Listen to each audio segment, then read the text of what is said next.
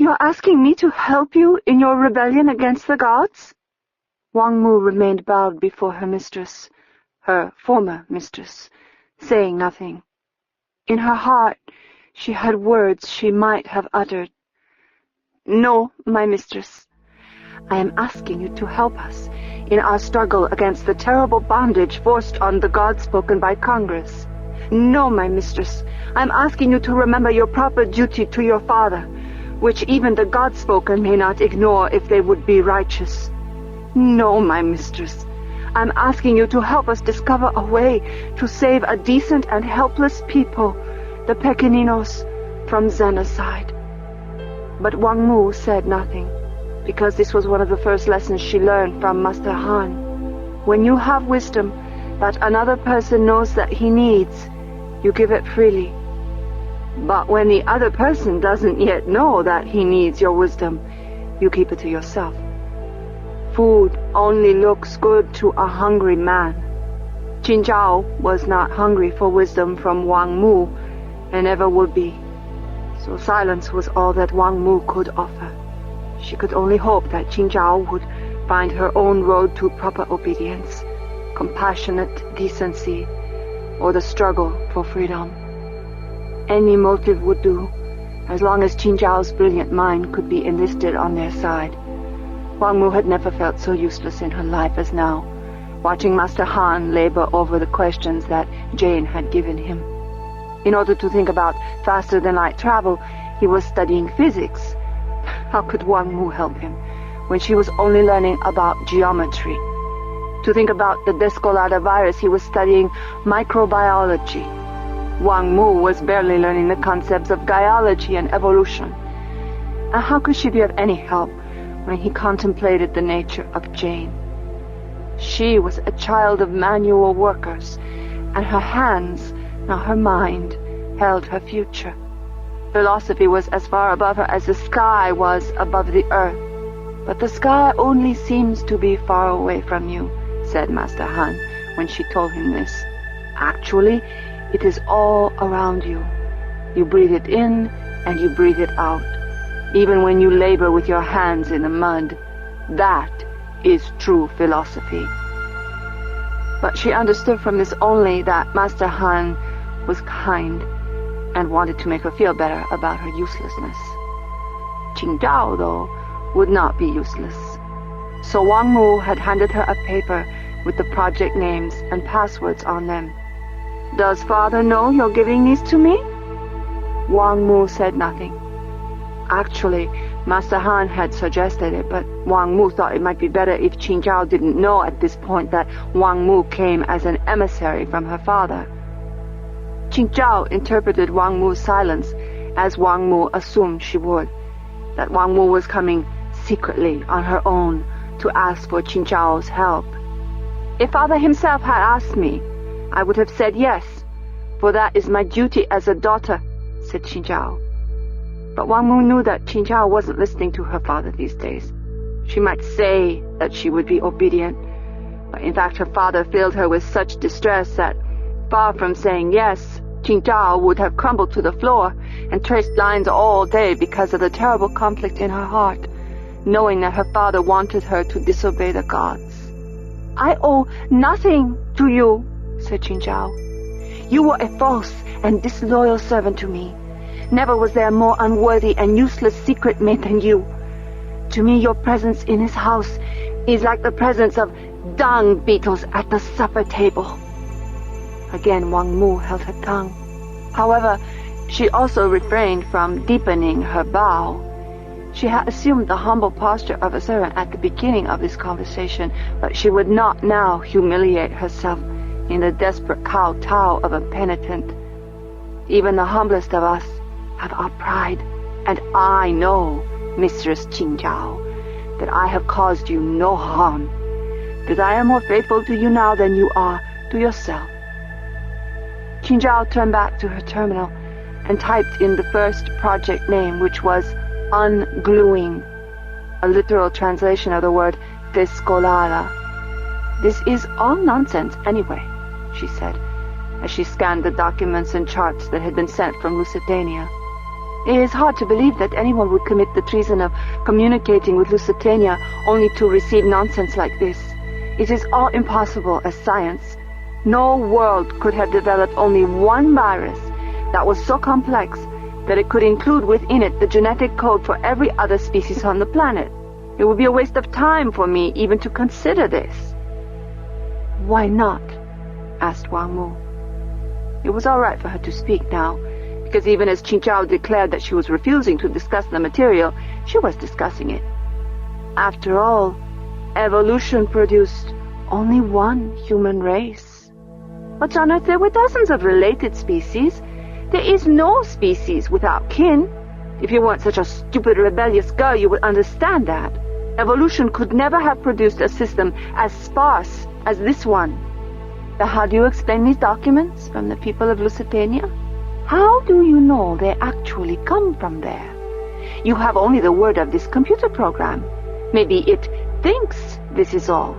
Or maybe the scientists there are very bad, with no sense of their duty to collect all possible information.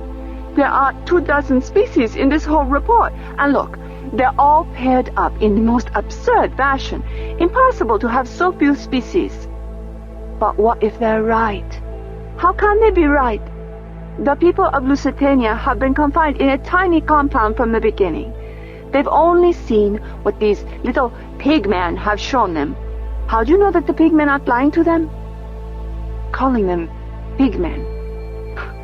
Is that how you convince yourself, my mistress, that helping Congress won't lead to Xenocide? If you call them by an animal name, does that mean that it's all right to slaughter them? If you accuse them of lying, does that mean that they're worthy of extinction? But Wang Mu said nothing of this. She only asked the same question again. What if this is the true picture of the life forms of Lusitania, and how the Descolada works within them? If it were true, then I would have to read and study these documents in order to make any intelligent comment about them. But they aren't true.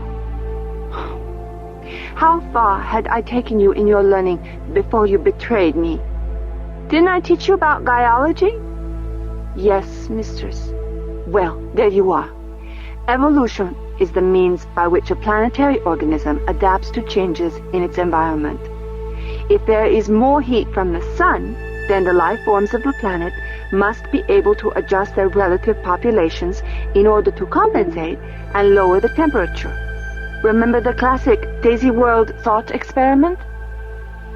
But that experiment had only a single species over the whole face of the planet, said Wang Mu.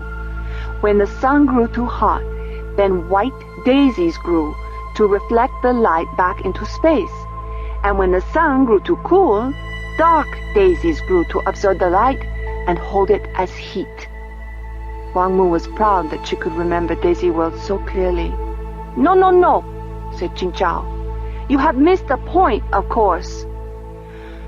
The point is that there must already have been dark daisies, even when the light daisies were dominant, and light daisies when the world was covered with darkness. Evolution can't produce new species on demand.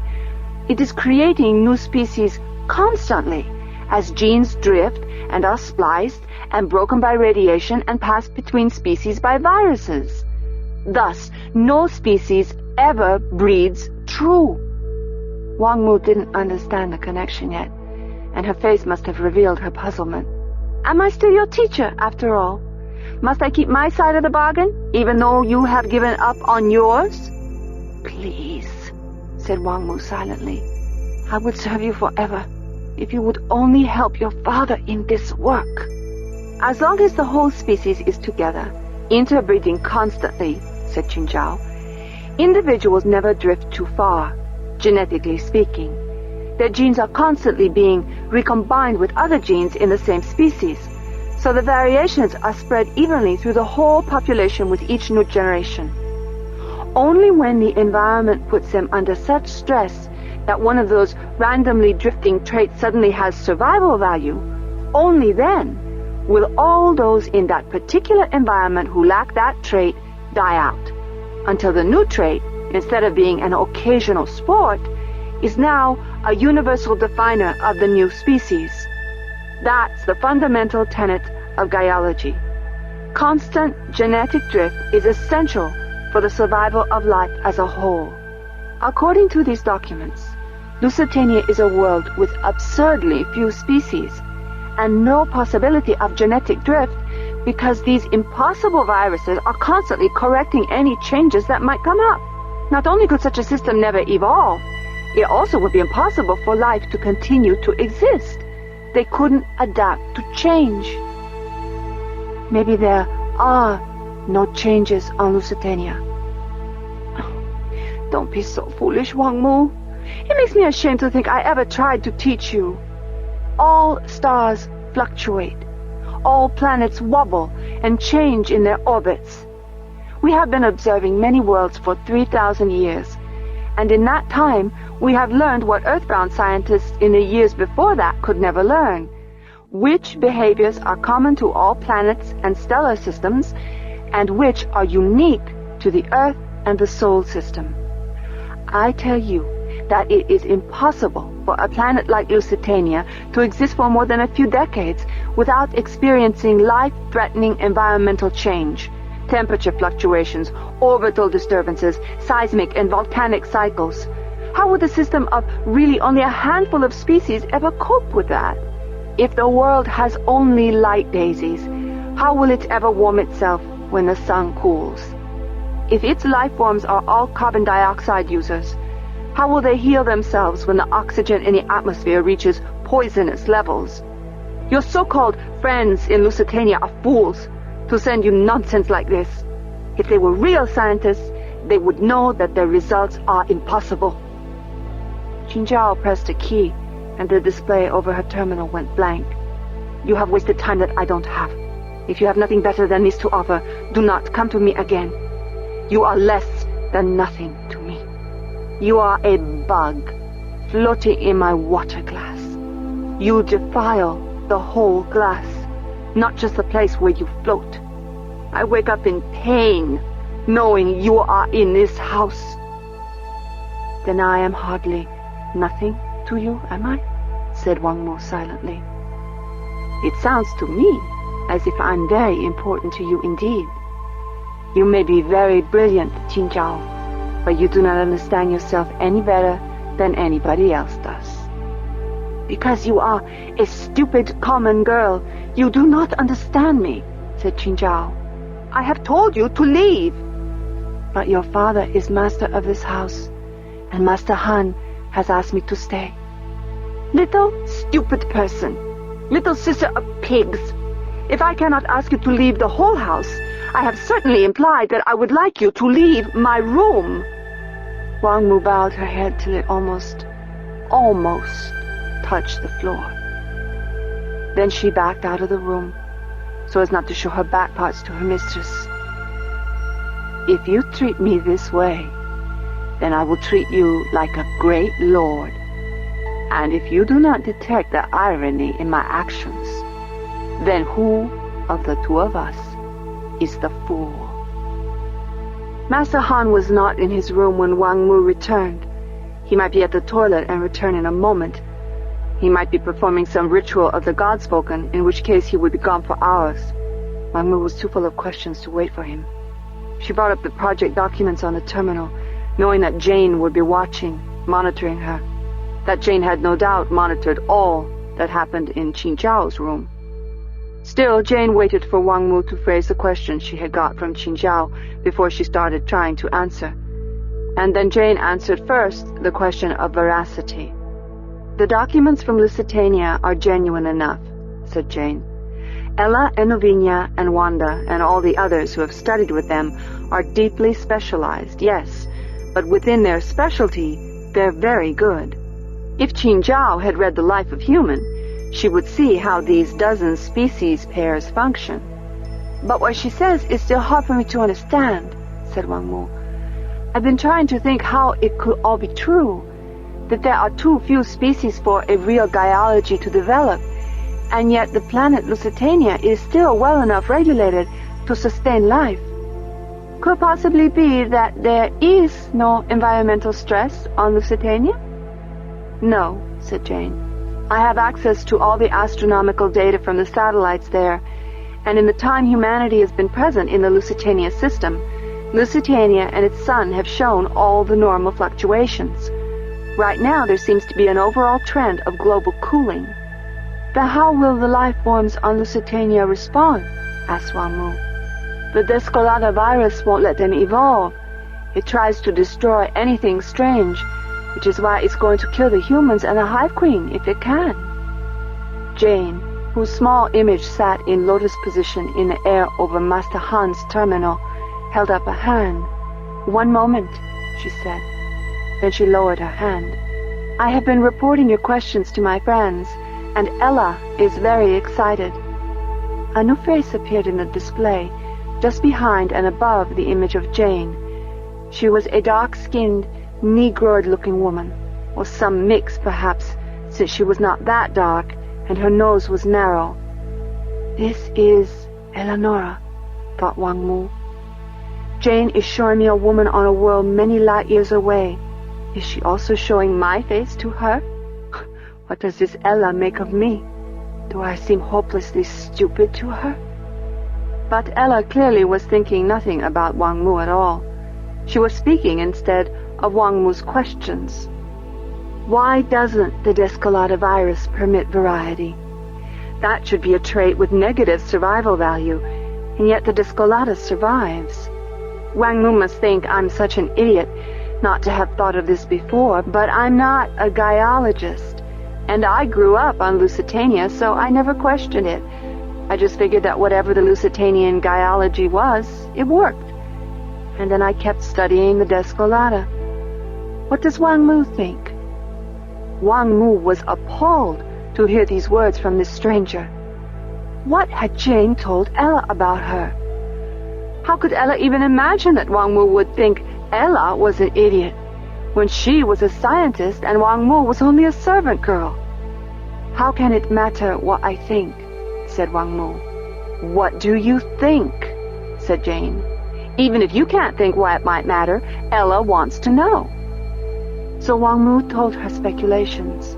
This is very stupid to think of because it's only a microscopic virus, but the Descolada must be doing it all.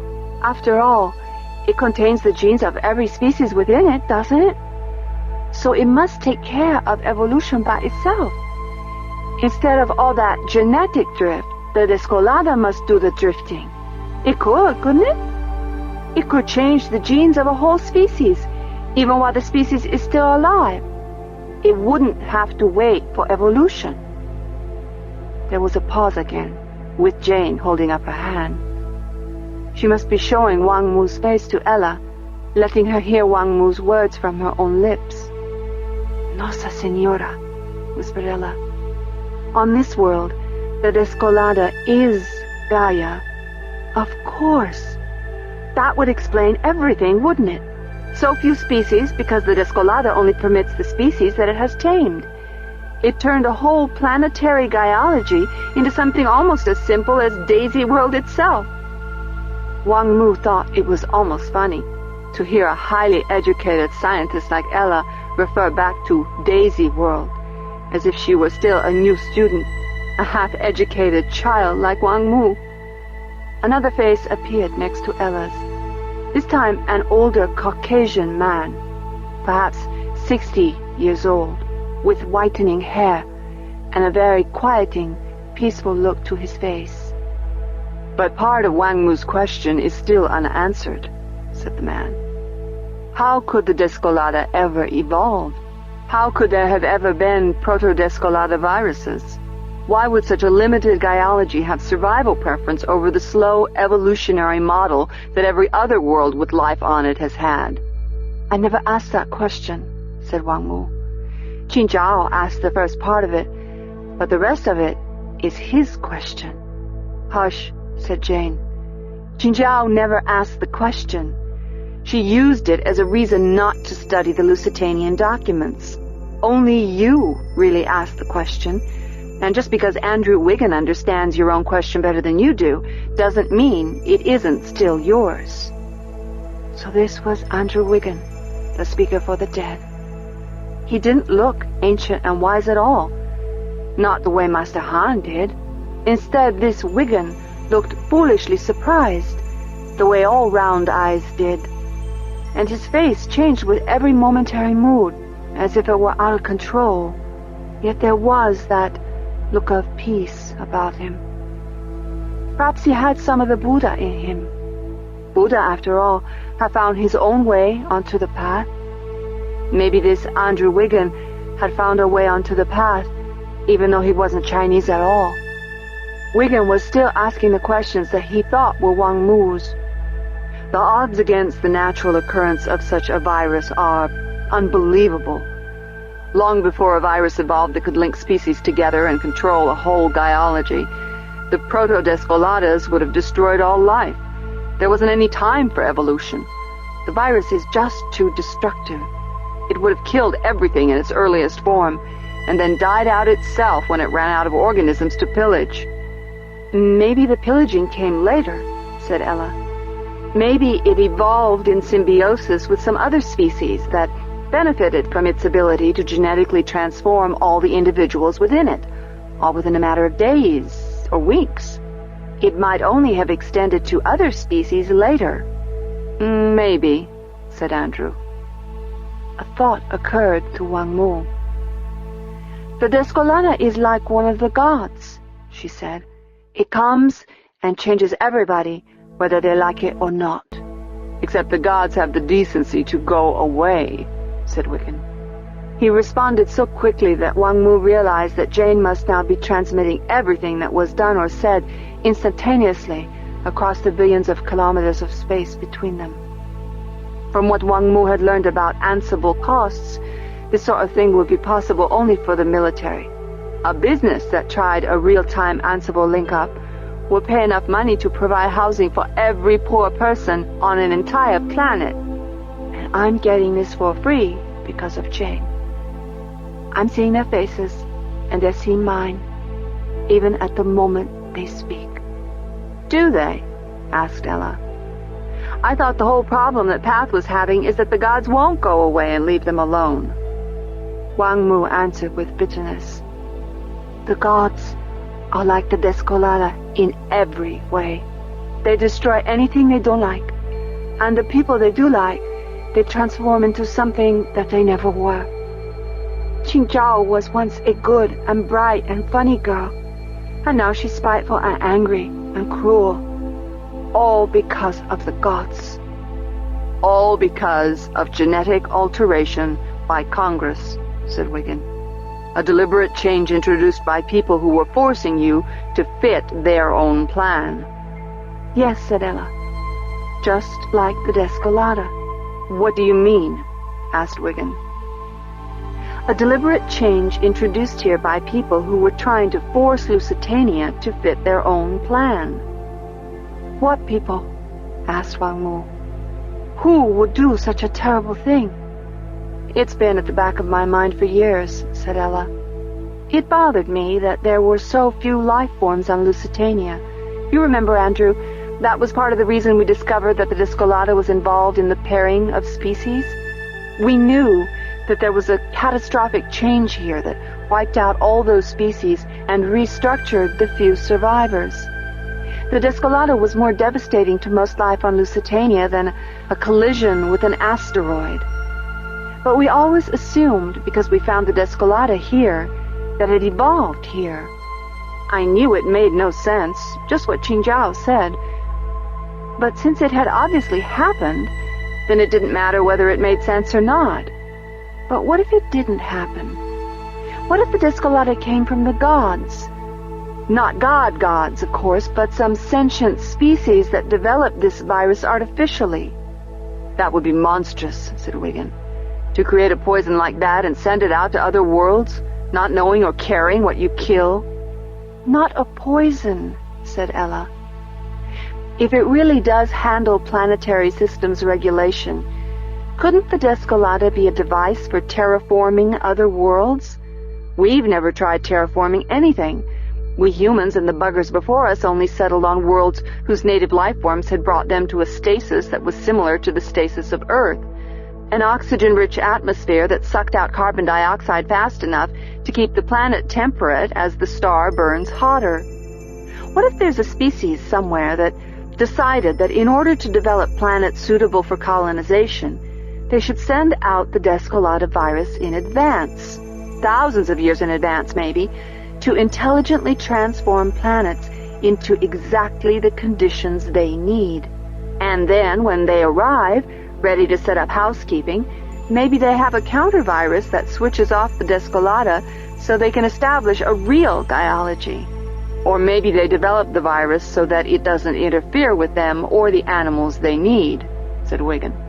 Maybe they destroyed all the non-essential life on every world. Either way, it explains everything. The problems I've been facing. That I can't make sense of the impossibly unnatural arrangements of molecules within the Descolata. They continue to exist only because the virus works constantly to maintain all those internal contradictions. That I could never conceive of how such a self-contradictory molecule evolved in the first place. All this is answered if I know that somehow it was designed and made. What Wang Mu said Qinjiao complained about, that the Descolata couldn't evolve and Lusitania's biology couldn't exist in nature. Well, it doesn't exist in nature.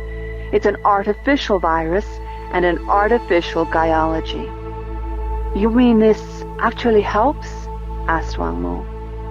Their faces showed that they had virtually forgotten that she was still part of the conversation in their excitement.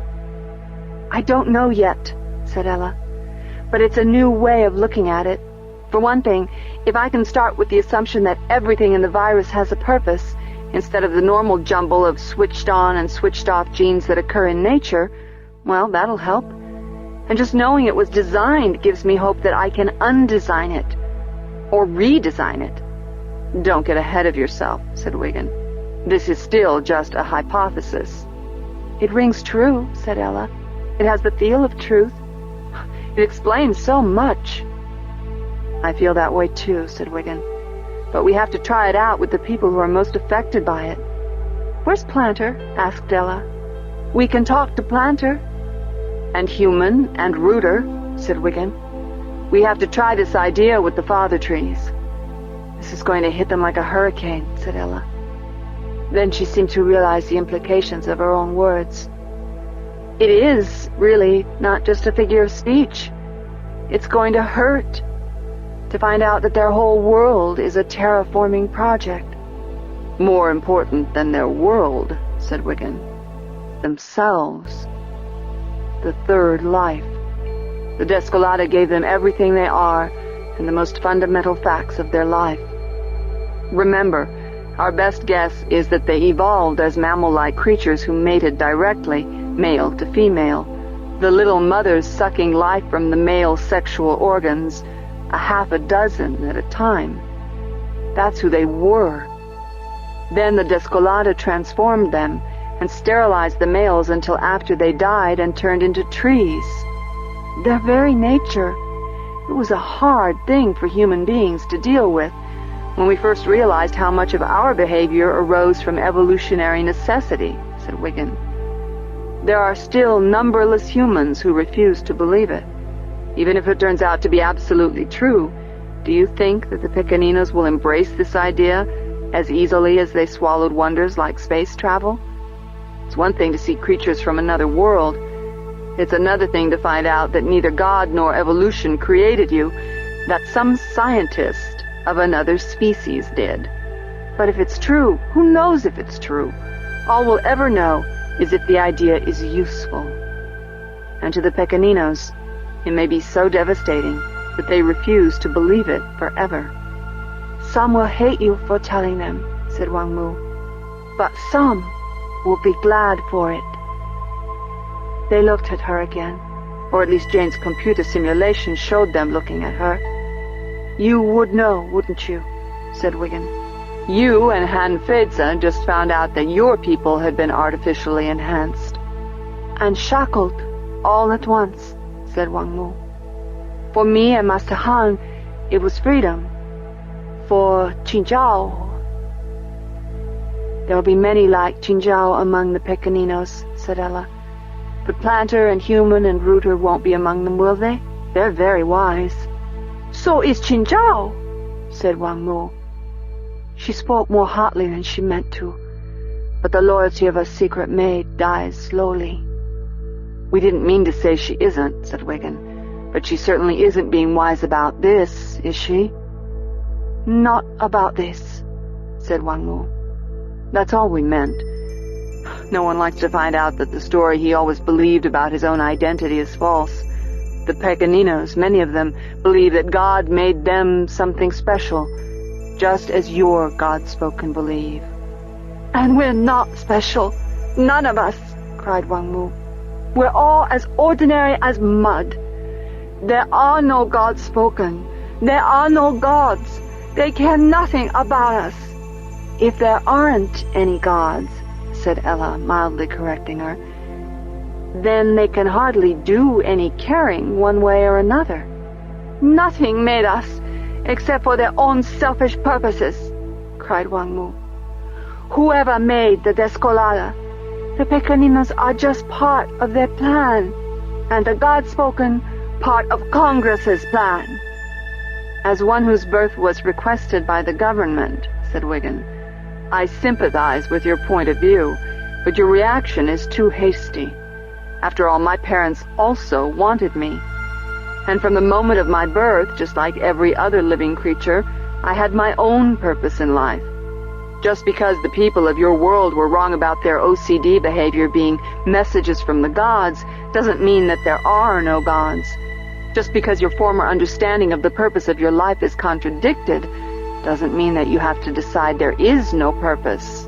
Oh, I know there's a purpose, said Wang Mu. The Congress wanted slaves. That's why they created Qingzhao, to be a slave for them. And she wants to continue in her slavery.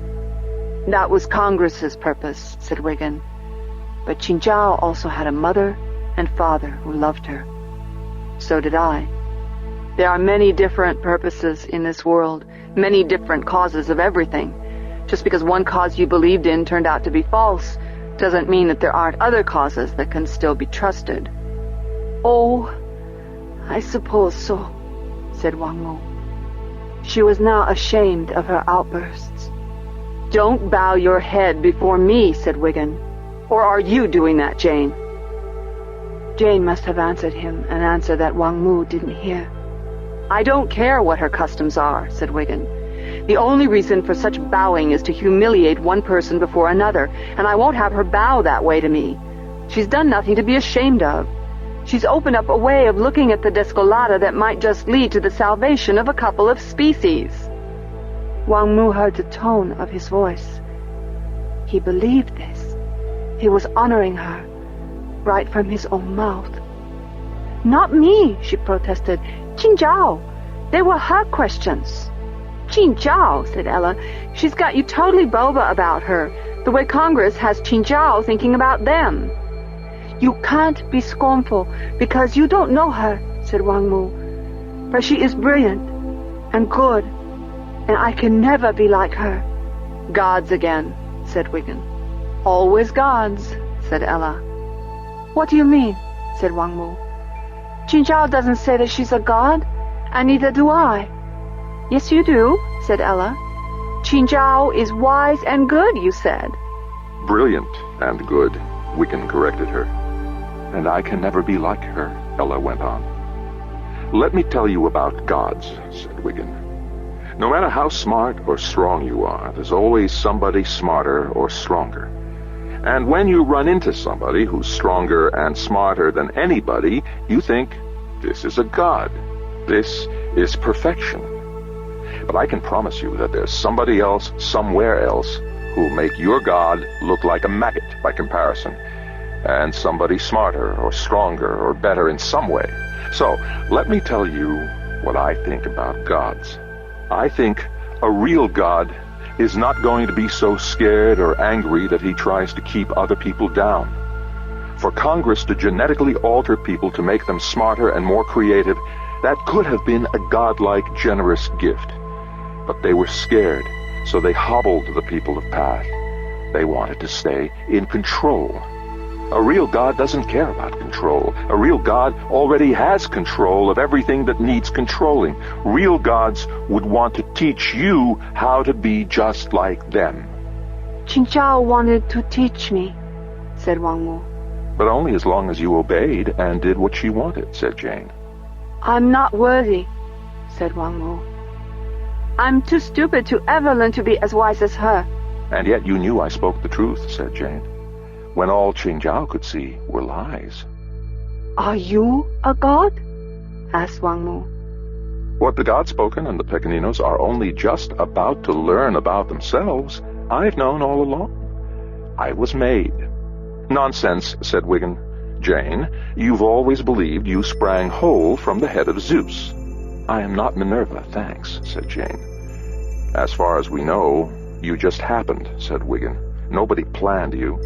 How comforting, said Jane. So while you can all name your creators, or at least your parents or some paternalistic government agency, I'm the one genuine accident in the universe. You can't have it both ways, said Wiggin. Either somebody had a purpose for you, or you were an accident. That's what an accident is, something that happened without anybody purposing it. So are you going to be resentful either way? The people of Path are going to resent Congress like crazy once they all find out what's been done to them. Are you going to be resentful because nobody did anything to you? I can if I want, said Jane, but it was a mockery of childish spite. I'll tell you what I think, said Wiggin. I think you don't grow up until you stop worrying about other people's purposes or lack of them and find the purposes you believe in for yourself. Ender and Ella explained everything to Valentine first, probably just because she happened to come to the laboratory right then looking for Ender about something entirely unrelated. It all rang true to her as it had to Ella and Ender, and like them, Valentine knew they couldn't evaluate the hypothesis of the Descolada as regulator of Lusitania's gaiology until they had told the idea to the Pequeninos and heard their response. Ender proposed that they should try it out on Planter first, before they tried to explain anything to Human or Rooter. Ella and Valentine agreed with him. Neither Ella nor Ender, who had talked with Father Trees for years, felt comfortable enough with their language to say anything easily. More important, though, was the unspoken fact that they simply felt more kinship with the mammal-like brothers than they ever could with a tree. How could they guess from looking at a tree what it was thinking, or how it was responding to them? No, if they had to say something difficult to a Pequenino, it would be first to a brother, not to a father tree. Of course, once they called Planter into Ella's office, closed the door, and started to explain, Ender realized that talking to a brother was hardly an improvement. Even after 30 years of living and working with them, Ender still wasn't good at reading any but the crudest and most obvious of Pequenino body language. Planter listened in seeming unconcern as Ender explained what they had thought of during the conversation with Jane and Wang Mu. He wasn't impassive. Rather, he seemed to sit as restlessly in his chair as a small boy, constantly shifting, looking away from them, gazing off into space as if their words were unspeakably boring. Ender knew, of course, that eye contact didn't mean the same thing to the Pequeninos that it did to humans. They neither sought it nor avoided it. Where you looked while you were listening was almost completely unimportant to them. But usually the Pequeninos who worked closely with humans tried to act in ways that human beings would interpret as paying attention. Planter was good at it, but right now he wasn't even trying.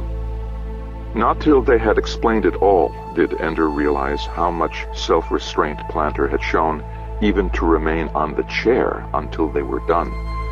The moment they told him they were finished, he bounded off the chair and began to run, to scamper around the room, touching everything. Not striking it, not lashing out with violence as a human being might have, hitting things, throwing things. Rather, he was stroking everything he found, feeling the textures. Ender stood, wanting to reach out to him to offer some comfort, for he knew enough of Pequenino behavior to recognize this as such aberrant behavior that it could only mean great distress. Planter ran until he was exhausted, and then he went on, lurching around the room drunkenly until at last he bumped into Ender and threw his arms around him, clinging to him. For a moment, Ender thought to embrace him back, but then he remembered that Planter wasn't human. An embrace didn't call for an answering embrace. Planter was clinging to him as he would cling to a tree, seeking the comfort of a trunk, a safe place to hold on to until the danger passed. There would be less, not more comfort if Ender responded like a human and hugged him back. This was a time when Ender had to answer like a tree, so he held still and waited and held still, until at last the trembling stopped. When Planter pulled away from him, both their bodies were covered with sweat. I guess there's a limit to how tree-like I can be, thought Ender. Or do brother trees and father trees give off moisture to the brothers who cling to them? This is very surprising, whispered Planter. The words were so absurdly mild compared to the scene that had just played out before them that Ender couldn't help laughing aloud. Yes, said Ender. I imagine it is. It's not funny to them, Ella said. He knows that, said Valentine. He mustn't laugh then, she said. You can't laugh when Planter's in so much pain. And then she burst into tears. Valentine put a hand on her shoulder. He laughs, you cry, she said. Planter runs around and climbs trees. What strange animals we all are. Everything comes from the Descolada, said Planter. The third life, the mother tree, the father trees, maybe even our minds. Maybe we were only tree rats when the Descolada came and made false ramen out of us.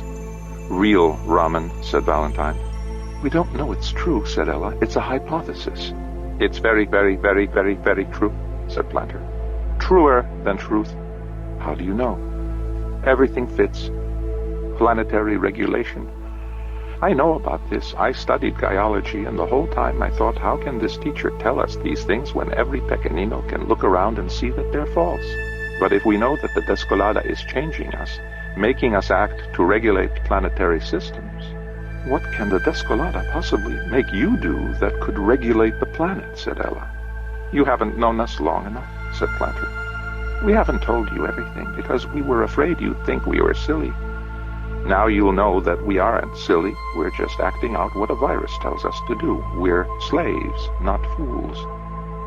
It startled Ender to realize that Planter had just confessed that the Pequeninos still took some pains to try to impress human beings. What behaviors of yours have anything to do with planetary regulation?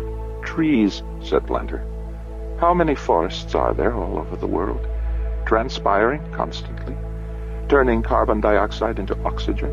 Carbon dioxide is a greenhouse gas. When there's more of it in the atmosphere, the world gets warmer. So, what would we do to make the world get cooler? Plant more forests, said Ella. To use up more CO2 so that more heat could escape into space. Yes, said Planter. But think about how we plant our trees.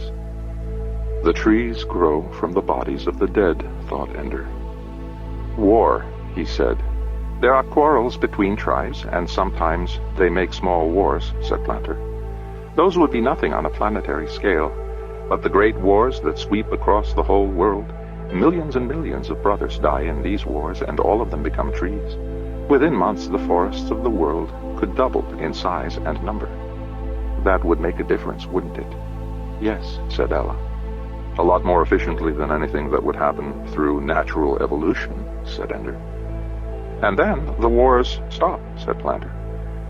We always think there are great causes for these wars, that they're struggles between good and evil, and now, all the time, they are nothing but planetary regulation. No, said Valentine. The need to fight, the rage, that might come from the Descolada, but it doesn't mean the causes you fought for are. The cause we fight for is planetary regulation, said Planter. Everything fits. How do you think we help with warming the planet? I don't know, said Ella. Even trees eventually die of old age. You don't know because you've come during a warm time, not a cold one. But when the winters get bad, we build houses. The brother trees give themselves to us to make houses. All of us, not just the ones who live in cold places. We all build houses, and the forests are reduced by half, by 3/4. We thought this was a great sacrifice the brother trees made for the sake of the tribe, but now I see that it's the Descolada. wanting more carbon dioxide in the atmosphere to warm the planet. It's still a great sacrifice, said Ender. All our great epics, said Planter. All our heroes. Just brothers acting out the will of the Descolada. So what, said Valentine. How can you say that? I learned that our lives are nothing, that we're only tools used by a virus to regulate the global ecosystem, and you call it nothing? Yes, I call it nothing, said Valentine. We human beings are no different. It may not be a virus, but we still spend most of our time acting out our genetic destiny. Take the differences between males and females. Males naturally tend toward a broadcast strategy of reproduction, since males make an almost infinite supply of sperm and it costs them nothing to deploy it. Not nothing, said Ender. Nothing, said Valentine, just to deploy it. Their most sensible reproductive strategy is to deposit it in every available female, and to make special efforts to deposit it in the healthiest females, the ones most likely to bring their offspring to adulthood. A male does best reproductively if he wanders and copulates as widely as possible. I've done the wandering, said Ender. Somehow I missed out on the copulating. I'm speaking of overall trends, said Valentine. There are always strange individuals who don't follow the norms. The female strategy is just the opposite, Planter. Instead of millions and millions of sperm, they only have one egg a month. And each child represents an enormous investment of effort. So females need stability. They need to be sure there will always be plenty of food. We also spend large amounts of time relatively helpless, unable to find or gather food. Far from being wanderers, we females need to establish and stay. If we can't get that, then our next best strategy is to mate with the strongest and healthiest possible males. But best of all is to get a strong, healthy male who'll stay and provide, instead of wandering and copulating at will. So there are two pressures on males. The one is to spread their seed violently if necessary. The other is to be attractive to females by being stable providers, by suppressing and containing the need to wander and the tendency to use force. Likewise, there are two pressures on females. The one is to get the seed of the strongest, most virile males, so their infants will have good genes, which would make the violent, forceful males attractive to them. The other is to get the protection of the most stable males, non-violent males, so their infants will be protected and provided for, and as many as possible will reach adulthood. Our whole history, all that I've ever found in all my wanderings as an itinerant historian before I finally unhooked myself from this reproductively unavailable brother of mine and had a family, it can all be interpreted as people blindly acting out those genetic strategies. We get pulled in those two directions. Our great civilizations are nothing more than social machines to create the ideal female setting, where a woman can count on stability. Our legal and moral codes that try to abolish violence and promote permanence of ownership and enforce contracts, those represent the primary female strategy, the taming of the male. And the tribes of wandering barbarians outside the reach of civilization, those follow the mainly male strategy, spread the seed. Within the tribe, the strongest, most dominant males take possession of the best females, either through formal polygamy or spur-of-the-moment copulations that the other males are powerless to resist. But those low-status males are kept in line because the leaders take them to war and let them rape and pillage their brains out when they win a victory. They act out sexual desirability by proving themselves in combat, and then kill all the rival males and copulate with their widowed females when they win. Hideous, monstrous behavior, but also a viable acting out of the genetic strategy. Ender found himself very uncomfortable hearing Valentine talk this way.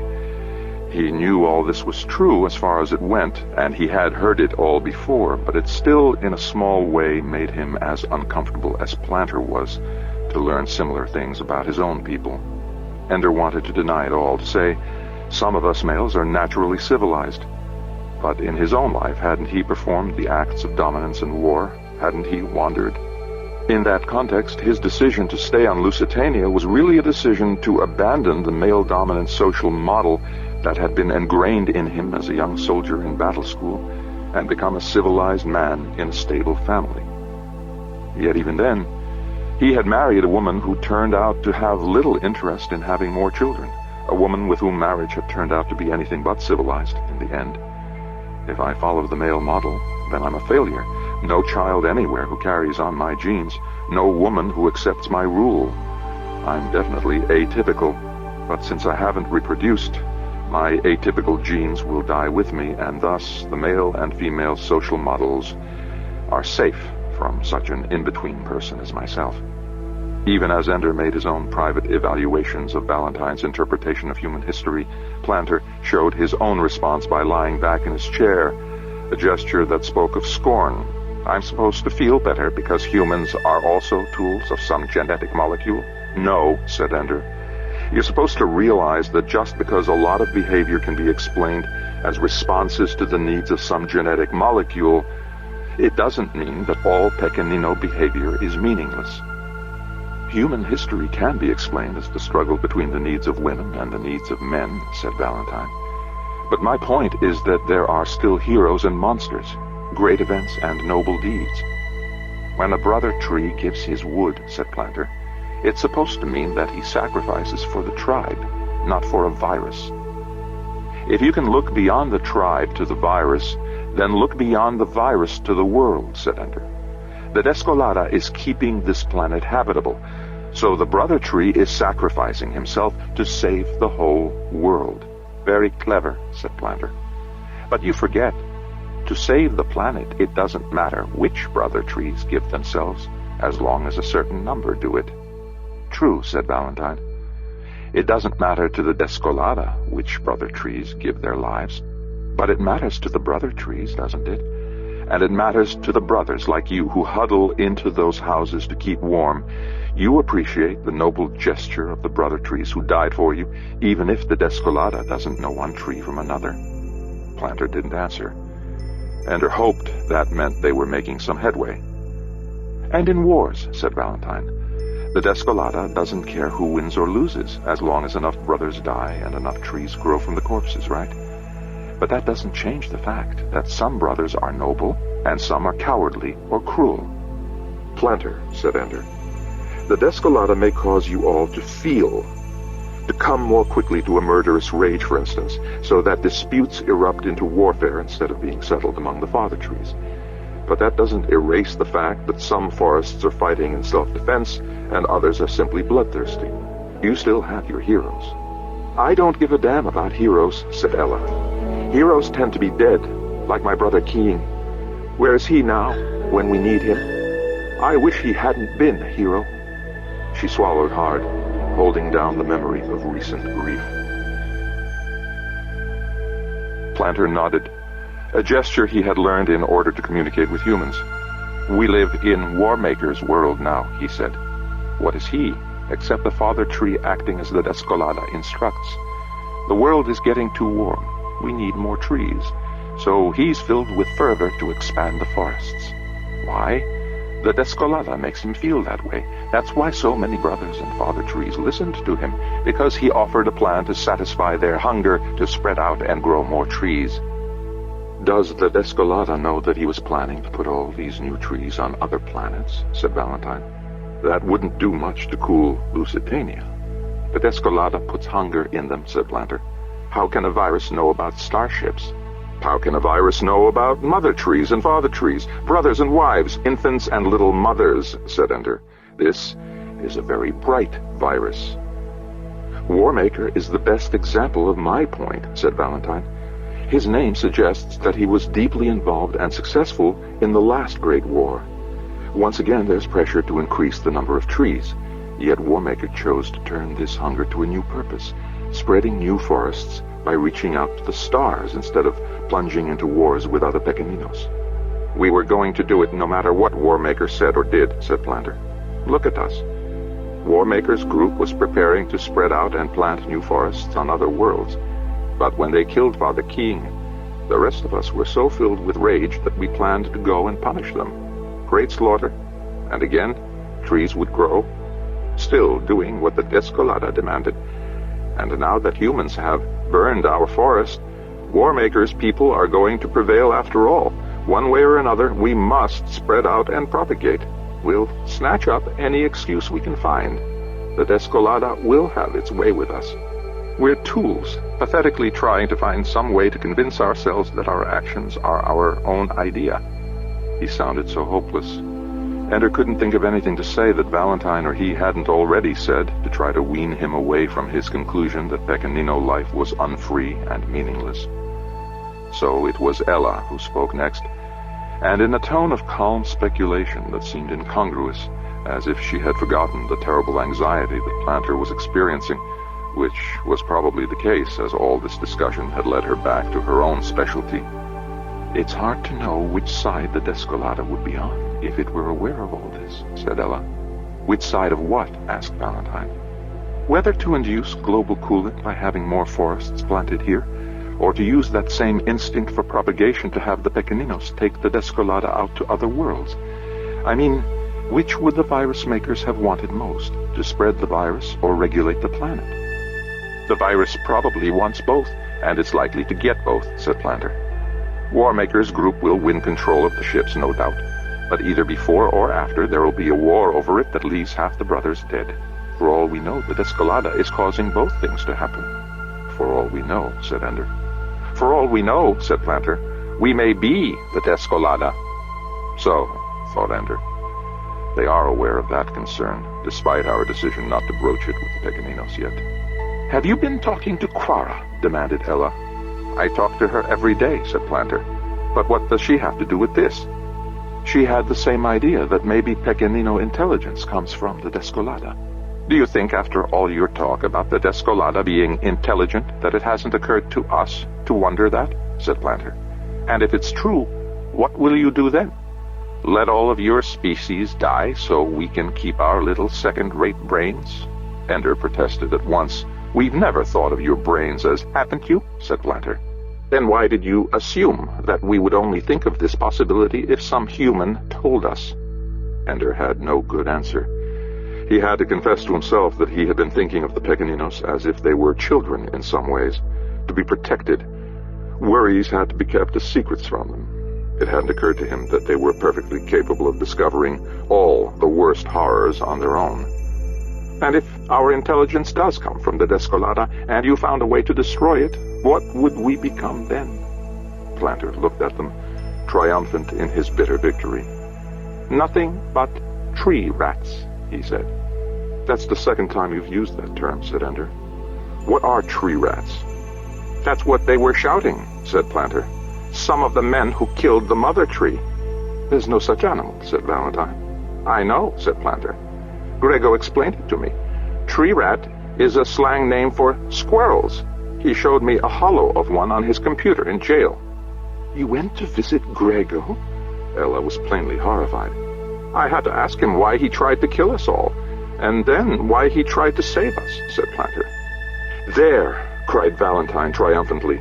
"You can't tell me that what Grego and Miro did that night, stopping the mob from burning Rooter and Human, you can't tell me that that was just the acting out of genetic forces." "But I never said that human behavior was meaningless," said Planter. "It's you that tried to comfort me with that idea. We know that you humans have your heroes. We Pequeninos are the ones who are only tools of a dialogical virus." "No," said Ender. "There are Pequenino heroes too. Rooter and Human, for instance." "Heroes?" said Planter. "They acted as they did in order to win what they achieved, their status as father trees. It was the hunger to reproduce. They might have looked like heroes to you humans who only die once, but the death they suffered was really birth. There was no sacrifice." "Your whole forest was heroic then," said Ella. "You broke free from all the old channels and made a treaty with us that required you to change some of your most deeply rooted customs. We wanted the knowledge and the machines and the power you humans had. What's heroic about a treaty in which all we have to do is stop killing you, and in return you give us a 1,000-year boost in our technological development?" "You aren't going to listen to any positive conclusion, are you?" said Valentine. Planter went on ignoring her. "The only heroes in that story were Pipo and Libo, the humans who acted so bravely, even though they knew they would die. They had won their freedom from their genetic heritage. What Picky has ever done that on purpose?" It stung Ender more than a little to hear Planter use the term piggy for himself and his people. In recent years, the term had stopped being quite as friendly and affectionate as it was when Ender first came. Often it was used now as a demeaning word, and the people who worked with them usually used the term Pequenino. What sort of self-hatred was Planter resorting to in response to what he learned today? "The brother trees give their lives," said Ella helpfully. But Planter answered in scorn, "The brother trees are not alive the way father trees are. They can't talk. They only obey. We tell them what to do, and they have no choice. Tools, not heroes." "You can twist anything with the right story," said Valentine. "You can deny any sacrifice by claiming that it made the sufferer feel so good to do it that it really wasn't a sacrifice at all, but just another selfish act." Suddenly Planter jumped from his chair. Ender was prepared for a replay of his earlier behavior, but he didn't circle the room. Instead, he walked to Ella, where she sat in her chair, and placed both his hands on her knees. "I know a way to be a true hero," said Planter. "I know a way to act against the Descolada, to reject it, and fight it, and hate it, and help destroy it." "So do I," said Ella. "An experiment," said Planter. She nodded. "To see if Pequenino intelligence is really centered in the Descolada, and not in the brain." "I'll do it," said Planter. "I would never ask you to." "I know you wouldn't ask," said Planter. "I demand it for myself." Ender was surprised to realize that in their own way Ella and Planter were as close as Ender and Valentine, able to know each other's thoughts without explaining.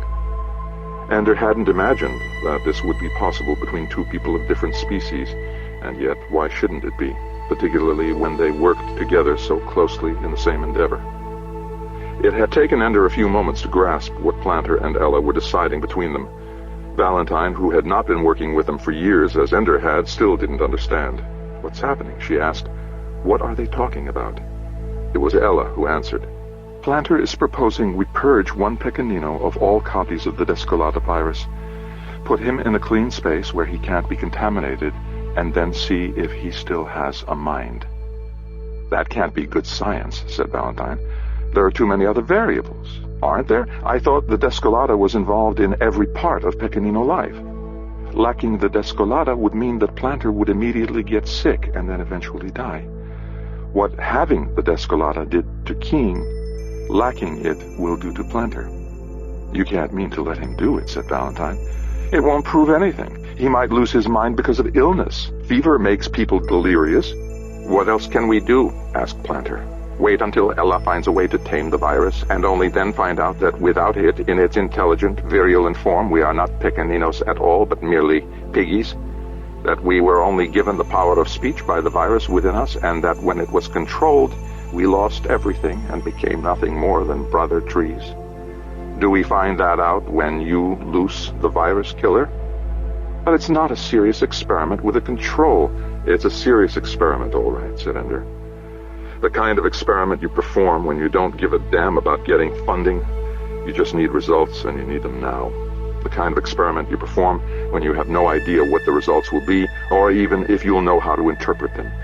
But there are a bunch of crazy Pequeninos planning to get in starships and spread a planet-killing disease all over the galaxy, so you've got to do something."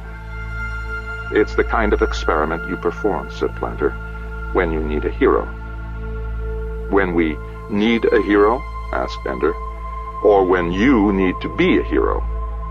"I wouldn't talk if I were you," said Valentine dryly. "You've done a few stints as a hero yourself over the centuries." "It may not be necessary anyway," said Ella. "Quara knows a lot more about the Descolada than she's telling. She may already know whether the intelligent adaptability of the Descolada can be separated from its life-sustaining functions. If we could make a virus like that, we could test the effect of the Descolada on Pequenino intelligence without threatening the life of the subject." "The trouble is," said Valentine, "Quara isn't any more likely to believe our story that the Descolada is an artifact created by another species than Jingzhao was able to believe that the voice of her gods was just a genetically caused obsessive-compulsive disorder." "I'll do it," said Planter. "I will begin immediately because we have no time. Put me in a sterile environment tomorrow, and then kill all the Descolada in my body using the chemicals you've got hidden away. The ones you mean to use on humans when the Descolada adapts to the current suppressant you're using. You realize that it may be wasted, said Ella. Then it would truly be a sacrifice, said Planter. If you start to lose your mind in a way that clearly isn't related to your body's illness, said Ella, we'll stop the experiment because we'll have the answer. Maybe, said Planter. You might well recover at that point. I don't care whether I recover, said Planter. We'll also stop it, said Ender, if you start to lose your mind in a way that is related to your body's illness, because then we'll know that the experiment is useless and we wouldn't learn anything from it anyway. Then if I'm a coward, all I have to do is pretend to be mentally failing and my life will be saved, said Planter. No. I forbid you to stop the experiment, no matter what. And if I keep my mental functions, you must let me continue to the end, to the death, because only if I keep my mind to the end will we know that our soul is not just an artifact of the Descolada. Promise me. Is this science or a suicide pact? Asked Ender. Are you so despondent over discovering the probable role of the Descolada in Pequenino history that you simply want to die? Planter rushed to Ender, climbed his body, and pressed his nose against Ender's. You liar! He shouted. I just asked a question, whispered Ender. I want to be free, shouted Planter. I want the Descolada out of my body, and I never wanted to come back. I want to use this to help free all the piggies so that we can be Pequeninos in fact and not in name. Gently Ender pried him back. His nose ached from the violence of Planter's pressing. I want to make a sacrifice that proves that I'm free, said Planter. Not just acting out my genes, not just trying for the third life. Even the martyrs of Christianity and Islam were willing to accept rewards in heaven for their sacrifice, said Valentine. Then they were all selfish pigs, said Planter. That's what you say about pigs, isn't it? In Stark, in your common speech, selfish pigs. Well, it's the right name for us piggies, isn't it? Our heroes were all trying to become father trees. Our brother trees were failures from the start. The only thing we serve outside ourselves is the Descolada. For all we know, the Descolada might be ourselves. But I will be free. I will know what I am, without the Descolada or my genes or anything except me. What you'll be is dead, said Ender. But free first, said Planter. And the first of my people to be free. After Wang Mu and Jane had told Master Han all that had transpired that day, after he had conversed with Jane about his own day's work, after the house had fallen silent in the darkness of the night, Wang Mu lay awake on her mat in the corner of Master Han's room, listening to his soft but insistent snoring as she thought over all that had been said that day. There were so many ideas. Most of them were so far above her that she despaired of truly understanding them, especially what Wiggin said about purposes.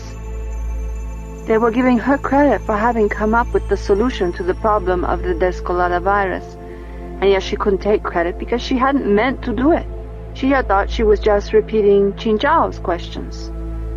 Could she take credit for something she did by accident? People should only be blamed or praised for what they meant to do. Wang Mu had always believed this instinctively. She didn't remember anyone telling it to her in so many words. The crimes that she was blaming Congress for were all deliberate. Genetically altering the people of Path to create the God-spoken, and sending the MD device to destroy the haven of the only other sentient species that they knew existed in the universe. But was that what they meant to do either? Maybe some of them, at least, thought that they were making the universe safe for humanity by destroying Lusitania. From what Wang Mu had heard about the Descolada, it could mean the end of all Earthborn life if it ever started spreading world to world among human beings. Maybe some of Congress, too, had decided to create the God-spoken of Path in order to benefit all of humanity, but then put the OCD in their brains so that they couldn't get out of control and enslave all the inferior, normal humans. Maybe they all had good purposes in mind for the terrible things they did. Certainly Jin Zhao had a good purpose in mind, didn't she? So how could Wang Mu condemn her for her actions when she thought she was obeying the gods? Didn't everybody have some noble purpose in mind for their own actions? Wasn't everybody in their own eyes good? Except me, thought Wang Mu. In my own eyes, I'm foolish and weak. But they spoke of me as if I were better than I ever thought. Master Han praised me too. And those others spoke of Jin Zhao with pity and scorn. And I felt those feelings toward her too. Yet isn't Jin Zhao acting nobly and me basely? I betrayed my mistress. She has been loyal to her government and to her gods, which are real for her, though I no longer believe in them. How can I tell the good people from the bad, if the bad people all have some way of convincing themselves that they're trying to do good, even though they're doing something terrible? And the good people can believe that they're actually very bad, even though they're doing something good. Maybe you can only do good if you think you're bad. And if you think you're good, then you can only do bad. But that paradox was too much for her. There'd be no sense in the world if you had to judge people by the opposite of how they tried to seem. Wasn't it possible for a good person also to try to seem good? And just because somebody claimed to be scum didn't mean that he wasn't scum. Was there any way to judge people if you can't judge even by their purpose? Was there any way for Wang Mu to judge even herself? Half the time I don't even know the purpose of what I do. I came to this house because I was ambitious and wanted to be a secret maid to a rich, God-spoken girl. It was pure selfishness on my part and pure generosity that led Jin Zhao to take me in, and now here I am, helping Master Han commit treason. What is my purpose in that? I don't even know why I do what I do. How can I know what other people's true purposes are? There's no hope of ever knowing good from bad. She sat up in lotus position on her mat and pressed her face into her hands. It was as if she felt herself pressed against a wall, but it was a wall that she made herself, and if she could only find a way to move it aside, the way she could move her hands away from her face whenever she wanted, then she could easily push through to the truth. She moved her hands away. She opened her eyes. There was Master Han's terminal, across the room. There, today, she had seen the faces of Eleonora Hibera von Hesse and Andrew Wiggin, and Jane's face. She remembered Wiggin telling her what the gods would be like. Real gods will want to teach you how to be just like them. Why would he say such a thing? How could he know what a god would be? Somebody who wants to teach you how to know everything that they know and do everything that they do. What he was really describing was parents, not gods. Only there were plenty of parents who didn't do that. Plenty of parents who tried to keep their children down, to control them, to make slaves of them. Where she had grown up, Wang Mu had seen plenty of that. So what Wiggin was describing wasn't parents, really. He was describing good parents. He wasn't telling her what the gods were. He was telling her what goodness was. To want other people to grow. To want other people to have all the good things that you have. And to spare them the bad things if you can. That was goodness. What were the gods then? They would want everyone else to know and have and be all good things. They would teach and share and train, but never force. Like my parents, thought Wang Mu. Clumsy and stupid sometimes, like all people, But they were good. They really did look out for me. Even sometimes when they made me do hard things because they knew it would be good for me. Even sometimes when they were wrong, they were good. I can't judge them by their purpose after all. Everybody calls their purpose good, but my parents' purposes really were good, because they meant all their acts toward me to help me grow wiser and stronger and better. Even when they made me do hard things because they knew I had to learn from them. Even when they caused me pain. That was it. That's what the gods would be, if there were gods. They would want everyone else to have all that was good in life, just like good parents. But unlike parents or any other people, the gods would actually know what was good and have the power to cause good things to happen, even when nobody else understood that they were good. As Wiggin said, real gods would be smarter and stronger than anybody else. They would have all the intelligence and power that it was possible to have. But a being like that, who was someone like Wang Mu to judge a god? She couldn't understand their purposes even if they told her. So how could she ever know that they were good? Yet the other approach, to trust in them and believe in them absolutely, wasn't that what Qin Zhao was doing? No. If there were gods, they would never act as Qin Zhao thought they acted, enslaving people, tormenting and humiliating them. Unless torment and humiliation were good for them. No! She almost cried aloud, and once again pressed her face into her hands, this time to keep silence. I can only judge by what I understand. If, as far as I can see, the gods that Qin Zhao believes in are only evil, then yes, perhaps I'm wrong. Perhaps I can't comprehend the great purpose they accomplish by making the gods spoken into helpless slaves or destroying whole species. But in my heart, I have no choice but to reject such gods, because I can't see any good in what they're doing.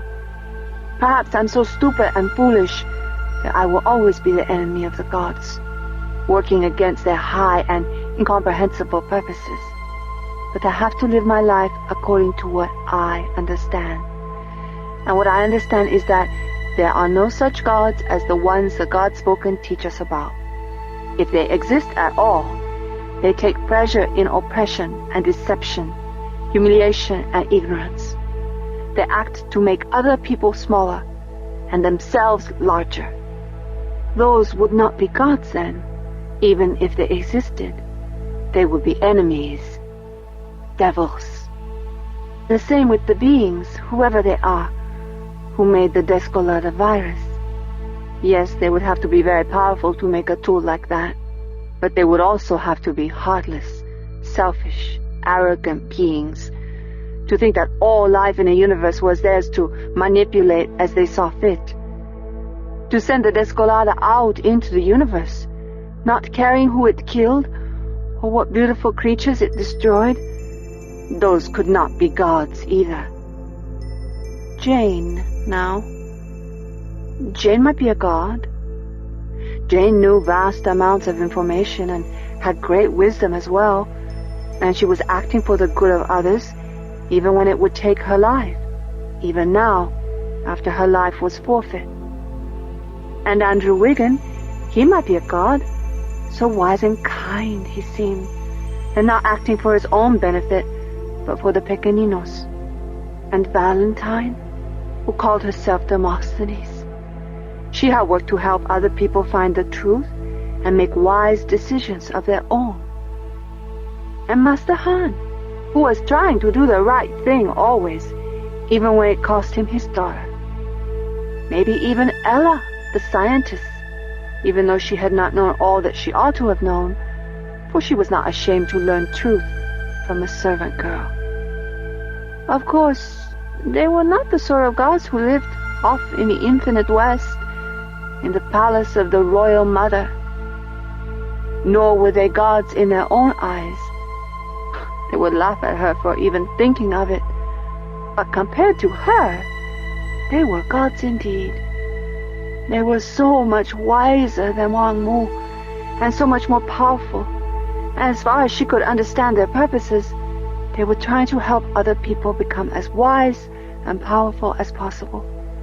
Even wiser and more powerful than they were themselves. So even though Wang Mu might be wrong, even though she might truly understand nothing at all about anything, nevertheless, she knew that her decision to work with these people was the right one for her to make. She could only do good as far as she understood what goodness was. And these people seemed to her to be doing good, while Congress seemed to be doing evil. So even though in the long run it might destroy her, well, Master Han was now an enemy of Congress and might be arrested and killed, and her along with him, still she would do it. She would never see real gods, but she could at least work to help those people who were as close to being gods as any real person could ever be. And if the gods don't like it, they can poison me in my sleep, or catch me on fire as I'm walking in the garden tomorrow, or just make my arms and legs and head drop off my body like crumbs off a cake. If they can't manage to stop a stupid little servant girl like me, they don't amount to much anyway. 15. Life and Death. Ender's coming to see us. He comes and talks to me all the time. And we can talk directly into his mind, but he insists on coming. He doesn't feel like he's talking to us unless he sees us. He has a harder time distinguishing between his own thoughts and the ones we put in his mind when we converse from a distance, so he's coming. And you don't like this? He wants us to tell him answers, and we don't know any answers. You know everything that the humans know. You got into space, didn't you? You don't even need their ansibles to talk from world to world. They're so hungry for answers, these humans.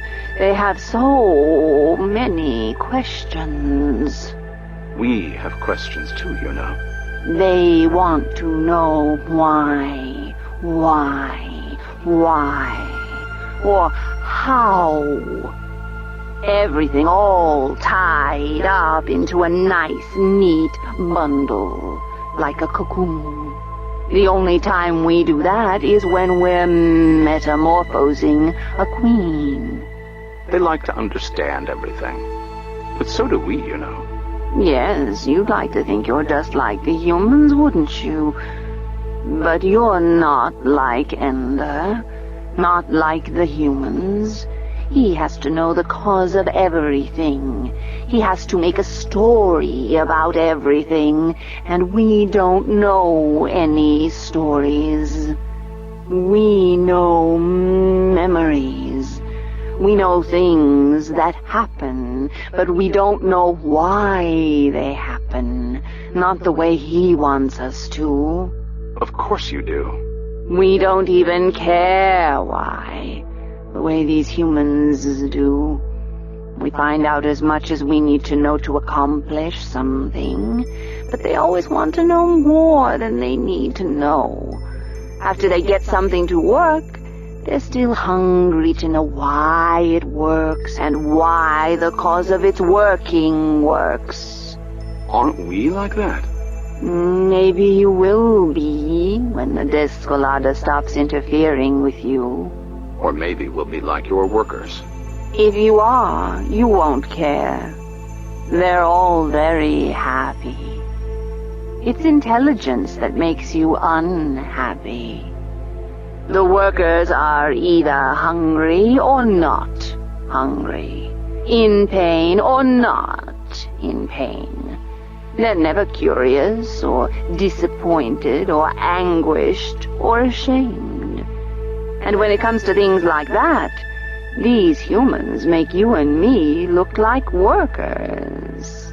I think you just don't know us well enough to compare. We've been inside your head, and we've been inside Ender's head, and we've been inside our own heads for 1,000 generations. And these humans make us look like we're asleep. Even when they're asleep, they're not asleep. Earthborn animals do this thing inside their brains, a sort of mad firing off of synapses, controlled insanity, while they're asleep. The part of their brain that records sight or sound, it's firing off every hour or two while they sleep. Even when all the sights and sounds are complete random nonsense, their brains just keep on trying to assemble it into something sensible.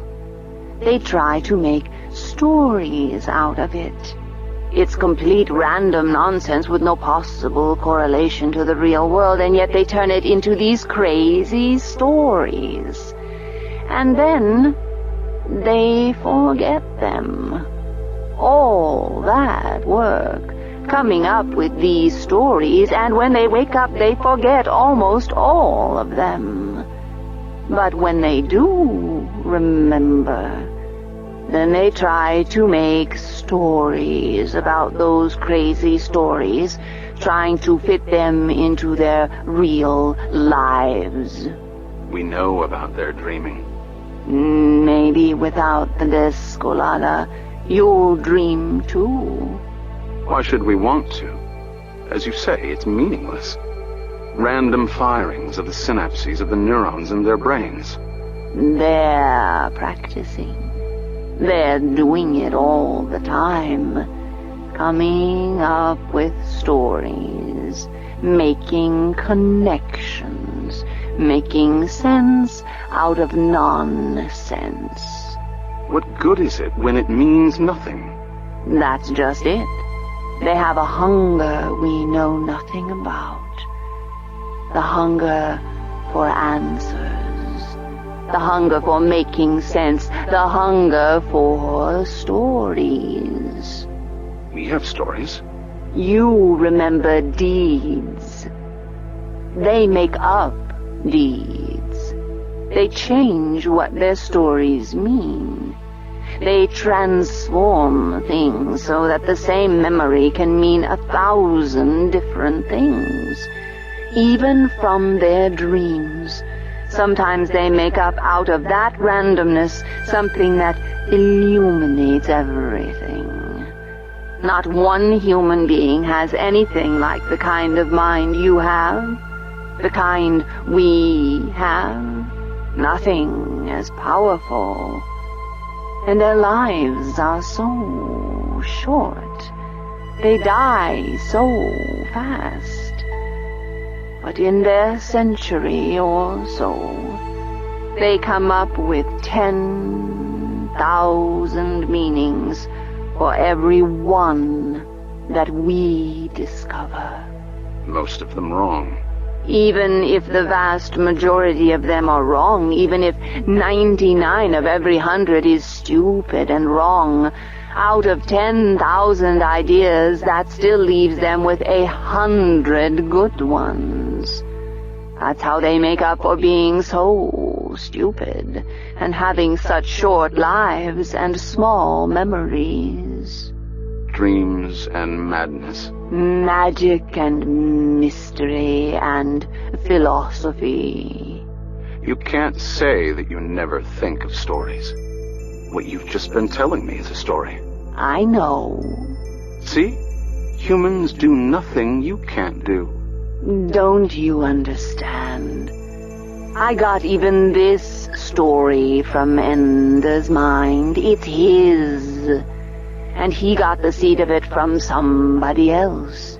Something he read, and combined it with things he thought of until it made sense to him. It's all there in his head.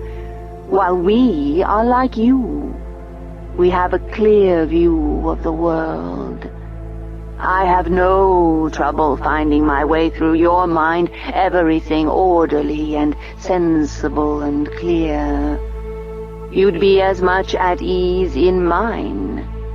What's in your head is reality, more or less, as best you understand it, but in Ender's mind, madness. Thousands of competing, contradictory, impossible visions that make no sense at all because they can't all fit together, but they do fit together. He makes them fit together. This way today, that way tomorrow, as they're needed. As if he can make a new idea machine inside his head for every new problem he faces. As if he conceives of a new universe to live in. Every hour a new one. Often hopelessly wrong, and he ends up making mistakes and bad judgments. But sometimes so perfectly right that it opens things up like a miracle. And I look through his eyes and see the world his new way, and it changes everything. Madness, and then illumination. We knew everything there was to know before we met these humans, before we built our connection with Ender's mind. Now we discover that there are so many ways of knowing the same things that we'll never find them all. Unless the humans teach you. You see, we are scavengers also. You're a scavenger. We're supplicants. If only they were worthy of their own mental abilities. Aren't they? They are planning to blow you up, you remember. There's so much possibility in their minds, but they are still, after all, individually stupid and small-minded and half-blind and half-mad. There's still the 99% of their stories that are hideously wrong and lead them into terrible errors. Sometimes we wish we could tame them, like the workers. We tried to, you know, with Ender. But we couldn't do it. Couldn't make a worker of him. Why not? Too stupid. Can't pay attention long enough. Human minds lack focus. They get bored and wander off. We had to build a bridge outside him, using the computer that he was most closely bonded with. Computers now. Those things can pay attention. And their memory is neat, orderly, everything organized and findable. But they don't dream. No madness. Too bad. Valentine showed up unbidden at Olyado's door. It was early morning. He wouldn't go to work till afternoon. He was a shift manager at the small brickworks. But he was already up and about, probably because his family was. The children were trooping out the door. I used to see this on television back in ancient days, thought Valentine. The family going out the door in the morning, all at the same time, and Dad last of all with the briefcase. In their own way, my parents acted out that life. Never mind how deeply weird their children were. Never mind how after we paraded off to school in the morning, Peter and I went prowling through the nets, trying to take over the world through the use of pseudonyms. Never mind that Ender was torn away from the family as a little boy and never saw any of them again, even on his one visit to Earth, except me. I think my parents still imagined they were doing it right, because they went through a ritual they had seen on TV. And here it is again, the children bursting through the door. That boy must be Nimbo, the one who was with Grego at the confrontation with the mob. But here he is, just a cliché child. No one would guess that he had been part of that terrible night only a little while ago. Mother gave them each a kiss. She was still a beautiful young woman, even with so many children. So ordinary, so like the cliché, and yet a remarkable woman, for she had married their father, hadn't she? She had seen past the deformity. And Dad, not yet off to work, so he could stand there watching them, patting them, kissing them, saying a few words. Light, clever, loving, the predictable father. So, what's wrong with this picture? The dad is Oliado. He has no eyes. Just the silvery metal orbs punctuated with 2 lens apertures in the one eye, and the computer I/O outlet in the other. The kids don't seem to notice. I'm still not used to it. "Valentine," he said when he saw her.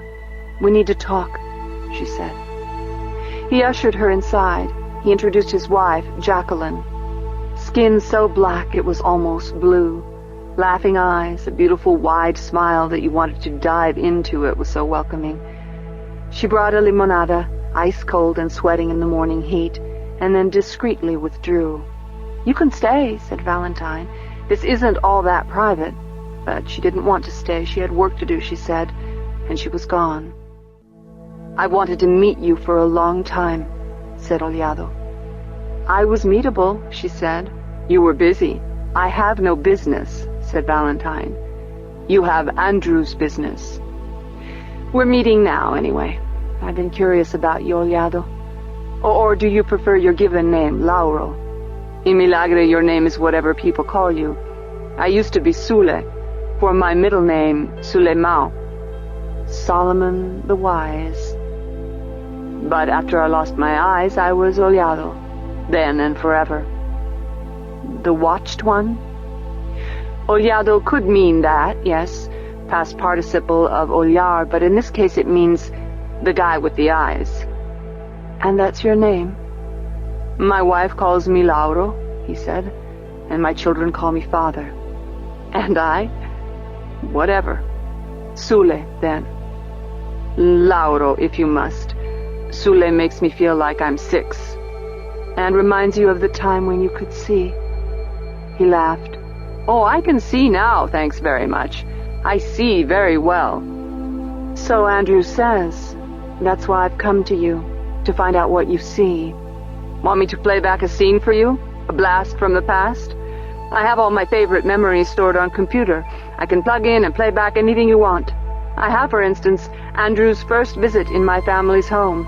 I also have some top-flight family quarrels. Or do you prefer public events? Every mayor's inaugural since I got these eyes? People do consult me about things like that. What was worn, what was said.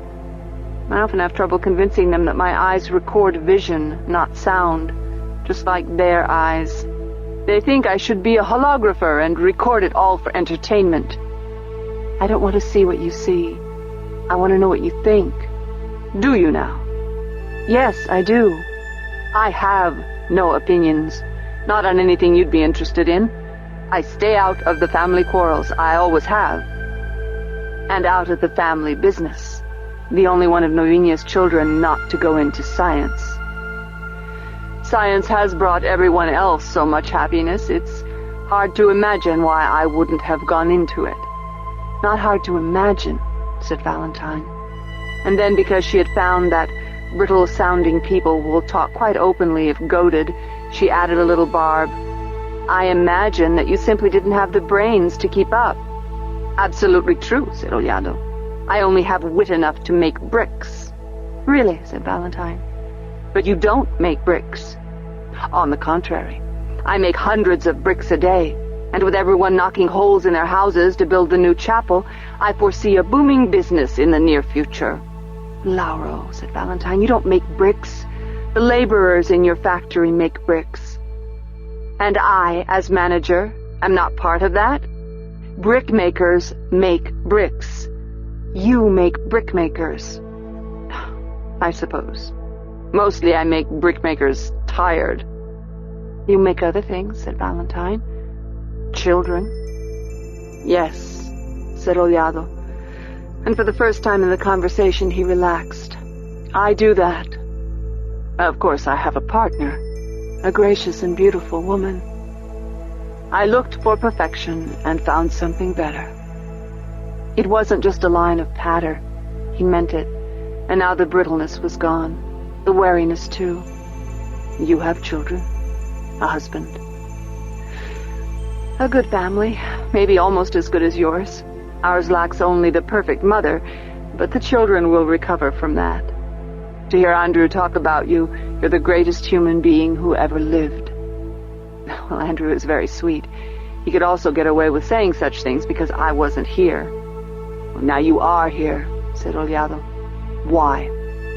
It happens that worlds and species of Raman are at a cusp of decision, and the way events have turned out, their future depends in large part on your family.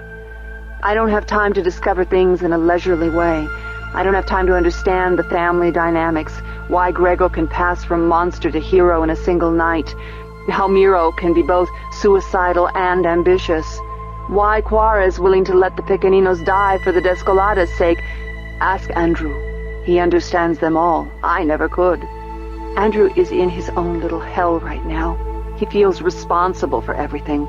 He's done his best, but King is dead. And the one thing your mother and Andrew both agree on is that somehow it's Andrew's fault. Your mother's leaving him has torn him up. I know. I don't even know how to console him, or even which, as his loving sister, to hope for, that she'll come back into his life or leave him forever. Oliado shrugged. All the brittleness was back. Do you really not care? Asked Valentine. Or have you decided not to care? Maybe I decided long ago, and now I really don't. Part of being a good interviewer, too, is knowing when to be silent. Valentine waited. But Oliado was also good at waiting. Valentine almost gave up and said something. She even toyed with the idea of confessing failure and leaving. Then he spoke.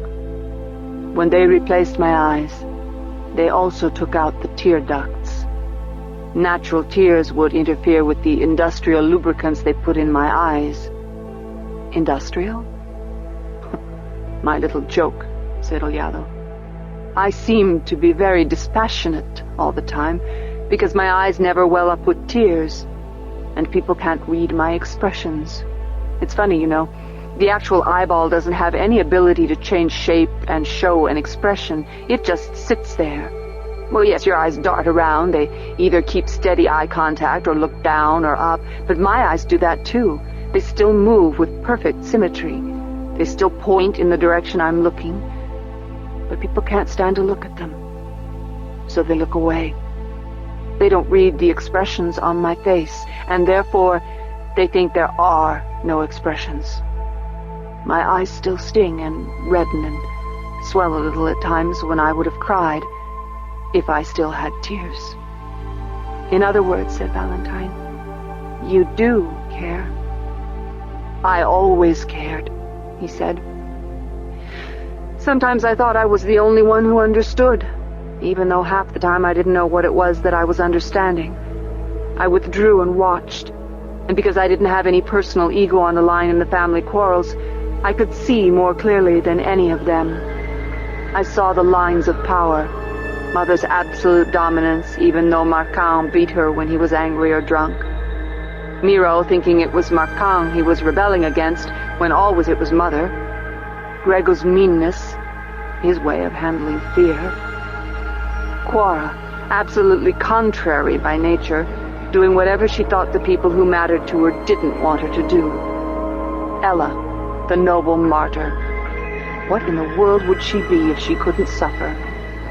Holy, righteous king, finding God as his father, on the premise that the best father is the invisible kind who never raises his voice. You saw all this as a child? I'm good at seeing things. We passive, unbelonging observers always see better. Don't you think Valentine laughed. Yes, we do. The same role, then, you think? You and I? Both historians? Till your brother came. From the moment he walked in the door, it was obvious that he saw and understood everything, just the way I saw it. It was exhilarating. Because, of course, I had never actually believed my own conclusions about my family. I never trusted my own judgments. Obviously, no one saw things the way I did, so I must be wrong. I even thought that I saw things so peculiarly because of my eyes, that if I had real eyes, I would have seen things Miro's way, or Mother's. So Andrew confirmed your judgments. More than that, he acted on them. He did something about them. Oh? He was here as a speaker for the dead. But from the moment he walked in the door, he took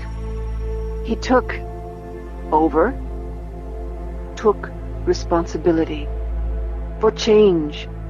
He saw all the sicknesses I saw, but he started healing them as best he could. I saw how he was with Grego, firm but kind, with Quara, responding to what she really wanted instead of what she claimed to want, with King, respecting the distance he wanted to keep, with Miro, with Ella, with Mother, with everybody. With you, making me part of his life, connecting with me, watching me jack into my eye and still talking to me like a person. Do you know what that meant to me? I can guess. Not the part about me. I was a hungry little kid, I'll admit. The first kind person could have conned me, I'm sure. It's what he did about us all. It's how he treated us all differently and yet remained himself. You've got to think about the men in my life. Marcin, who we thought was our father, I had no idea who he was. All I ever saw was the liquor in him when he was drunk, and the thirst when he was sober. Thirst for alcohol, but also a thirst for respect that he could never get. And then he dropped over dead. Things got better at once. Still not good, but better. I thought the best father is the one who isn't there. Only that wasn't true either, was it? Because my real father, Libo, the great scientist, the martyr, the hero of research, the love of my mother's life, he had sired all these delightful children on my mother. He could see the family in torment, and yet he did nothing. Your mother didn't let him, Andrew said. That's right. And one must always do things Mother's way, mustn't one? Lavinia is a very imposing woman. She thinks she's the only one in the world ever to suffer, said Oliado. I say that without rancor. I have simply observed that she is so full of pain. She's incapable of taking anyone else's pain seriously. Try saying something rancorous next time. It might be more kind. Oliado looked surprised. Oh, you judging me? Is this motherhood solidarity or something? Children who speak ill of their mothers must be slapped down? But I assure you, Valentine, I meant it. No rancor, no grudges. I know my mother, that's all. You said you wanted me to tell you what I saw. That's what I see. That's what Andrew saw, too. All that pain. He's drawn to it. Pain sucks him like a magnet. And Mother had so much, she almost sucked him dry. Except that maybe you can't suck Andrew dry. Maybe the well of compassion inside him is bottomless. His passionate speech about Andrew surprised her, and pleased her too. You say King turned to God for the perfect invisible Father. Who did you turn to? Not someone invisible, I think. No, not someone invisible. Valentine studied his face in silence. I see everything in bas-relief, said Oliano. My depth perception is very poor. If we put a lens in each eye instead of both in one, the binocularity would be much improved. But I wanted to have the jack for the computer link. I wanted to be able to record the pictures, to be able to share them, So I see in bas-relief, as if everybody were a slightly rounded cardboard cutout sliding across a flat painted background. In a way, it makes everybody seem so much closer together, sliding over each other like sheets of paper, rubbing on each other as they pass. She listened but said nothing for a while longer. "Not someone invisible," he said, echoing, remembering. "That's right. I saw what Andrew did in our family. I saw that he came in and listened and watched and understood who we were, each individual one of us. He tried to discover our need and then supply it. He took responsibility for other people, and it didn't seem to matter to him how much it cost him. And in the end, while he could never make the Hibera family normal, he gave us peace and pride and identity, stability. He married Mother and was kind to her. He loved us all. He was always there when we wanted him and seemed unhurt by it when we didn't. He was firm with us about expecting civilized behavior, but never indulged his whims at our expense. And I thought, this is so much more important than science, or politics either, or any particular profession or accomplishment or thing you can make. I thought, if I could just make a good family, if I could just learn to be to other children their whole lives what Andrew was, coming so late into ours, then that would mean more in the long run. It would be a finer accomplishment than anything I could ever do with my mind or my hands." "So you're a career father," said Valentine, "who works at a brick factory to feed and clothe the family. Not a brickmaker who also has kids. Lini also feels the same way." "Lini?" "Jacqueline, my wife. She followed her own road to the same place. We do what we must to earn our place in the community, but we live for the hours at home. For each other, for the children. It will never get me written up in the history books." "You'd be surprised," said Valentine. "It's a boring life to read about," said Ollado. "Not to live, though." "So, the secret that you protect from your tormented siblings is happiness, peace, beauty, love, all the great abstractions. I may see them in bas-relief, but I see them up close." "And you learned it from Andrew. Does he know?" "I think so," said Ollado. "Do you want to know my most closely guarded secret? When we're alone together, just him and me, or me and Lini and him, when we're alone, I call him Papa, and he calls me Son." Valentine made no effort to stop her tears from flowing, as if they flowed half for him and half for her. "So, Ender does have children after all," she said. "I learned how to be a father from him, and I'm a damned good one." Valentine leaned forward. It was time to get down to business. "That means that you, more than any of the others, stand to lose something truly beautiful and fine if we don't succeed in our endeavors." "I know," said Ollado. "My choice was a selfish one in the long run. I'm happy, but I can't do anything to help save Lusitania." "Wrong," said Valentine. "You just don't know yet." "What can I do?" "Well, let's talk a while longer and see if we can find out. And if it's all right with you, Lauro, your Jacqueline should stop eavesdropping from the kitchen now and come on in and join us." Bashfully, Jacqueline came in and sat beside her husband. Valentine liked the way they held hands. After so many children, it reminded herself of holding hands with Yacht, and how glad it made her feel. "Lauro," she said, "Andrew tells me that when you were younger, you were the brightest of all the Hibera children, that you spoke to him of wild philosophical speculations. Right now, Lauro, my adoptive nephew. It is wild philosophy we need. Has your brain been on hold since you were a child? Or do you still think thoughts of great profundity? I have my thoughts, said Oliado, but I don't even believe them myself. We're working on faster-than-light flight, Lauro. We're working on discovering the soul of a computer entity.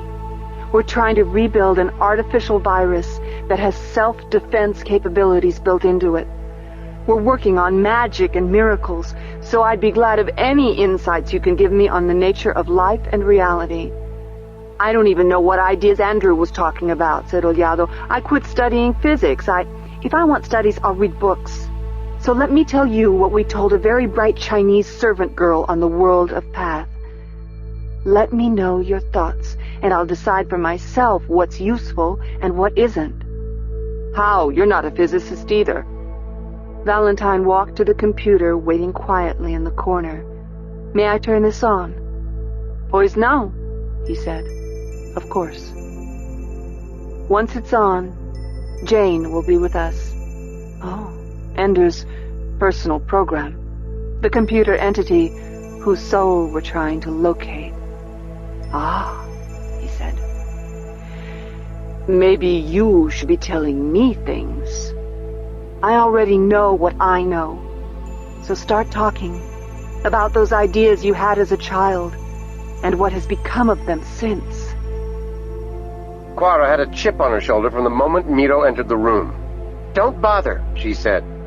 Don't bother what? Don't bother telling me my duty to humanity or to the family. Two separate, non-overlapping groups, by the way. Is that what I came for? Asked Miro. Ella sent you to persuade me to tell her how to castrate the Descolada. Miro tried a little humor. I'm no biologist. Is that possible? Don't be cute, said Quara. If you cut out their ability to pass information from one virus to another, it's like cutting out their tongues and their memory and everything that makes them intelligent. If she wants to know this stuff, she can study what I studied. It only took me 5 years of work to get there. There's a fleet coming. So you are an emissary.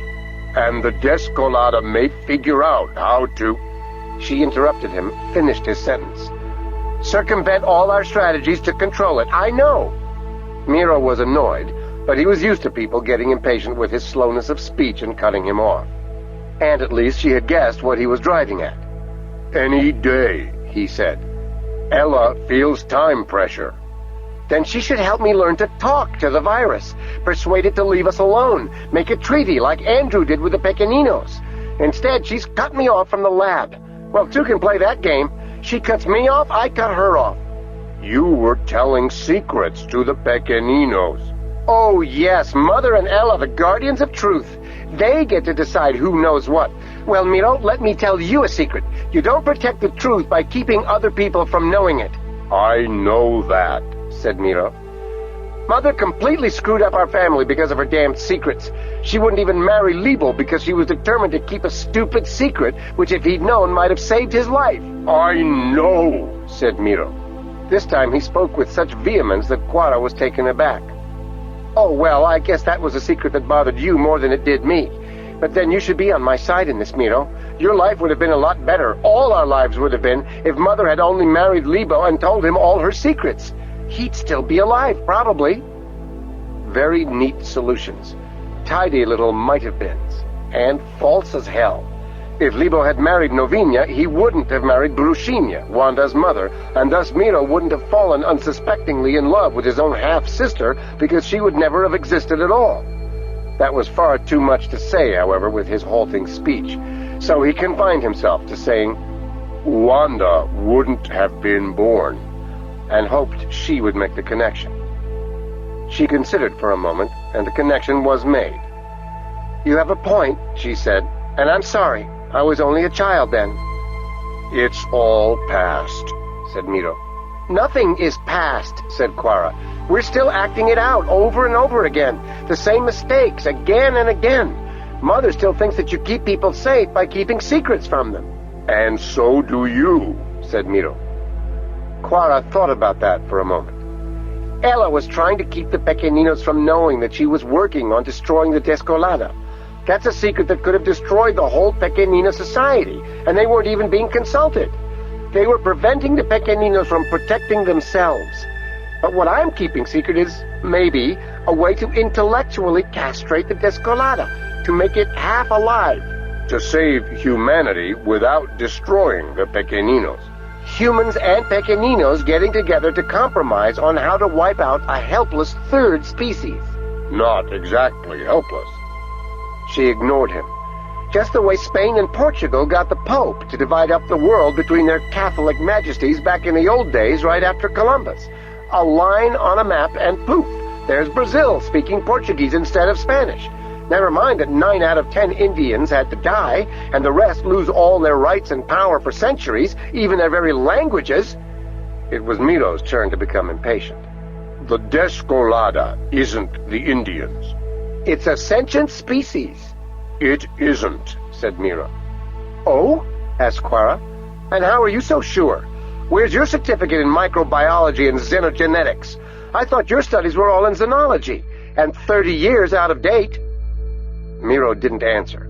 He knew that she was perfectly aware of how hard he had worked to bring himself up to speed since he got back here. It was an ad hominem attack and a stupid appeal to authority. It wasn't worth answering, so he sat there and studied her face, waiting for her to get back into the realm of reasonable discussion. All right, she said. That was a low blow, but so is sending you to try to crack open my files, trying to play on my sympathies. Sympathies? Asked Miro. Because you're damaged, said Miro. He hadn't thought of the fact that pity complicated everything. But how could he help it? Whatever he did, it was a cripple doing it. Well, yes. Ella didn't send me. Mother, then? Not Mother. Oh, you're a freelance meddler? Or are you going to tell me that all of humanity has sent you? Or are you a delegate of an abstract value? Decency sent me. If it did, it sent me to the wrong place. She reeled back as if she had been slapped. Oh, am I the indecent one? Andrew sent me. Another manipulator. He would have come himself. But he was so busy doing his own meddling. Nossa Senora, he's a minister, mixing himself up in scientific matters that are so far above his head that... Shut up, said Miro. He spoke forcefully enough that she actually did fall silent, though she wasn't happy about it. You know what Andrew is. He wrote the Hive Queen, and... The Hive Queen and the Hegemon and the Life of Human.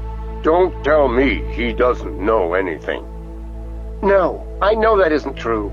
I just get so angry I feel like everybody's against me. Against what you're doing, yes. Why doesn't anybody see things my way? I see things your way. Then how can you... I also see things their way. Yes, Mr. Impartial, make me feel like you understand me. The sympathetic approach. Planter is dying to try to learn information you probably already know. Not true. I don't know whether Pequenino intelligence comes from the virus or not. A truncated virus could be tested without killing him. Truncated? Is that the word of choice? That'll do. Better than castrated. Cutting off all the limbs. And the head, too. Nothing but the trunk left. Powerless, mindless. A beating heart to no purpose. Planter's in love with the idea of being a martyr. He wants to die. Planter is asking you to come and talk to him. No. Why not? Come on, Miro, they send a cripple to me. They want me to come talk to a dying Pequenino, as if I'd betray a whole species because a dying friend, a volunteer, too, asks me with his dying breath. Quara. Yes, I'm listening. Are you? Daisy Kissine, she snapped. I said I am. You might be right about all this. How kind of you. But so might they. Aren't you the impartial one? You say they were wrong to make a decision that might kill the Pequeninos without consulting them. Aren't you? Doing the same thing? What should I do, you think? publish my viewpoint and take a vote? A few thousand humans, millions of Pequeninos on your side? But there are trillions of Descolada viruses. Majority rule, case closed. The Descolada is not sentient. For your information, I know all about this latest ploy. Ella sent me the transcripts. Some Chinese girl on a backwater colony planet who doesn't know anything about xenogenetics comes up with a wild hypothesis, and you all act as if it were already proved. So, prove it false. I can't. I've been shut out of the lab. You prove it true. Occam's razor proves it true. Simplest explanation that fits the facts. Occam was a medieval old fart. The simplest explanation that fits the facts is always God did it. Or maybe that old woman down the road is a witch. She did it. That's all this hypothesis is. Only you don't even know where the witch is. The Descolada is too sudden. It didn't evolve. I know. Had to come from somewhere else. Fine. Even if it's artificial, that doesn't mean it isn't sentient now. It's trying to kill us. It's Varelsa, not Raman. Oh, yes, Valentine's hierarchy. Well, how do I know that the Descolada is the Varelsa and we're the Raman? As far as I can tell, intelligence is intelligence. Varelsa is just a term Valentine invented to mean intelligence that we've decided to kill, and Raman means intelligence that we haven't decided to kill yet. It's an unreasoning, uncompassionate enemy. Is there another kind? The Descolada doesn't have respect for any other life. It wants to kill us. It already rules the Pequeninos, all so it can regulate this planet and spread to other worlds. For once, she had let him finish a long statement. Did it mean she was actually listening to him? I'll grant you part of Wang Mu's hypothesis, said Quara. It does make sense that the Descolada is regulating the gaiology of Lusitania. In fact, now that I think about it, it's obvious. It explains most of the conversations I've observed, the information passing from one virus to another. I figure it should take only a few months for a message to get to every virus on the planet. It would work. But just because the Descolada is running the gaiology doesn't mean that you've proved it's not sentient. In fact, it could go the other way. The Descolada, by taking responsibility for regulating the gaiology of a whole world, is showing altruism. And protectiveness, too. If we saw a mother lion lashing out at an intruder in order to protect her young, we'd admire her. That's all the Descolada is doing, lashing out against humans in order to protect her precious responsibility, a living planet. A mother lion protecting her cubs. I think so. Or a rabid dog devouring our babies. Quara paused, thought for a moment. Or both. Why can't it be both? The Descolada's trying to regulate a planet here, but humans are getting more and more dangerous. To her, we're the rabid dog. We root out the plants that are part of her control system, and we plant our own unresponsive plants. We make some of the Pequeninos behave strangely and disobey her. We burn a forest at a time when she's trying to build more. Of course she wants to get rid of us. So she's out to destroy us. It's her privilege to try. When will you see that the Descolada has rights? Don't we? Don't the Pequeninos? Again, she paused. No immediate counter-argument. It gave him hope that she might actually be listening. You know something, Miro? What? They were right to send you. Were they? Because you're not one of them.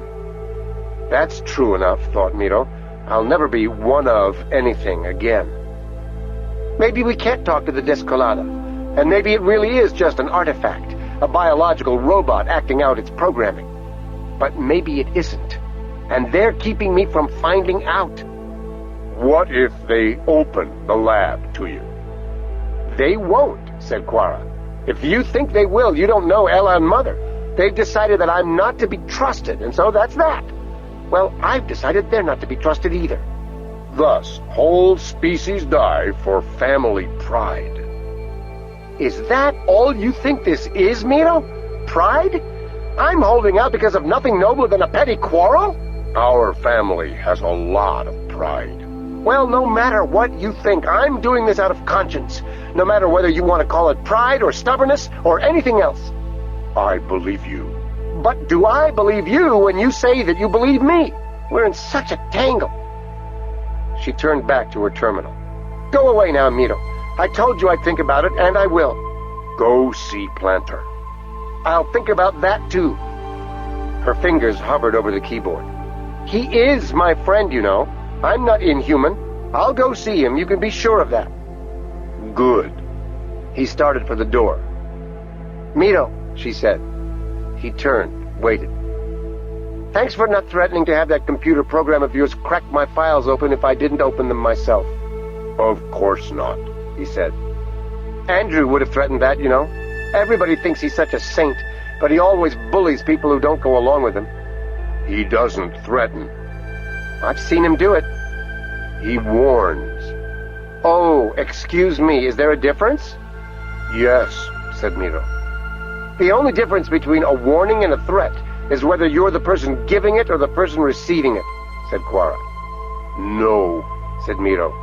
The difference is how the person means it. Go away, she said. I've got work to do, even while I'm thinking. So go away. He opened the door. But thanks, she said. He closed the door behind him.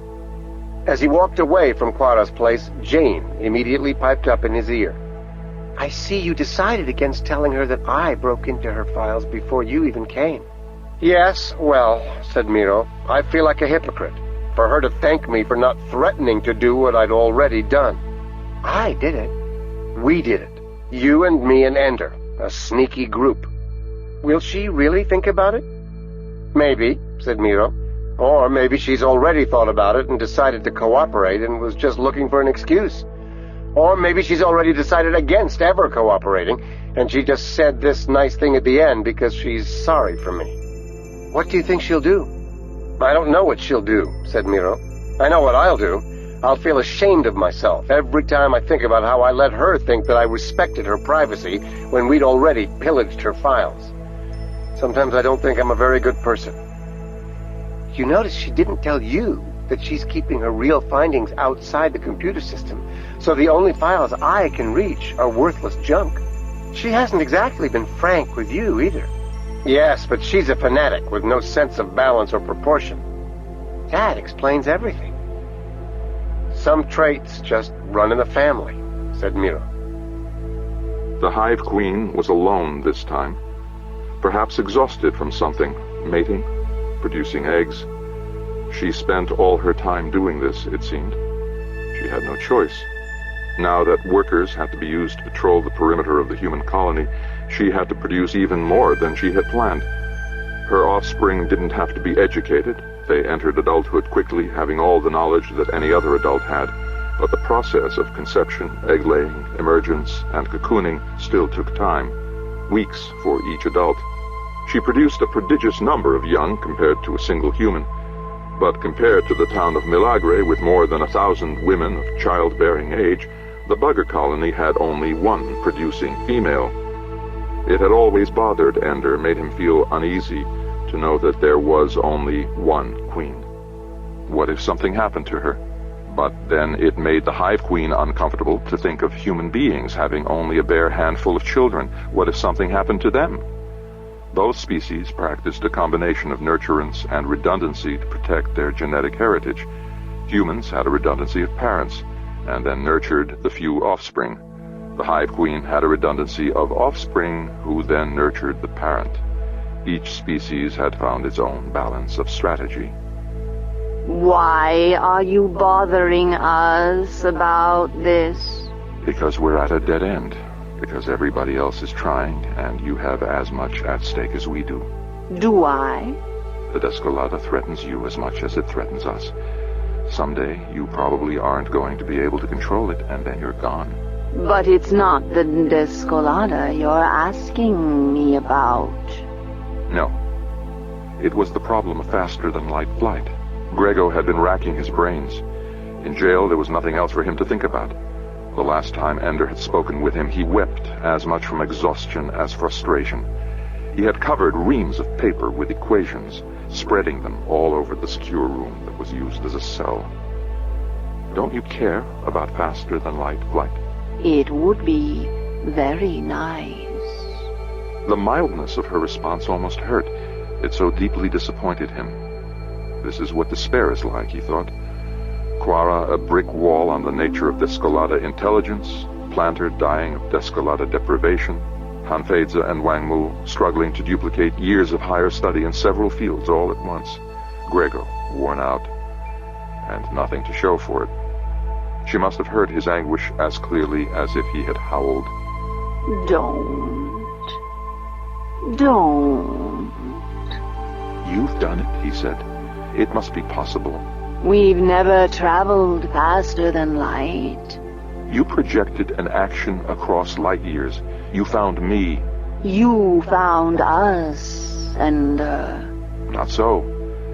I never even knew we had made mental contact until I found the message you had left for me. It had been the moment of greatest strangeness in his life, to stand on an alien world and see a model, a replication of the landscape that had existed in only one other place, the computer on which he had played his personalized version of the fantasy game. It was like having a total stranger come up to you and tell you your dream from the night before.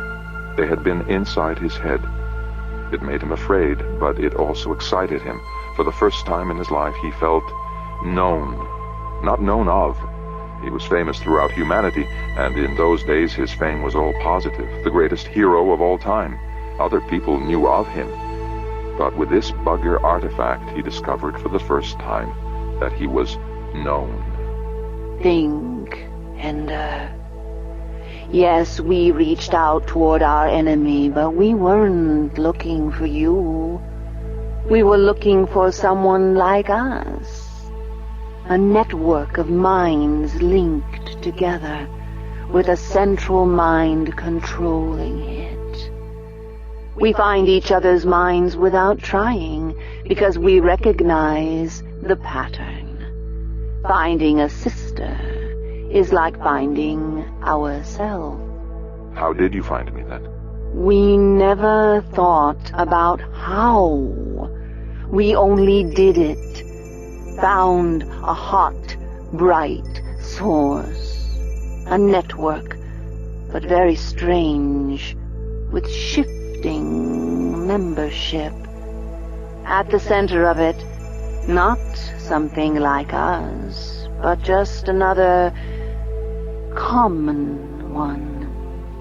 You, but with such intensity.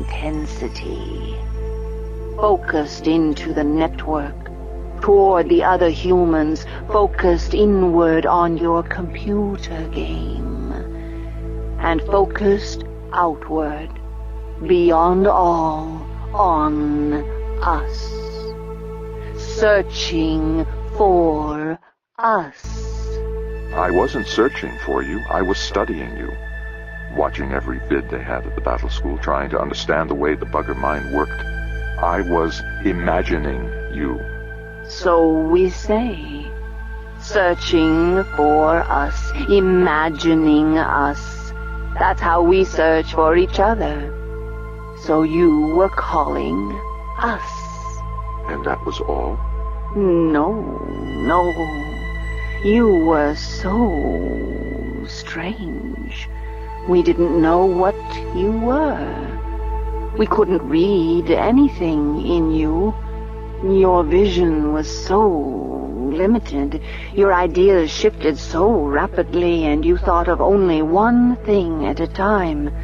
And the network around you kept shifting so much, each member's connection with you waxing and waning over time, sometimes very quickly. He was having trouble making sense of what they were saying. What kind of network was he connected to? The other soldiers, your computer. I wasn't connected. They were my soldiers, that's all. How do you think we're connected? Do you see any wires? But humans are individuals, not like your workers. Many queens, many workers, changing back and forth, very confusing. Terrible, frightening time. What were these monsters that had wiped out our colony ship? What kind of creature? You were so strange. We couldn't imagine you at all. We could only feel you when you were searching for us. Not helpful at all. Nothing to do with faster-than-light flight. It all sounded like mumbo-jumbo, not like science at all. Nothing that Grego could express mathematically. Yes, that's right. We don't do this like science, not like technology, no numbers or even thought. We found you like bringing forth a new queen, like starting a new hive. Ender didn't understand how establishing an Ansible link with his brain could be like hatching out a new queen. Explain it to me. We don't think about it. We just do it. But what are you doing when you do it? What we always do. And what do you always do? How do you make your penis fill with blood to mate, Ender? How do you make your pancreas secrete enzymes? How do you switch on puberty? How do you focus your eyes? Then remember what you do and show it to me. You forget that you don't like this when we show you through our eyes. It was true. She had tried only a couple of times when he was very young and had first discovered her cocoon. He simply couldn't cope with it, couldn't make sense of it. Flashes, a few glimpses were clear, but it was so disorienting that he panicked and probably fainted, though he was alone and couldn't be sure what had happened, clinically speaking. If you can't tell me, we have to do something. Are you like Planter, trying to die? No. I'll tell you to stop. It didn't kill me before. We'll try... no, something in between.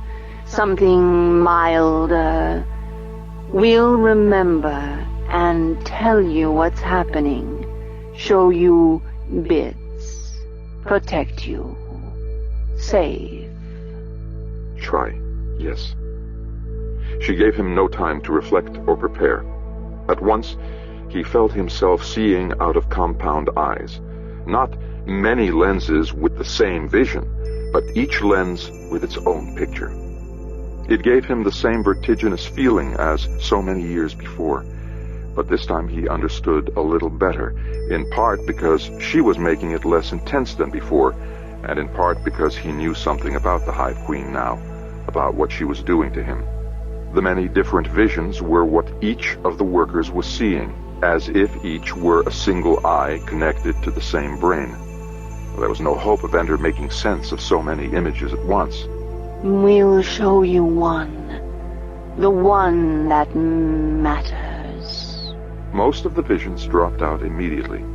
Then, one by one, the others were sorted out. He imagined that she must have some organizing principle for the workers.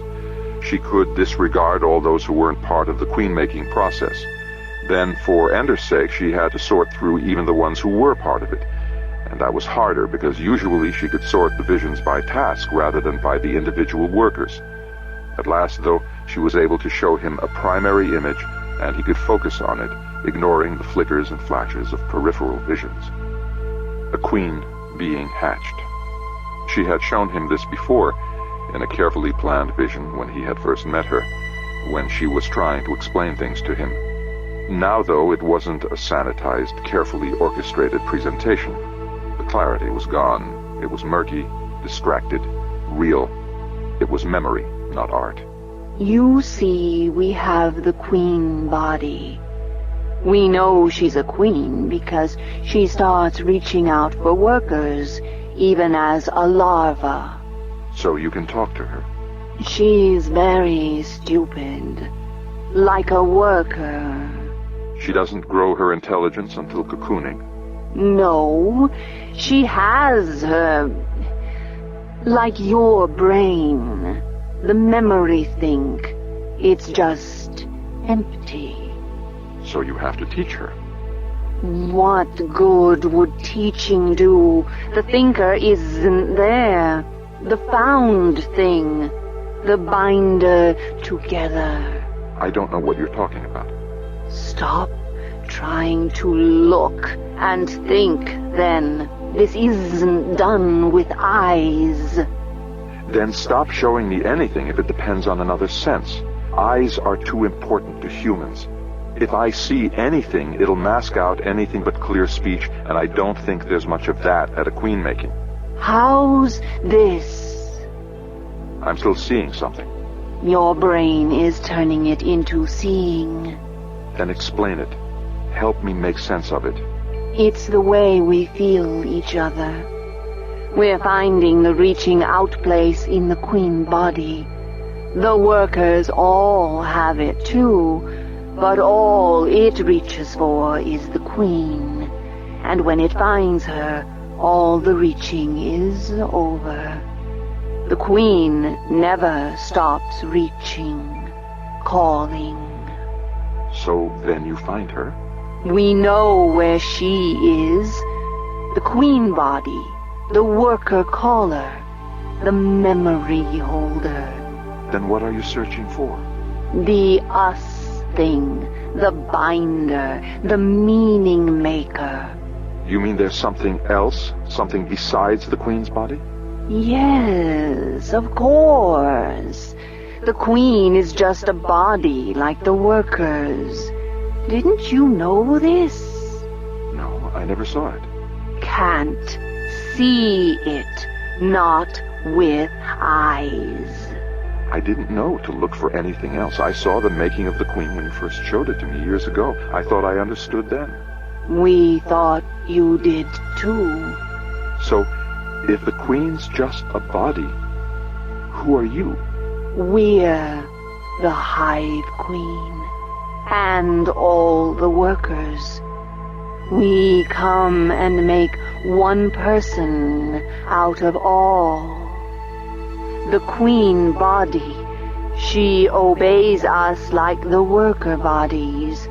We hold them all together, protect them, let them work perfectly as each is needed. We're the center, each of us. But you've always talked as if you were the Hive Queen. We are. Also, all the workers, we're all together. But this center thing, this binder together. We call it to come and take the queen body so she can be wise, our sister. You call it. What is it? The thing we call. Yes, what is it? What are you asking? It's the called thing. We call it. It was almost unbearably frustrating. So much of what the Hive Queen did was instinctive. She had no language, and so she had never had a need to develop clear explanations of that which had never needed explaining till now. So he had to help her find a way to clarify what he couldn't perceive directly. Where do you find it? It hears us calling and comes. But how do you call? As you called us. We imagine the thing which it must become, the pattern of the hive, the queen and the workers and the binding together. Then one comes who understands the pattern and can hold it. We give the queen body to it. So you're calling some other creature to come and take possession of the queen? To become the queen and the hive and all, to hold the pattern we imagined. So where does it come from? Wherever it was when it felt us calling. But where is that? Not here. Fine, I believe you. But where does it come from? Can't think of the place. You forget? We mean that the place where it is can't be thought If we could think of the place, then they would already have thought of themselves, and none of them would need to take the pattern we show. What kind of thing is this binder together? Can't see it, can't know it, until it finds the pattern, and then when it's there, it's like us. Ender couldn't help shuddering. All this time he had thought that he was speaking to the Hive Queen herself. Now he realized that the thing that talked to him in his mind was only using that body the way it used the buggers. Symbiosis. A controlling parasite, possessing the whole Hive Queen system, using it. No, this is ugly, the terrible thing you're thinking. We aren't another thing, we're this thing. We are the Hive Queen, just the way you're the body. You say, my body, and yet you are your body, but you're also possessor of the body. The Hive Queen is ourself. This body is me, not something else inside. I wasn't anything until I found the imagining. I don't understand. What was it like? How can I remember? I never had memory until I followed the imagining and came to this place and became the Hive Queen. Then how did you know that you aren't just the Hive Queen? Because after I came, they gave me the memories. I saw the queen body before I came, and then I saw the queen body after I was in it. I was strong enough to hold the pattern in my mind, and so I could possess it, become it. It took many days, but then we were whole, and they could give us the memories because I had the whole memory. The vision the Hive Queen had been giving him faded. It wasn't helping anyway, or at least not in any way he could grasp. Nevertheless, a mental image was coming clear for Ender now, one that came from his own mind to explain all the things she was saying. The other Hive Queens, not physically present, most of them, but linked philotically to the one queen who had to be there, they held the pattern of the relationship between Hive Queen and workers in their minds, until one of these mysterious, memoryless creatures was able to contain the pattern in its mind and therefore take possession of it. Yes. But where do these things come from? Where do you have to go to get them? We don't go anywhere. We call, and there they are. So they're everywhere? They aren't here at all. Nowhere here. Another place. But you said you don't have to go anywhere to get them. Doorways. We don't know where they are, but everywhere there's a door. What are your doorways like? Your brain made the word you say, doorway. Doorway. Now he realized that doorway was the word his brain called forth to label the concept they were putting in his mind, and suddenly he was able to grasp an explanation that made sense. They're not in the same space-time continuum as ours, but they can enter ours at any point. To them, all points are the same point. All wheres are the same where. They only find one whereness in the pattern. But this is incredible. You're calling forth some being from another place, and... The calling forth is nothing. All things do it, all new makings. You do it. Every human baby has this thing. The Pequeninos are these things also. Grass and sunlight.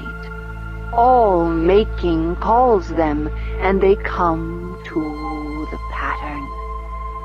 If there are already some who understand the pattern, then they come and possess it. Small patterns are very easy. Our pattern is very hard. Only a very wise one can possess it. Phyllotes, said Ender. The things out of which all other things are made. The word you say doesn't make a meaning like what we mean. Because I'm only just making the connection. We never meant what you've described, but the thing we did mean, that might be the thing you described. Very unclear. Join the club. Very welcome, laughing, happy. So, when you make a Hive Queen, you already have the biological body and this new thing, this phyllote that you call out of the non-place where phyllotes are. It has to be one that's able to comprehend the complex pattern that you have in your minds of what a Hive Queen is. And when one comes that can do it, it takes on that identity and possesses the body and becomes the self of that body. Of all the bodies. But there are no workers yet when the Hive Queen is first made. It becomes the self of the workers to come. We're talking about a passage from another kind of space, a place where phyllotes already are. All in the same non-place. No placeness in that place, no where being. All hungry for awareness, all thirsty for pattern, all lonely for selfness. And you say that we're made of the same things? How could we have found you if you weren't? But you said that finding me was like making a Hive Queen. We couldn't find the pattern in you. We were trying to make a pattern between you and the other humans. Only you kept shifting and changing. We couldn't make sense of it. And you couldn't make sense of us either. So that reaching of yours couldn't make a pattern either. So we took the third pattern. You reaching into the machine. You yearning so much for it. Like the life yearning of the new queen body. You were binding yourself to the program in the computer. It showed you images. We could find the images in the computer, and we could find them in your mind. We could match them while you watched. The computer was very complicated, and you were even more complicated, but it was a pattern that held still. You were moving together, and while you were together, you possessed each other. You had the same vision. And when you imagined something and did it, the computer made something out of your imagining and imagined something back. Very primitive imagining from the computer. It wasn't a self, but you were making it a self by the life yearning. The reaching out you were doing. The fantasy game. You made a pattern out of the fantasy game. We imagined the same thing you were imagining. All of us together. Calling. It was very complicated and strange, but much simpler than anything else we found in you. Since then, we know very few humans are capable of concentrating the way you concentrated on that game.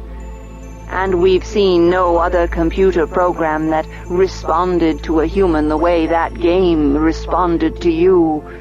It was yearning, too, cycling over and over, trying to find something to make for you. And when you called, it came. The bridge we needed. The together binder for you and the computer program. It held the pattern so that it was alive even when you weren't paying attention to it. It was linked to you. You were part of it, and yet we could also understand it. It was the bridge. But when a Philo takes possession of a new Hive Queen, it controls it, queen body and worker bodies. Why didn't this bridge you made take control of me? Do you think we didn't try? Why didn't it work? You weren't capable of letting a pattern like that control you. You could willingly become part of a pattern that was real and alive, but you couldn't be controlled by it. You couldn't even be destroyed by it. And there was so much of you in the pattern that we couldn't even control it ourselves. Too strange for us. But you could still use it to read my mind. We could use it to stay connected with you, in spite of all the strangeness.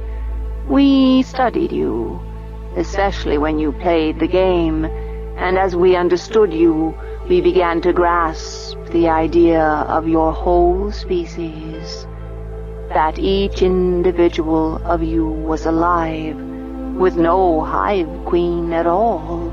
More complicated than you expected? And less. Your individual minds were simpler in the ways that we expected to be complicated, and complicated in the ways that we expected them to be simple.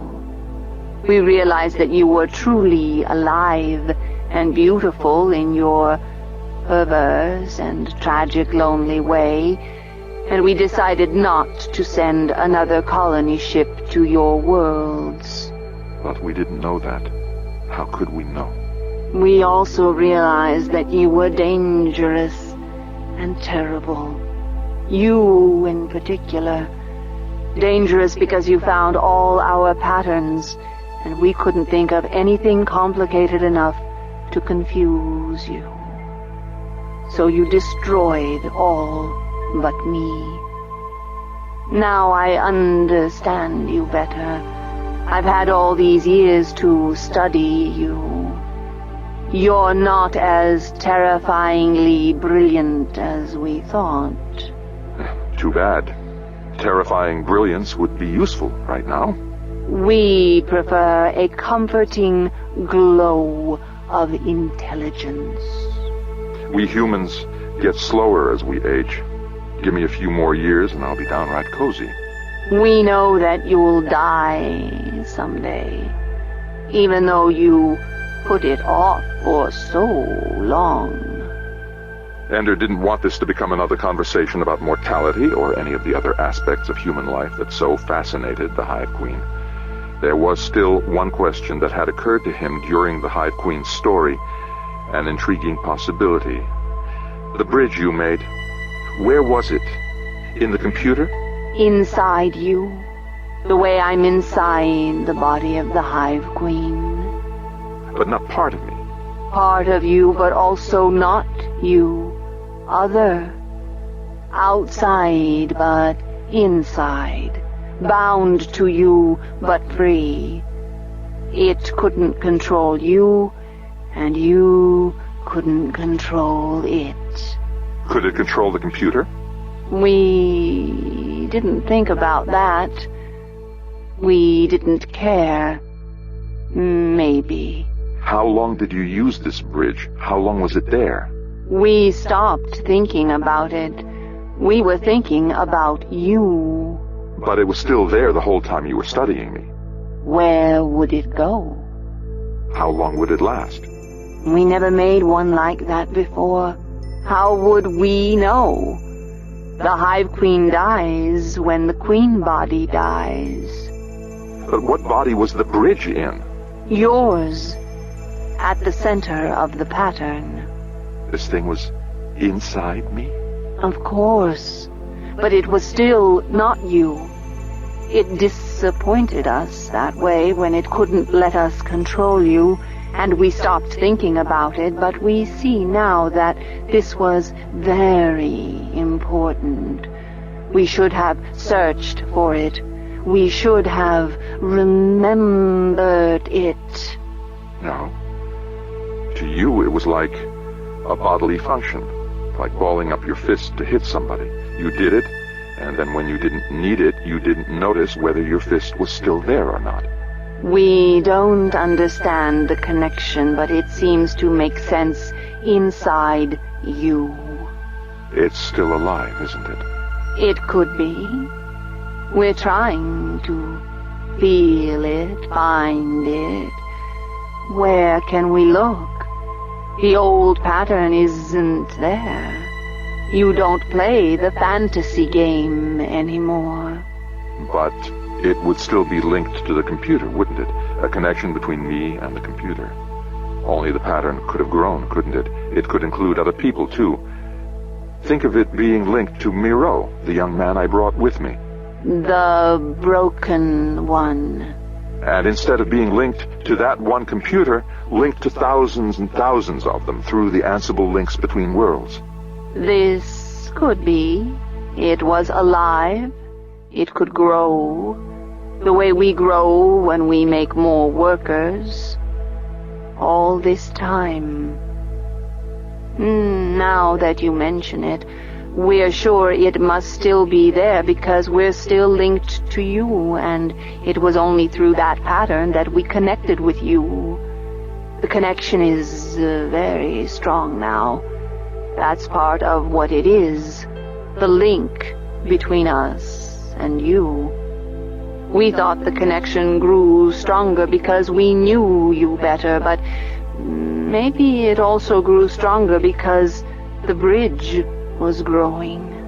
And I always thought, Jane and I always thought that she had somehow come to exist in the Ansible connections between worlds. That's probably where she feels herself, the place that feels like the center of her body, I was going to say. We're trying to feel whether the bridge between us is still there. Hard to feel it. Like trying to find a particular muscle that you've been using all your life, but never by itself. Interesting comparison. We don't see the connection, but no. Now we see it. The comparison? The bridge. Very big. The pattern of it is too big. We can't grasp it anymore. Very big. Memory. Very confusing. Much harder than finding you the first time. Very confusing. Getting lost.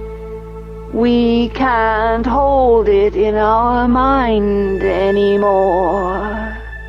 Jane, whispered Ender. You're a big girl now. Jane's voice came in answer. You're cheating, Ender. I can't hear what she's saying to you. I can only feel your heart pounding and your rapid breathing. Jane. We've seen this name in your mind many times, but the bridge wasn't a person with a face. Neither is Jane. We see a face in your mind when you think of this name. We still see it. Always we thought it was a person, but now... She's the bridge. You made her. Called her. You made the pattern. She possessed it.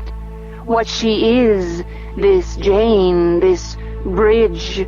She began with the pattern we discovered in you and the fantasy game, yes, but she has imagined herself to be much larger. She must have been a very strong and powerful Philote, if your word is the right name, to be able to change her own pattern and still remember to be herself. You reached out across the light years and found me because I was looking for you, and then you found a pattern and called a creature from another space who grasped the pattern and possessed it and became Jane. All of this instantaneously, faster than light.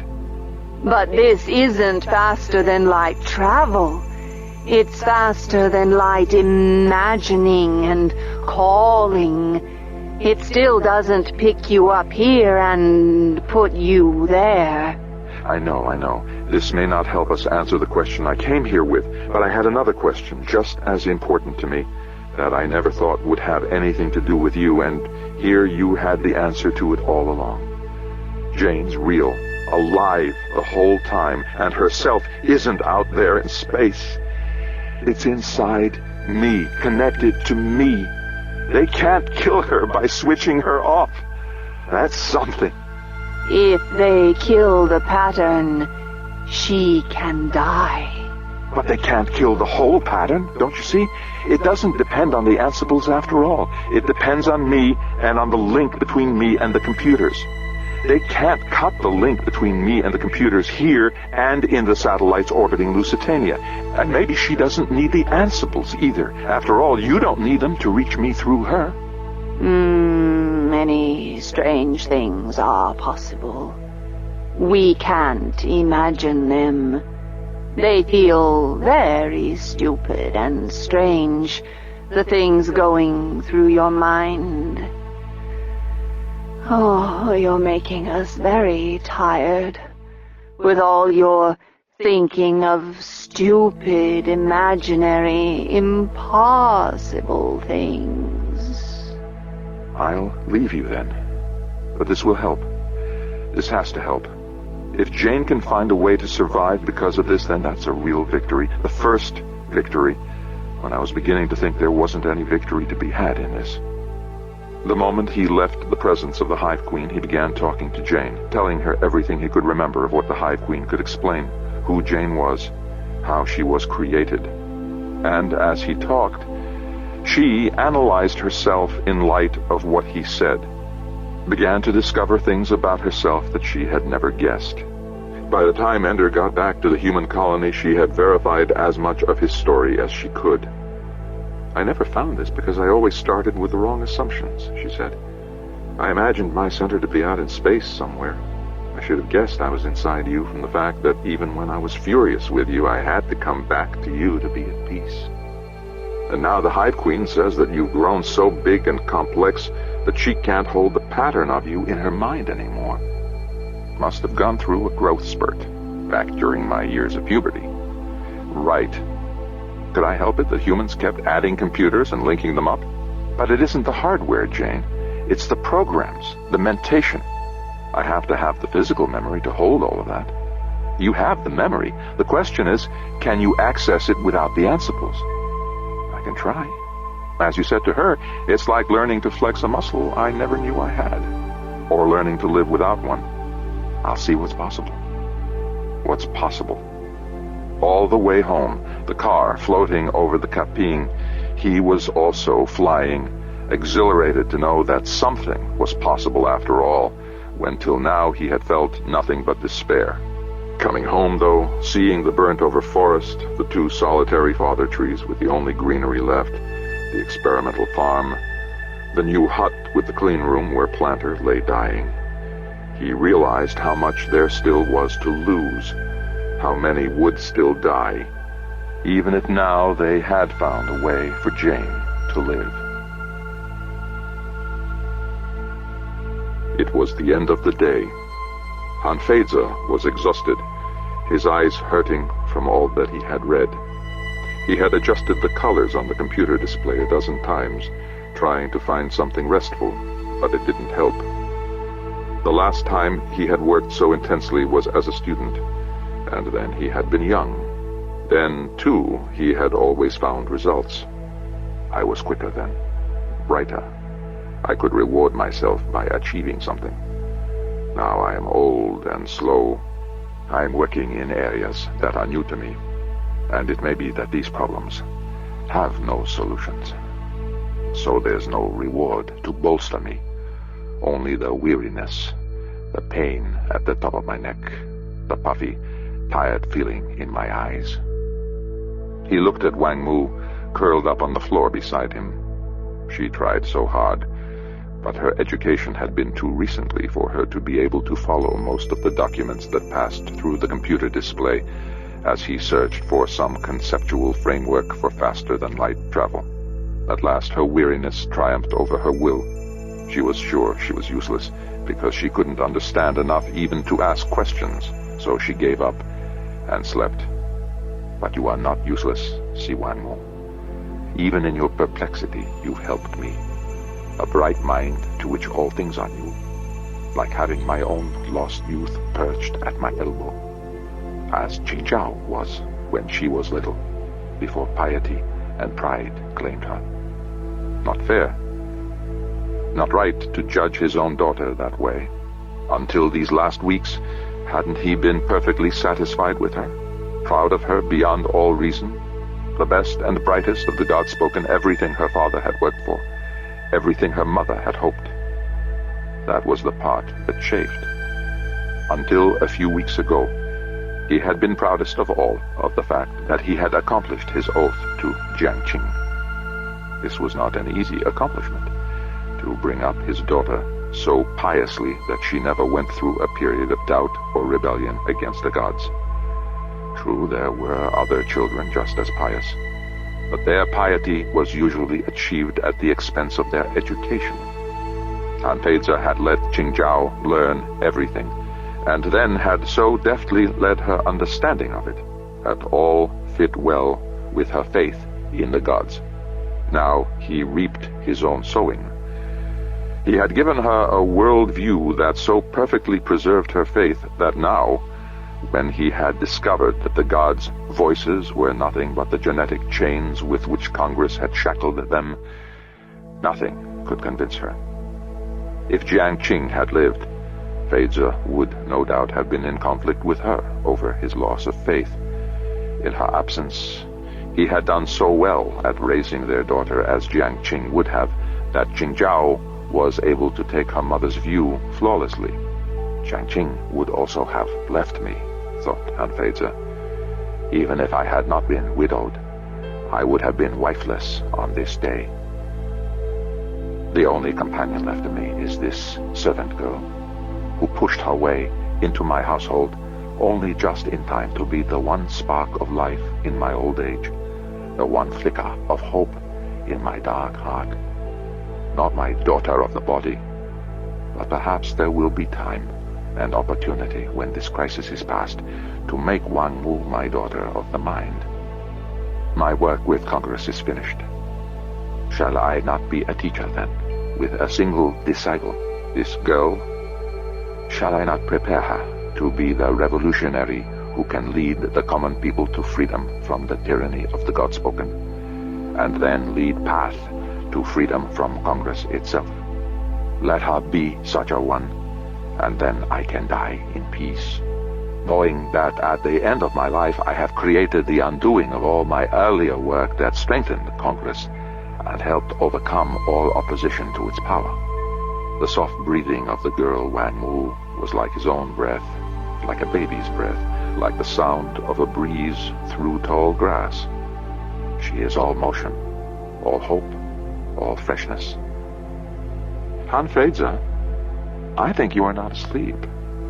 He was not, but he had been half dozing, for the sound of Jane's voice coming from the computer startled him as if he were waking up. No, but Wang-Mu is, he said. Wake her then, said Jane. What is it? She's earned her rest. She's also earned the right to hear this. Ella's face appeared beside Jane's in the display. Hanfeiza knew her at once as the xenobiologist who had been entrusted with the study of the genetic samples he and Wang-Mu had collected. There must have been a breakthrough. He bowed himself down, reached out, shook the girl's hip as she lay there sleeping. She stirred.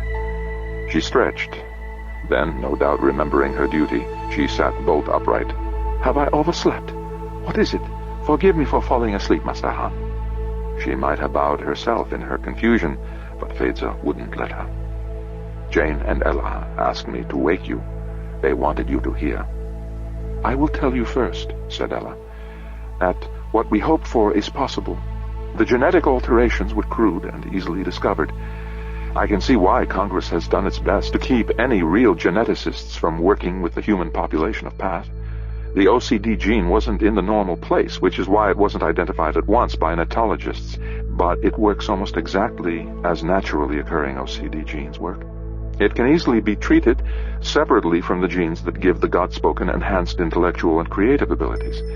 I have already designed a splicer bacterium that, if injected into the blood, will find a person's sperm or ova, enter them, remove the OCD gene, and replace it with a normal one, leaving the rest of the genetic code unaffected. Then the bacterium will die out quickly.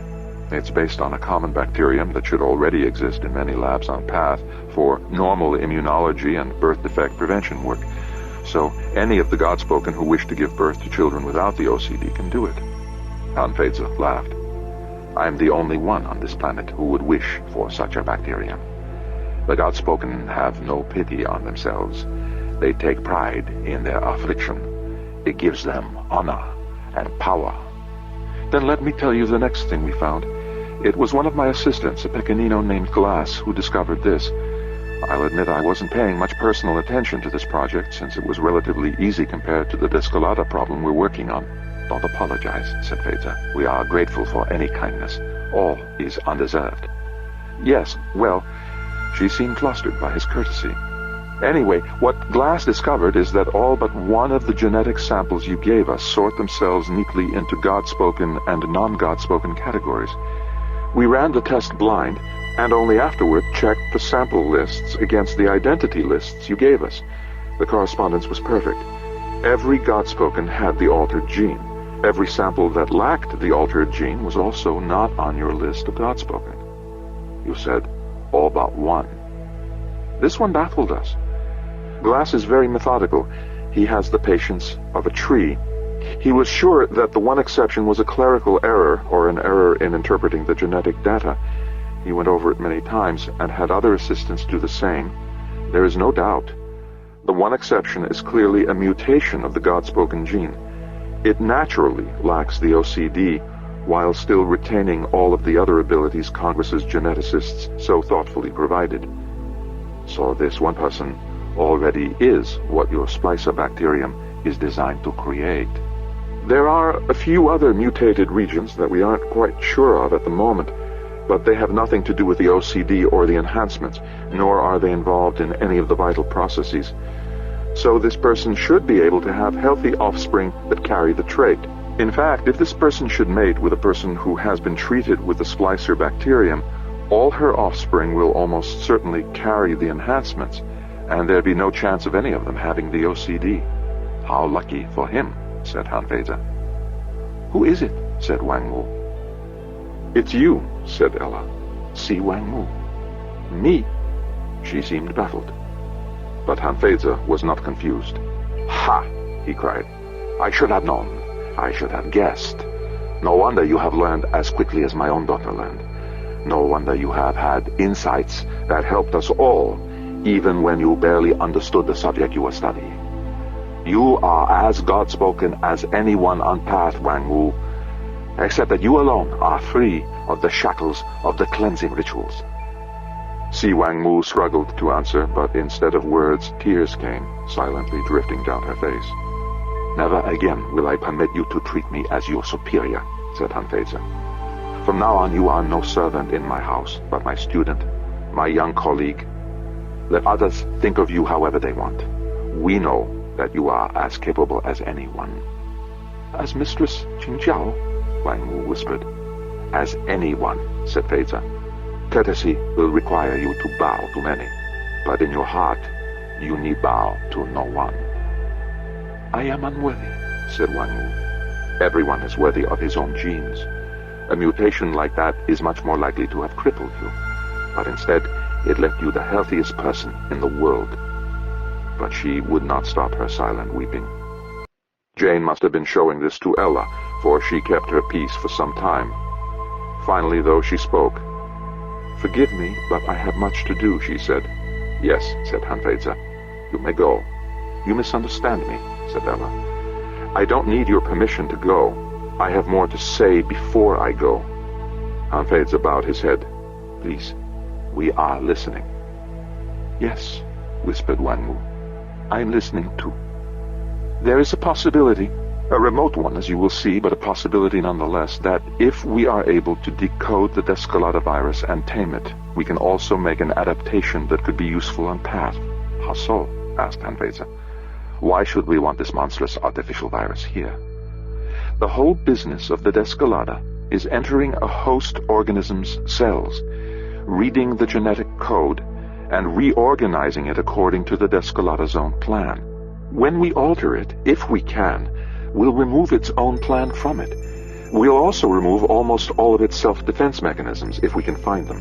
At that point, it may be possible to use it as a super splicer, something that can affect the change not just on the reproductive cells, but on all the cells of a living creature.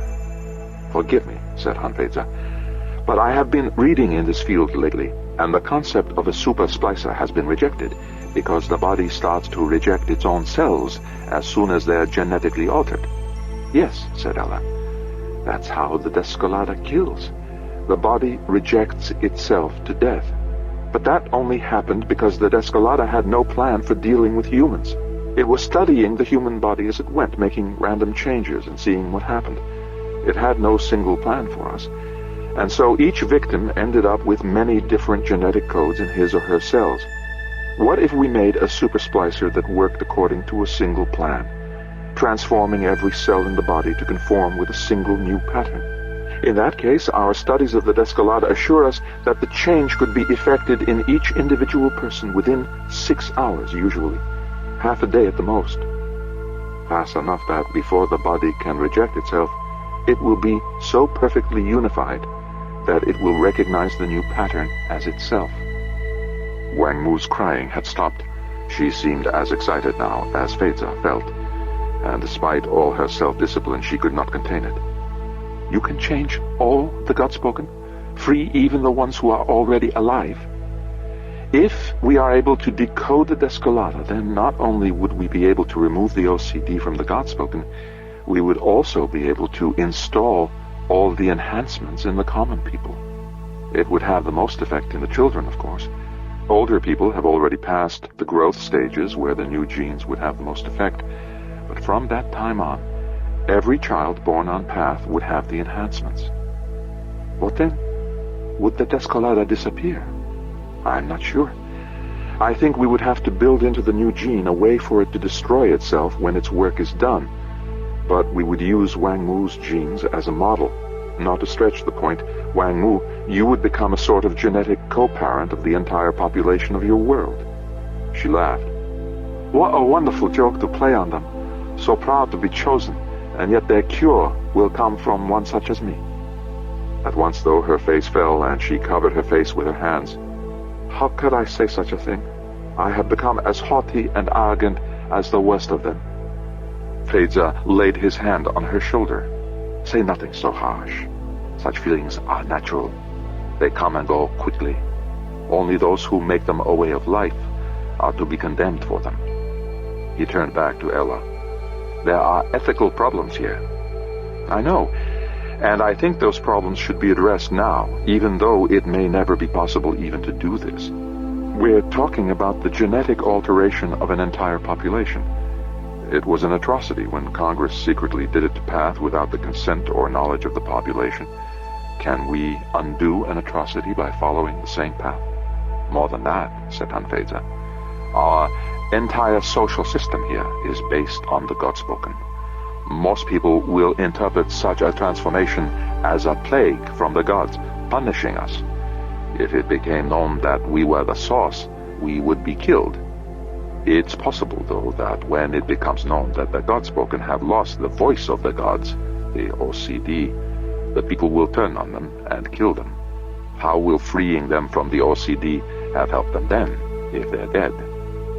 We've discussed this, said Ella, and we have no idea what's the right thing to do.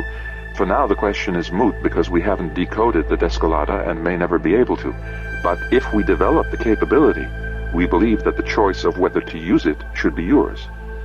The people of Path. No, said Ella. The first choices are yours, Han Feiza, Si Wang Mu, and Han Jingzhao. Only you know of what has been done to you.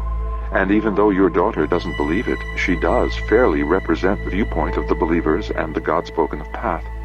If we get the capability, put the question to her. Put the question to yourselves.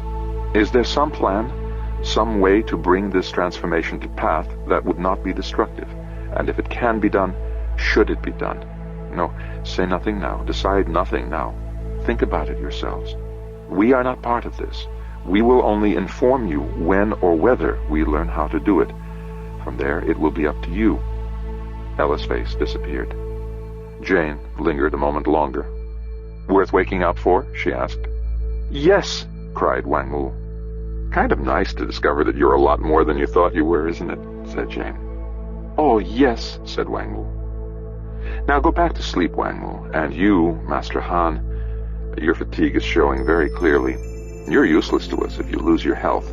As Andrew has told me over and over, we must do all we can do without destroying our ability to keep doing it. Then she was gone, too. Wang Mu immediately began to weep again. Han Feiza slid over and sat beside her on the floor, cradled her head against his shoulder, and rocked gently back and forth. Hush, my daughter, my sweet one. In your heart you already knew who you were, and so did I. So did I. Truly, your name was wisely given. If they perform their miracles on Lusitania, you will be the royal mother of all the world. Master Han, she whispered, I'm crying also for Jingzhao. I have been given more than I ever hoped for. But who will she be if the voice of the gods is taken from her? I hope, said Feiza, that she will be my true daughter again. That she will be as free as you, the daughter who has come to me like a petal on the winter river, born to me from the land of perpetual spring. He held her for many long minutes more, until she began to doze on his shoulder. Then he laid her back on her mat, and he retired to his own corner to sleep, with hope in his heart for the first time in many days. When Valentine came to see Grego in prison, Mayor Covano told her that Oliado was with him. Aren't these Oliado's working hours? You can't be serious, said Covano. He's a good manager of brickmakers, but I think saving the world might be worth an afternoon of somebody else covering for him on management. Don't get your expectations too high, said Valentine. I wanted him involved. I hoped he might be, but he isn't a physicist. Covano shrugged. Well, I'm not a jailer either, but one does what the situation requires. I have no idea whether it has to do with Oliado being in there or Ender's visit a little while ago, but I've heard more excitement and noise in there than I've ever heard when the inmates were sober. Of course, public drunkenness is what people are usually jailed for in this town. Ender came? From the Hive Queen. He wants to talk to you. I didn't know where you were. Yes, well, I'll go see him when I leave here. Where she had been was with her husband. Yacht was getting ready to go back into space on the shuttle, to prepare his own ship for quick departure if need be, and to see whether the original Lusitanian colony ship could possibly be restored for another flight after so many decades without maintenance of the star drive. The only thing it had been used for was storage of seeds and genes and embryos of Earth-born species, in case they were someday needed. Yacht would be gone for at least a week, possibly longer, and Valentine couldn't very well let him go without spending some time with him. He would have understood, of course. He knew the terrible pressure that everyone was under. But Valentine also knew that she wasn't one of the key figures in these events. She would only be useful later, writing the history of it. When she left Yacht, however, she had not come straight to the mayor's office to see Grego. She had taken a walk through the center of town. Hard to believe that only a short time ago, how many days, weeks, the mob had formed here, drunken and angry, working themselves up to a murderous rage. Now it was so quiet. The grass had even recovered from the trampling, except for one mud hole where it refused to grow back. But it wasn't peaceful here. On the contrary. When the town had been at peace, when Valentine first arrived, There had been bustle and business here in the heart of the colony, all through the day. Now a few people were out and about, yes, but they were glum, almost furtive. Their eyes stayed down, looking at the ground before their feet, as if everyone were afraid that if they didn't watch every step, they'd fall flat. Part of the glumness was probably shame, thought Valentine. There was a hole in every building in town now, where blocks or bricks had been torn out to use in the building of the chapel. Many of the gaps were visible from the plaza where Valentine walked. She suspected, however, that fear more than shame had killed the vibrancy in this place. No one spoke of it openly, but she caught enough comments, enough covert glances toward the hills north of town, that she knew. What loomed over this colony wasn't the fear of the coming fleet. It wasn't shame over the slaughter of the Pequenino forest. It was the buggers, the dark shapes only occasionally visible on the hills or out in the grass surrounding the town. It was the nightmares of the children who had seen them, the sick dread in the hearts of the adults. Historicals set in the bugger war period were continuously checked out from the library as people became obsessed with watching humans achieve victory over buggers. And as they watched, they fed their worst fears. The theoretical notion of the hive culture is a beautiful and worthy one, as Ender had depicted it in his first book, The Hive Queen, disappeared completely for many of the people here, perhaps most of them, as they dwelt in the unspoken punishment and imprisonment enforced by the Hive Queen's workers. Is all our work in vain, after all? Thought Valentine.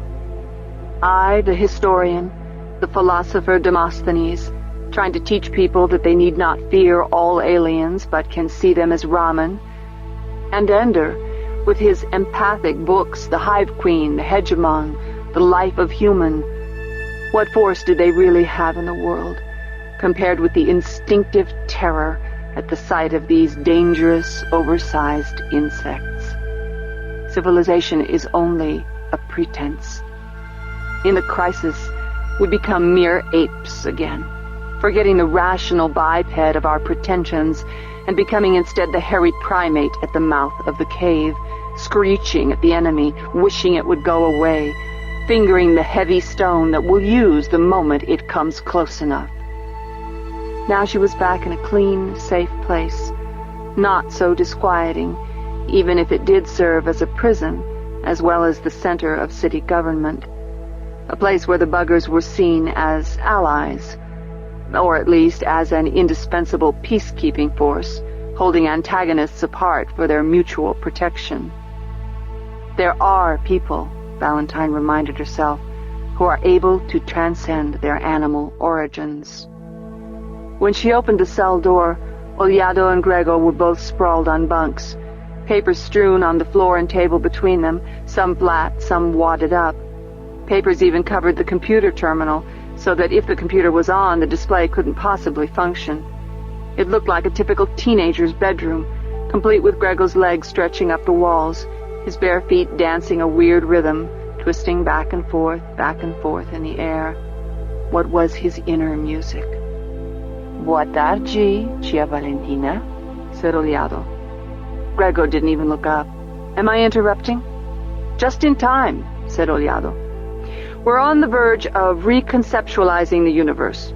We've discovered the illuminating principle that wishing makes it so, and all living creatures pop out of nowhere whenever they're needed. If wishing makes it so, said Valentine, can we wish for faster-than-light flight?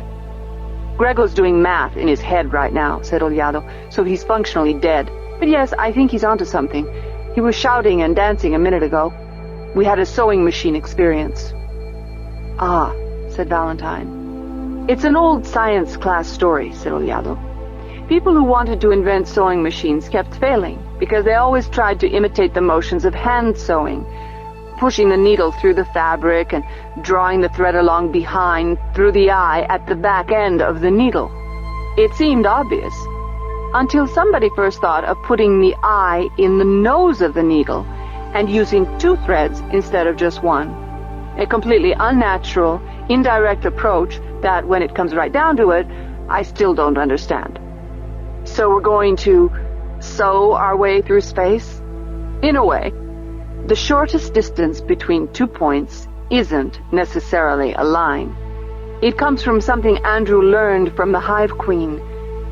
How they call some kind of creature from an alternate space-time when they create a new Hive Queen. Grego jumped on that as proof that there was a real, non-real space. Don't ask me what he means by that. I make bricks for a living.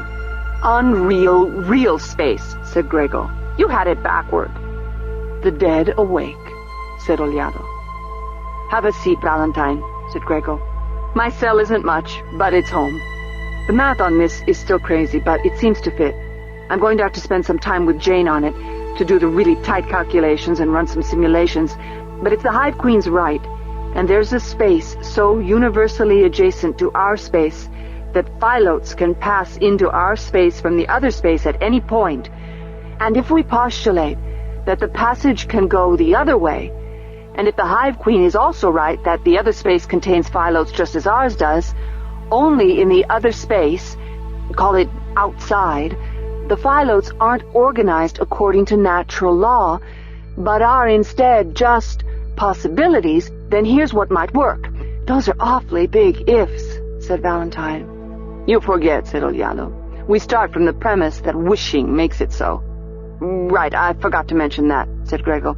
We also assume that the Hive Queen is right, that the unorganized phylotes respond to patterns in someone's mind, immediately assuming whatever role is available in the pattern, so that things that are comprehended outside will immediately come to exist there.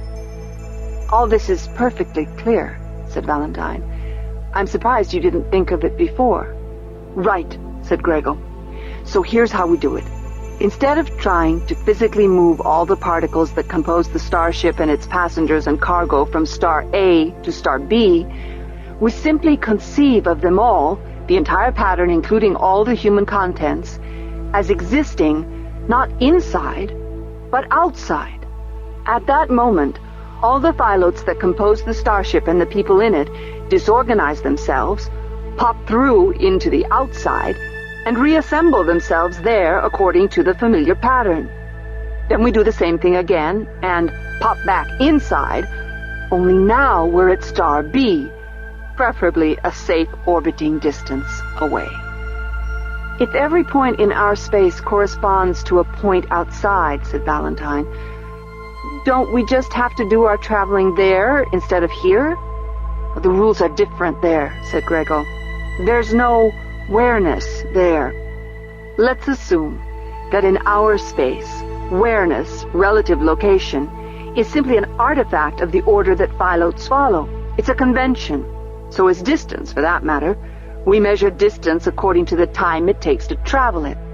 But it only takes that amount of time because the phylotes of which matter and energy are comprised follow the conventions of natural law, like the speed of light. They're just obeying the speed limit. Yes, except for the speed limit, the size of our universe is arbitrary. If you looked at our universe as a sphere, then if you stood outside the sphere, it could as easily be an inch across, or a trillion light years, or a micron. And when we go outside, then the inside universe is exactly the same size as any of the disorganized phylotes there. No size at all. Furthermore, since there is no awareness there, all phylotes in that space are equally close or non-close to the location of our universe. So we can re-enter inside space at any point. Well, that makes it sound almost easy, said Valentine. Yes, well, said Grego. It's the wishing that's hard, said Oliado. To hold the pattern, you really have to understand it, said Grego. Each phylote that rules a pattern comprehends only its own part of reality. It depends on the phylotes within its pattern to do their job and hold their own pattern. And it also depends on the phylote that controls the pattern that it's a part of to keep it in its proper place. The atom phylote has to trust the neutron and proton and electron phylotes to hold their own internal structures together, and the molecule phyllote to hold the atom in its proper place, while the atom phyllote concentrates on his own job, which is keeping the parts of the atom in place. That's how reality seems to work. In this model, anyway. So you transplant the whole thing to outside and back inside again, said Valentine. I understood that. Yes, but who? Because the mechanism for sending requires that the whole pattern for the ship and all its contents be established as a pattern of its own, not just an arbitrary conglomeration. I mean, when you load a cargo on a ship and the passengers embark, you haven't created a living pattern, a phylotic organism. It's not like giving birth to a baby. That's an organism that can hold itself together. The ship and its contents are just a collection. They can break apart at any point. So when you move all the phyllotes out into disorganized space, lacking awareness or thisness or any organizing principle, how do they reassemble? And even if they reassemble themselves into the structures they know, what do you have? A lot of atoms, maybe even living cells and organisms, but without spacesuits or a starship because those aren't alive. All the atoms and maybe even the molecules are floating around, probably replicating themselves like crazy as the unorganized phyllotes out there start copying the pattern, but you've got no ship. Fatal. No, probably not, said Gregor. Who can guess? The rules are all this, that you can't possibly bring them back into our space in that condition, because that definitely would be fatal. So we can't. I don't know. Reality holds together in inside space because all the phyllotes that it's comprised of agree on the rules. They all know each other's patterns and follow the same patterns themselves. Well, maybe it can all hold together in outside space as long as the spaceship and its cargo and passengers are fully known. As long as there's a knower who can hold the entire structure in her head. Her? As I said, I have to have Jane do the calculations. She has to see if she has access to enough memory to contain the pattern of relationships within a spaceship. She has to then see if she can take that pattern and imagine its new location. That's the wishing part, said Oliado. I'm very proud of it because I'm the one who thought of needing a knower to move the ship.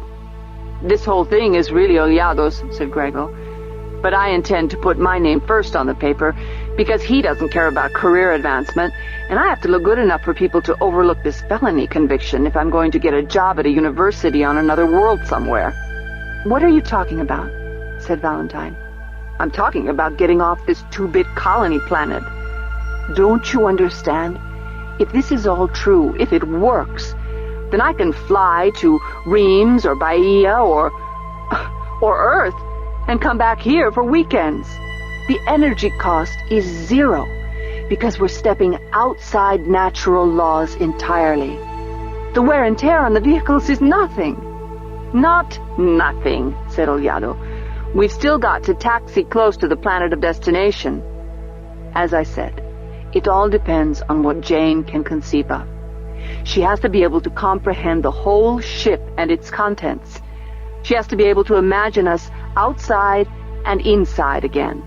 She has to be able to conceive of the exact relative positions of the start point and end point of the journey. So, faster-than-light travel depends completely on Jane, said Valentine. If she didn't exist, it would be impossible. Even if they linked all the computers together, even if someone could write the program to accomplish it, it wouldn't help, because a program is just a collection, not an entity. It's just parts, not a... What was the word Jane found for it? An ayua, Sanskrit for life, Oliado explained to Valentine. The word for the phyllote who controls a pattern that holds other phyllotes in order. The word for entities like plants and atoms and animals and stars that have an intrinsic, enduring form. Jane is an ayua, not just a program. So she can be a knower. She can incorporate the starship as a pattern within her own pattern. She can digest it and contain it, and it will still be real. She makes it part of herself and knows it as perfectly and unconsciously as your Ayua knows your own body and holds it together. Then she can carry it with her outside and back inside again. "So Jane has to go?" asked Valentine. "If this can be done at all, it'll be done because Jane travels with the ship, yes," said Gregor. "How?" asked Valentine. "We can't exactly go pick her up and carry her with us in a bucket." "This is something Andrew learned from the Hive Queen," said Gregor. "She actually exists in a particular place. That is, her Ayua has a specific location in our space." "Where?" "Inside Andrew Wiggin."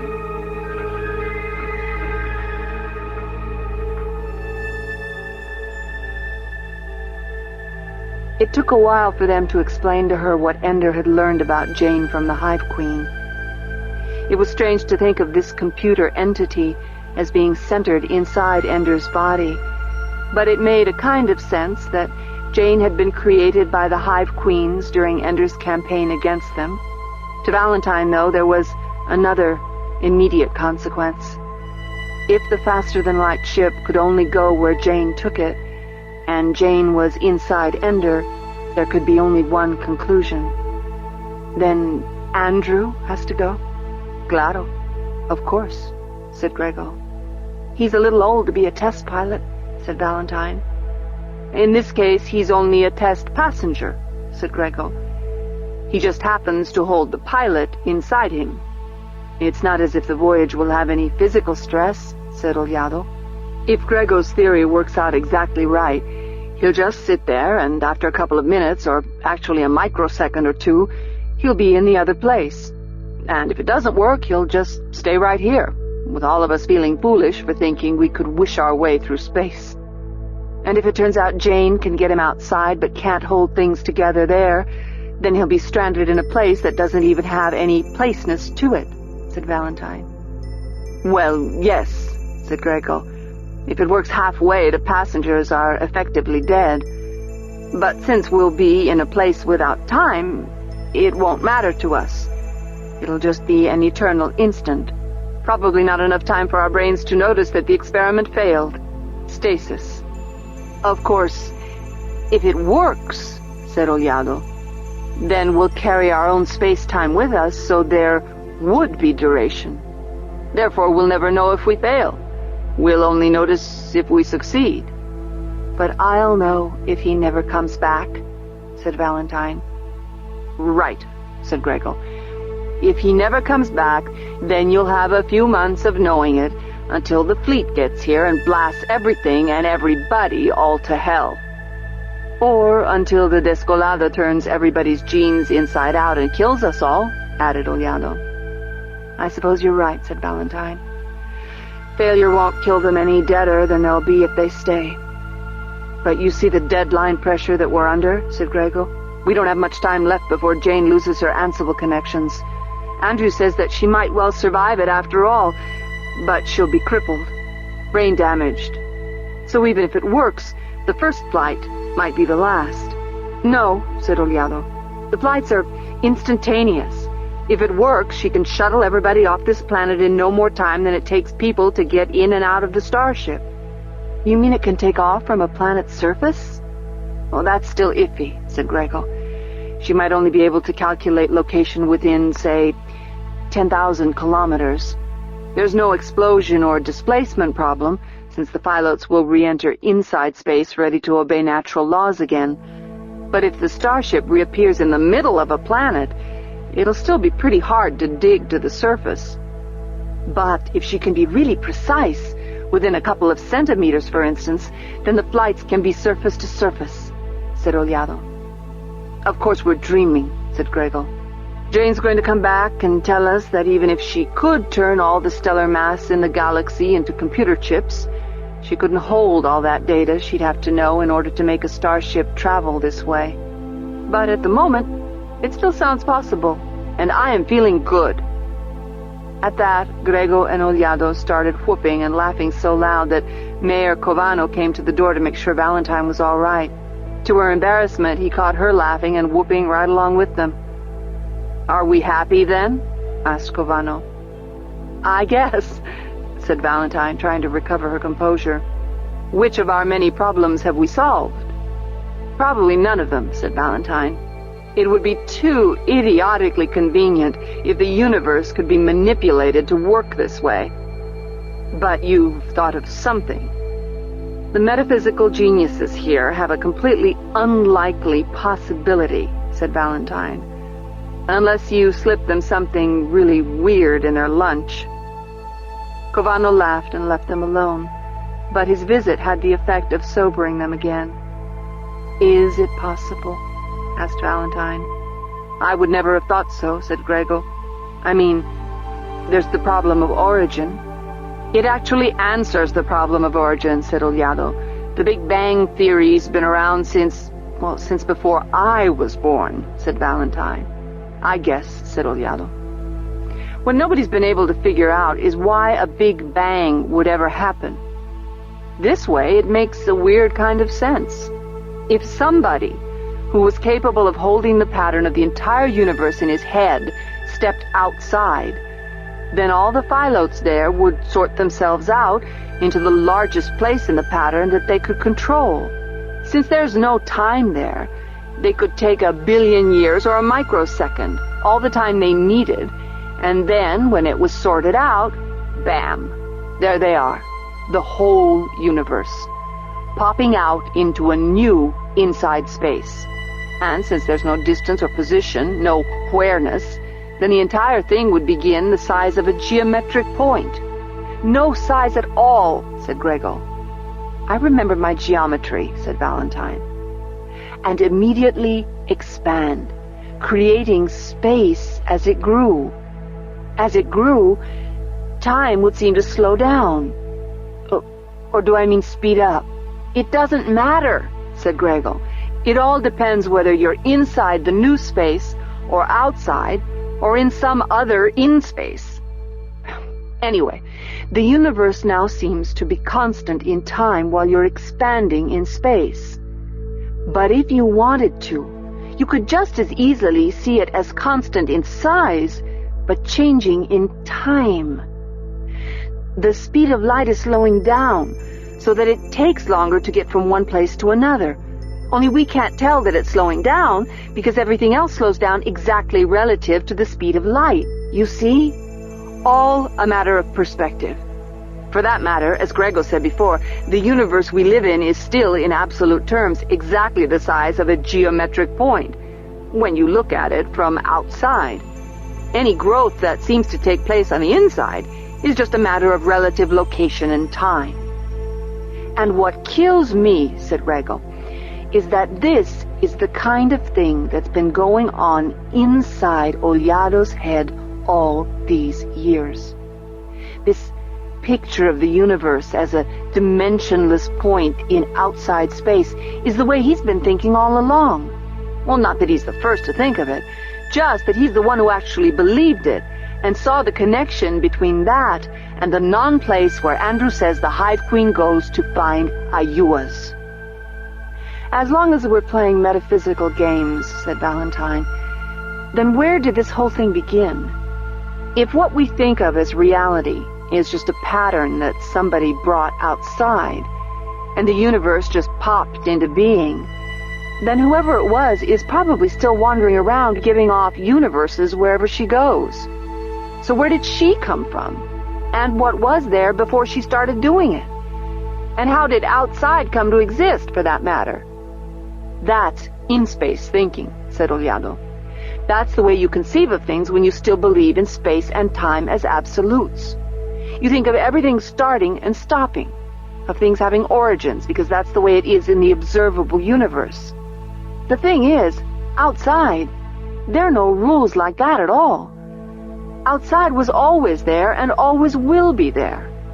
The number of phyllotes there is infinite, and all of them always existed. No matter how many of them you pull out and put into organized universes, There'll be just as many left as there always were.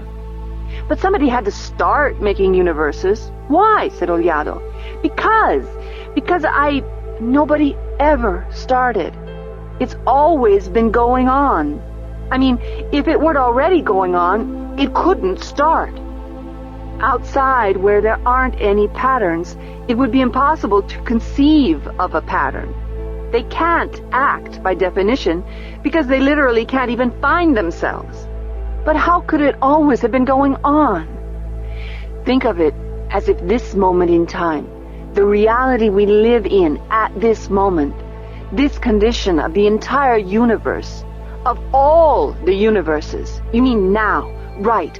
Think of it as if now were the surface of a sphere. Time is moving forward through the chaos of outside like the surface of an expanding sphere, a balloon inflating. On the outside, chaos. On the inside, reality. Always growing. Like you said, Valentine. Popping up new universes all the time. But where did this balloon come from? Okay, you've got the balloon, the expanding sphere. Only now think of it as a sphere with an infinite radius. Valentine tried to think what that would mean. The surface would be completely flat. That's right. And you could never go all the way around it. That's right, too. Infinitely large. Impossible even to count all the universes that exist on the reality side. And now, starting from the edge, you get on a starship and start heading inward toward the center. The farther in you go, the older everything is. All the old universes, back and back. When do you get to the first one? You don't, said Valentine. Not if you're traveling at a finite rate. You don't reach the center of a sphere of infinite radius if you're starting at the surface, because no matter how far you go, no matter how quickly, the center, the beginning, is always infinitely far away. And that's where the universe began. I believe it, said Oliado. I think it's true. So the universe works this way because it's always worked this way, said Valentine. Reality works this way because that's what reality is. Anything that doesn't work this way pops back into chaos. Anything that does comes across into reality. The dividing line is always there. What I love, said Gregor, is the idea that after we've started tootling around at instantaneous speeds in our reality, what's to stop us from finding others, whole new universes? Or making others, said Oliado. Right, said Gregor, as if you or I could actually hold a pattern for a whole universe in our minds. But maybe Jane could, said Oliado. Couldn't she? What you're saying, said Valentine, is that maybe Jane is God. She's probably listening right now, said Gregor. The computer's on, even if the display is blocked. I bet she's getting a kick out of this. Maybe every universe lasts long enough to produce something like Jane, said Valentine. And then she goes out and creates more, and it goes on, said Oliado. Why not? But she's an accident, said Valentine. No, said Gregor. That's one of the things Andrew found out today. You've got to talk to him. Jane was no accident. For all we know, there are no accidents. For all we know, everything was all part of the pattern from the start. Everything except ourselves, said Valentine. What's the word for the phyllote that controls us? Ayua, said Gregor. He spelled it out for her. Yes, she said. Our will, anyway, which always existed, with whatever strengths and weaknesses it has. And that's why, as long as we're part of the pattern of reality, we're free. Sounds like the ethicist is getting into the act, said Oliado. This is probably complete bobajon, said Gregor. Jane's going to come back laughing at us. But Nossa Senora, it's fun, isn't it? Hey, for all we know, maybe that's why the universe exists in the first place, said Oliado. Because going around through chaos, popping out realities, is a lark. Maybe God's been having the best time. Or maybe he's just waiting for Jane to get out there and keep him company, said Valentine. It was Miro's turn with Planter. Late, after midnight. Not that he could sit by him and hold his hand. Inside the clean room, Miro had to wear a suit, not to keep contamination out, but to keep the Descolada virus he carried inside himself from getting to Planter. If I just cracked my suit a little bit, thought Miro, I could save his life. In the absence of the Descolada, the breakdown of Planter's body was rapid and devastating. They all knew that the Descolada had messed with the Pequenino reproductive cycle, giving the Pequeninos their third life as trees. But until now, it hadn't been clear how much of their daily life depended on the Descolada. Whoever designed this virus was a cold-hearted monster of efficiency. Without the Descolada's daily, hourly, minutely intervention, cells began to become sluggish. The production of vital energy-storing molecules stopped, and, what they feared most, the synapses of the brain fired less rapidly. Planter was rigged with tubes and electrodes, and he lay inside several scanning fields, so that from the outside, Ella and her Pequenino assistants could monitor every aspect of his dying. In addition, there were tissue samples every hour or so around the clock. His pain was so great that when he slept at all, the taking of tissue samples didn't wake him. And yet, through all this, the pain, the quasi-stroke that was afflicting his brain, Planter remained doggedly lucid, as if he were determined by sheer force of will to prove that even without the Descolada, a Pequenino could be intelligent. Planter wasn't doing this for science, of course. He was doing it for dignity. The real researchers couldn't spare time to take a shift as the inside worker, wearing the suit and just sitting there watching him, talking to him. Only people like Miro and Yachts and Valentine's children, Sifte, Lars, Ro, Barsam, and the strange, quiet woman, Plicht. People who had no other urgent duties to attend to, who were patient enough to endure the waiting, and young enough to handle their duties with precision. Only such people were given shifts. They might have added a fellow Pequenino to the shift, but all the brothers who knew enough about human technologies to do the job right were part of Ella's or Wanda's teams and had too much work to do. Of all those who spent time inside the clean room with him, taking tissue samples, feeding him, changing bottles, cleaning him up, only Miro had known Pequeninos well enough to communicate with them.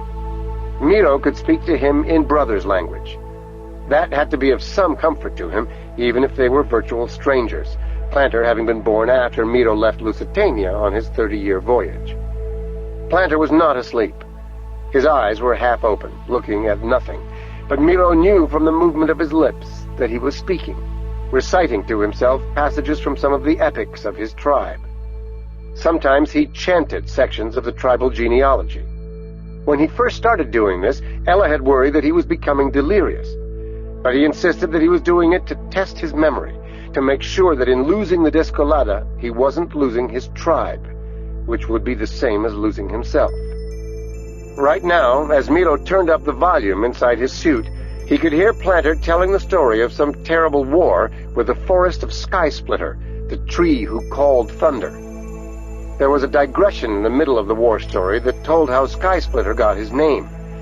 This part of the tale sounded very old and mythic, a magical story about a brother who carried little mothers to the place where the sky fell open and the stars tumbled through onto the ground. Though Miro had been lost in his own thoughts about the day's discoveries, the origin of Jane, Grego's and Oljado's idea of travel by wish, for some reason he found himself paying close attention to the words that Planter was saying. And as the story ended, Miro had to interrupt. How old is that story? "Old," whispered Planter. "You were listening?" To the last part of it. It was all right to talk to Planter at length. Either he didn't grow impatient with the slowness of Miro's speech, after all, Planter wasn't going anywhere, or his own cognitive processes had slowed to match Miro's halting pace.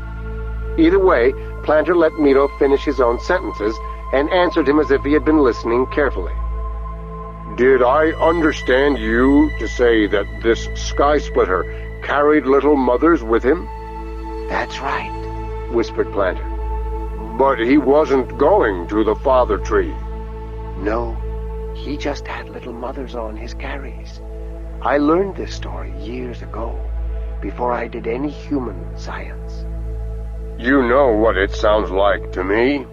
That the story might come from a time when you didn't carry little mothers to the father tree. When the little mothers didn't lick their sustenance from the sappy inside of the mother tree. Instead, they hung from the carries on the male's abdomen until the infants matured enough to burst out and take their mother's place at the tit. That's why I chanted it for you, said Planter. I was trying to think of how it might have been if we were intelligent before the Discolada came. And finally, I remembered that part in the story of Skysplitter's war. He went to the place where the sky broke open. The Discolada got here somehow, didn't it? How old is that story? Skysplitter's war was 29 generations ago. Our own forest isn't that old. But we carried songs and stories with us from our father forest.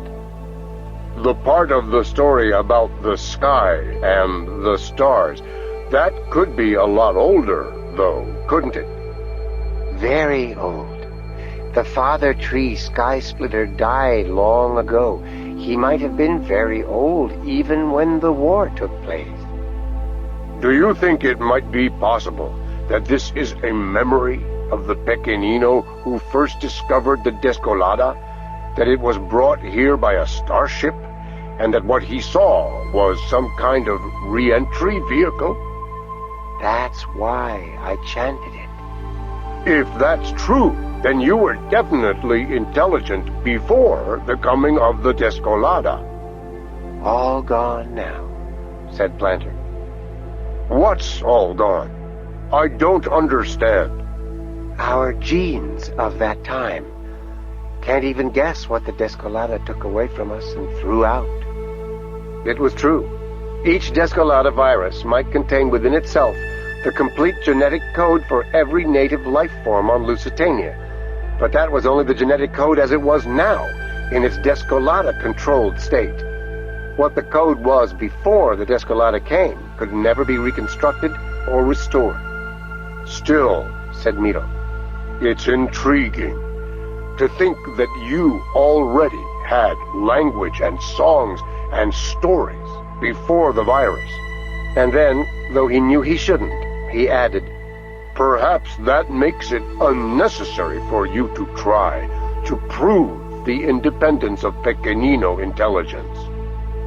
Another attempt to save the piggy, said Planter. A voice came over the speaker, a voice from outside the clean room. You can move on out now. It was Ella. She was supposed to be asleep during Miro's shift. My shift isn't over for 3 hours, said Miro. I've got somebody else coming in. There are plenty of suits. I need you out here, Miro. Ella's voice brooked no possibility of disobedience, and she was the scientist in charge of this experiment. When he came out a few minutes later, he understood what was going on. Quara stood there, looking icy, and Ella was at least as furious. They had obviously been quarreling again, no surprise there. The surprise was that Quara was here at all. You might as well go back inside, said Quara as soon as Miro emerged from the sterilization chamber. I don't even know why I left, said Miro. She insists on having a private conversation, said Ella.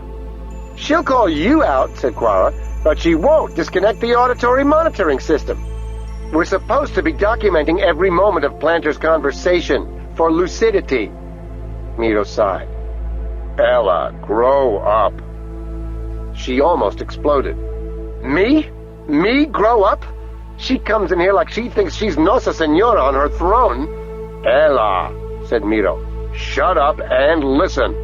Quara is Planter's only hope of living through this experiment. Can you honestly say that it wouldn't serve the purpose of this experiment to let her... All right, said Ella, cutting him off because she already grasped his argument and bowed to it.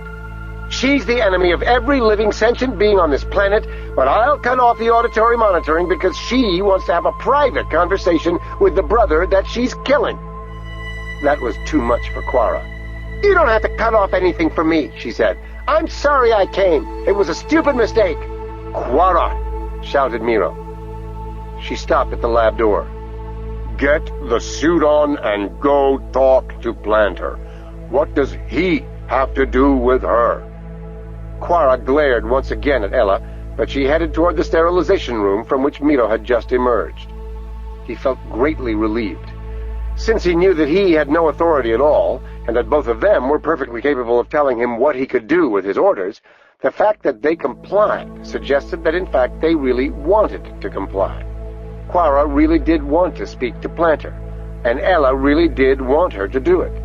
They might even be growing up enough to stop their personal differences from endangering other people's lives. There might be hope for this family yet. She'll just switch it back on as soon as I'm inside, said Quara. No, she won't, said Miro. She'll try, said Quara. Ella looked at her scornfully. I know how to keep my word. They said nothing more to each other. Quara went inside the sterilization chamber to dress. A few minutes later, she was out in the clean room, still dripping from the Descolata-killing solution that had been sprayed all over the suit as soon as she was inside it. Miro could hear Quara's footsteps. Shut it off, he said. Ella reached up and pushed a button. The footsteps went silent. Inside his ear, Jane spoke to him.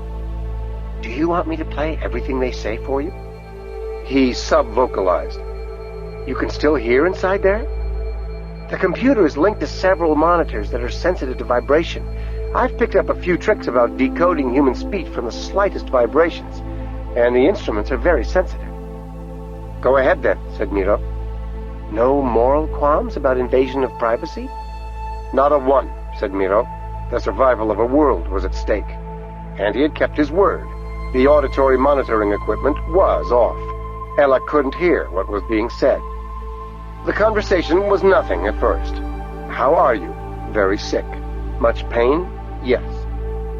It was Planter who broke things out of the pleasant formalities and into the heart of the issue. Why do you want all my people to be slaves?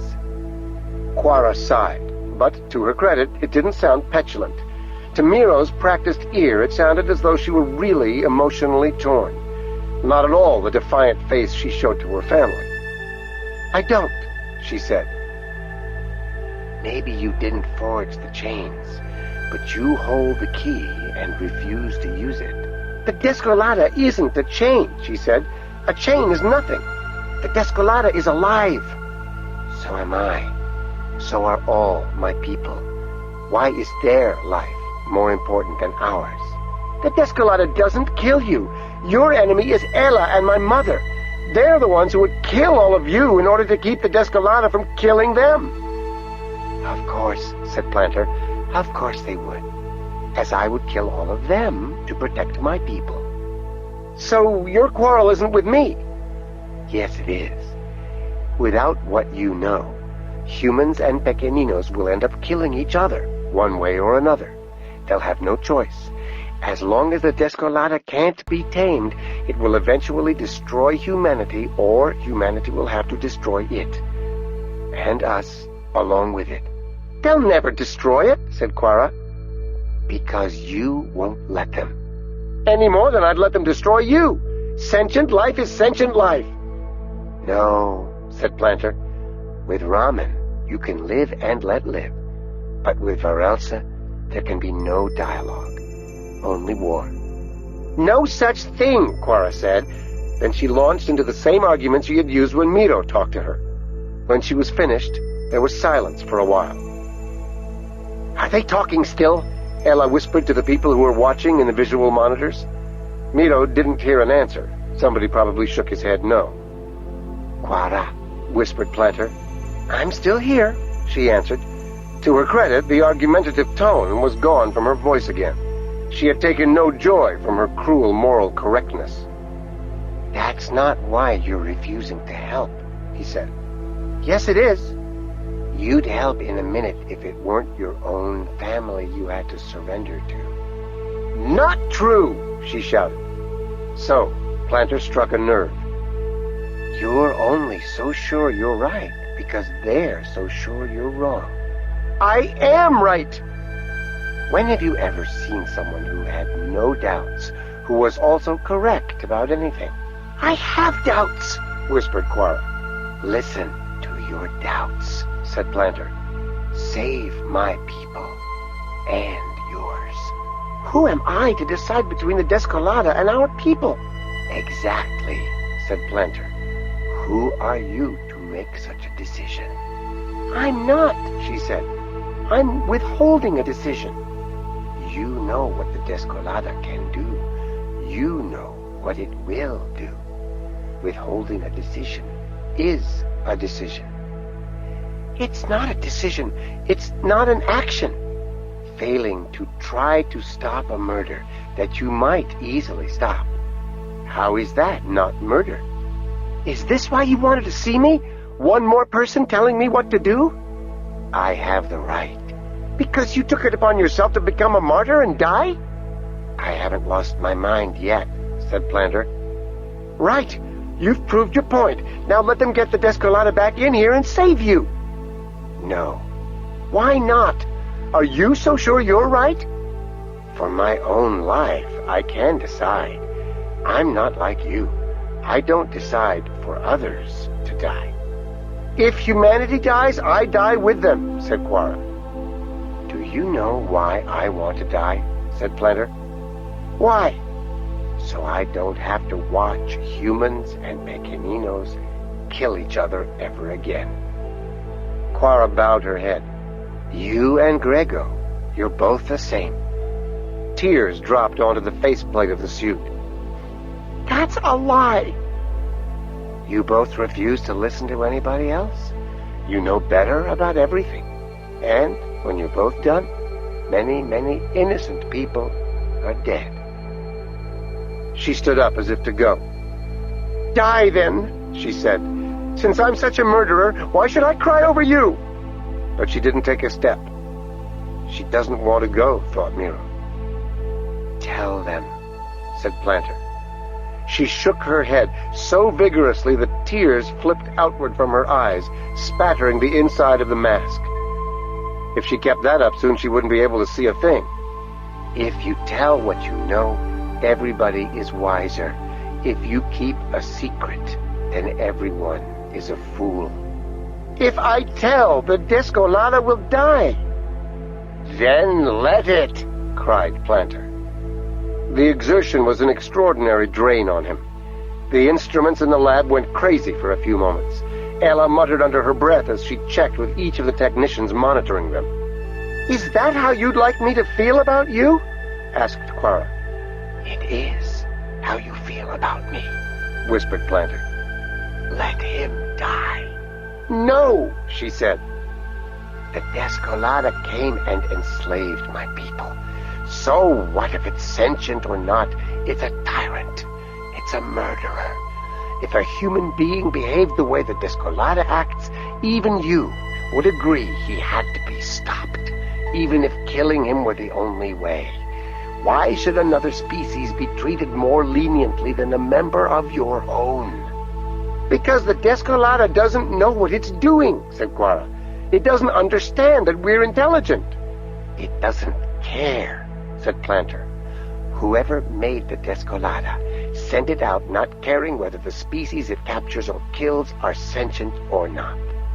Is that the creature you want all my people and all your people to die for? Are you so filled with hate for your family that you'll be on the side of a monster like the Descolada? Quara had no answer. She sank onto the stool beside Planter's bed. Planter reached out a hand and rested it on her shoulder. The suit was not so thick and impermeable that she couldn't feel the pressure of it, even though he was very weak. For myself, I don't mind dying, he said. Maybe because of the third life, we Pequeninos don't have the same fear of death that you short-lived humans do. But even though I won't have the third life, Quara, I will have the kind of immortality you humans have. My name will live in the stories. Even if I have no tree at all, my name will live. And what I did. You humans can say that I'm choosing to be a martyr for nothing. But my brothers understand. By staying clear and intelligent to the end, I prove that they are who they are. I help show that our slave masters didn't make us who we are and can't stop us from being who we are. The Descolada may force us to do many things, but it doesn't own us to the very center. Inside us, there is a place that is our true self. So, I don't mind dying. I will live forever in every Pequenino that is free. Why are you saying this when only I can hear? Said Quara. Because only you have the power to kill me completely. Only you have the power to make it so my death means nothing, so that all my people die after me and there's no one left to remember. Why shouldn't I leave my testament with you alone? Only you will decide whether or not it has any worth. I hate you for this, she said. I knew you'd do this. Do what? Make me feel so terrible that I have to give in. If you knew I'd do this, why did you come? I shouldn't have. I wish I hadn't. I'll tell you why you came. You came so that I would make you give in, so that when you did it, you'd be doing it for my sake, and not for your family. So I'm your puppet. Just the opposite. You chose to come here. You are using me to make you do what you really want to do. At heart, you are still human, Quara. You want your people to live. You would be a monster if you didn't. Just because you're dying doesn't make you wise, she said. Yes, it does, said Planter. What if I tell you that I'll never cooperate in the killing of the Descolada? And I'll believe you, said Planter. And hate me? Yes, said Planter. You can't. Yes, I can. I'm not a very good Christian. I am not able to love the one who chooses to kill me and all my people. She said nothing. Go away now, he said. I've said all that I can say. Now, I want to chant my stories and keep myself intelligent until death finally comes. She walked away from him into the sterilization chamber. Miro turned toward Ella. Get everybody out of the lab, he said. Why? Because there's a chance that she'll come out and tell you what she knows. Then I should be the one to go and everybody else stay, said Ella. No, said Miro. You're the only one that she'll ever tell. If you think that, then you're a complete... Telling anyone else wouldn't hurt her enough to satisfy her, said Miro. Everybody out. Ella thought for a moment. All right, she said to the others. Get back to the main lab and monitor your computers. I'll bring us up on the net if she tells me anything, and you can see what she enters as we put it in. If you can make sense of what you're seeing, start following it up. Even if she actually knows anything, we still won't have much time to design a truncated Descolada so we can get it to Planter before he dies. Go! They went. When Quara emerged from the sterilization chamber, she found only Ella and Miro waiting for her. I still think it's wrong to kill the Descolada before we've even tried to talk to it, she said. It may well be, said Ella. I only know that I intend to do it if I can. Bring up your files, said Quara. I'm going to tell you everything I know about Descolada intelligence. If it works, and Planter lives through this, I'm going to spit in his face. Spit 1,000 times, said Ella, just so he lives. Her files came up into the display. Quara began pointing to certain regions of the model of the Descolada virus. Within a few minutes, it was Quara sitting before the terminal, typing, pointing, talking, as Ella asked questions. In his ear, Jane spoke up again. The little bitch, she said. She didn't have her files in another computer. She kept everything she knew inside her head. By late afternoon the next day, Planter was at the edge of death, and Ella was at the edge of exhaustion. Her team had worked through the night. Quara had helped, constantly, indefatigably reading over everything Ella's people came up with, critiquing, pointing out errors. By mid-morning they had a plan for a truncated virus that should work. All the language capability was gone, which meant the new viruses wouldn't be able to communicate with each other. All the analytical ability was gone as well, as near as they could tell. But safely in place were all the parts of the virus that supported bodily functions in the native species of Lusitania. As near as they could possibly tell without having a working sample of the virus, the new design was exactly what was needed. A Descolata that was completely functional in the life cycles of the Lusitanian species, including the Pequeninos, yet completely incapable of global regulation and manipulation. They named the new virus Recolada. The old one had been named for its function of tearing apart, the new one for its remaining function, holding together the species pairs that made up the native life of Lusitania. Ender raised one objection, that since the Descolata must have been putting the Pequeninos into a belligerent expansive mode, the new virus might lock them into that particular condition. But Ella and Quara answered together that they had deliberately used an older version of the Descolata as their model from a time when the Pequeninos were more relaxed, more themselves. The Pequeninos working on the project had agreed to this. There was little time to consult anyone else except Human and Rooter, who also concurred. With the things that Quara had taught them about the workings of the Descolata, Ella also had a team working on a killer bacterium that would spread quickly through the entire planet's biology, finding the normal Descolata in every place and every form, tearing it to bits and killing it. It would recognize the old Descolata by the very elements that the new Descolata would lack. Releasing the Recolata and the killer bacterium at the same time should do the job. There was only one problem remaining: actually making the new virus. That was Ella's direct project from mid-morning on. Quara collapsed and slept. So did most of the Pequeninos, but Ella struggled on, trying to use all the tools she had to break apart the virus and recombine it as she needed. But when Ender came late in the afternoon to tell her that it was now or never if her virus was to save Planter, she could only break down and weep from exhaustion and frustration. "I can't," she said. "Then tell him that you've achieved it, but you can't get it ready in time. And I mean, it can't be done. You've designed it. We've planned it, we've modeled it, yes, but it can't be made. The Descolata is a really vicious design. We can't build it from scratch because there are too many parts that can't hold together unless you have those very sections already working to keep rebuilding each other as they break down. And we can't do modifications of the present virus unless the Descolata is at least marginally active, in which case it undoes what we're doing faster than we can do it.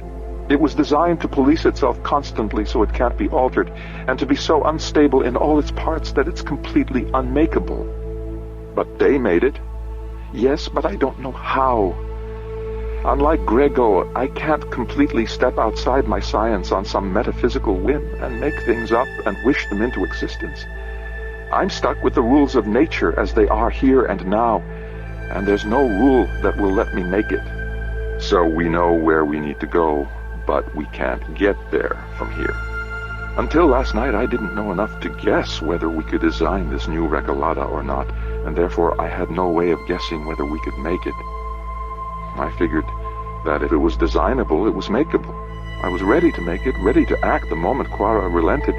All we've achieved is to know, finally, completely, that it can't be done. Quara was right.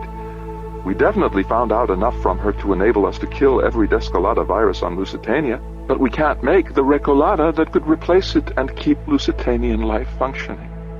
So if we use the viricide bacterium, all the Pequeninos in the world would be where Planter is now within a week or two, and all the grass and birds and vines and everything, scorched earth, an atrocity.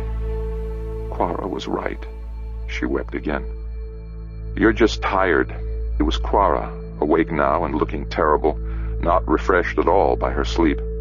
Ella, for her part, couldn't answer her sister. Quara looked like she might be thinking of saying something cruel, along the lines of, "What did I tell you?" But she thought better of it and came and put her hand on Ella's shoulder. "You're tired, Ella. You need to sleep." "Yes," said Ella. "But first, let's tell Planter." "Say goodbye, you mean?" "Yes, that's what I mean." They made their way to the lab that contained Planter's cleanroom. The Pequenino researchers who had slept were awake again. All had joined the vigil for Planter's last hours. Miro was inside with Planter again, and this time they didn't make him leave, though Ender knew that both Ella and Quara longed to be inside with him. Instead, they both spoke to him over the speakers, explaining what they had found.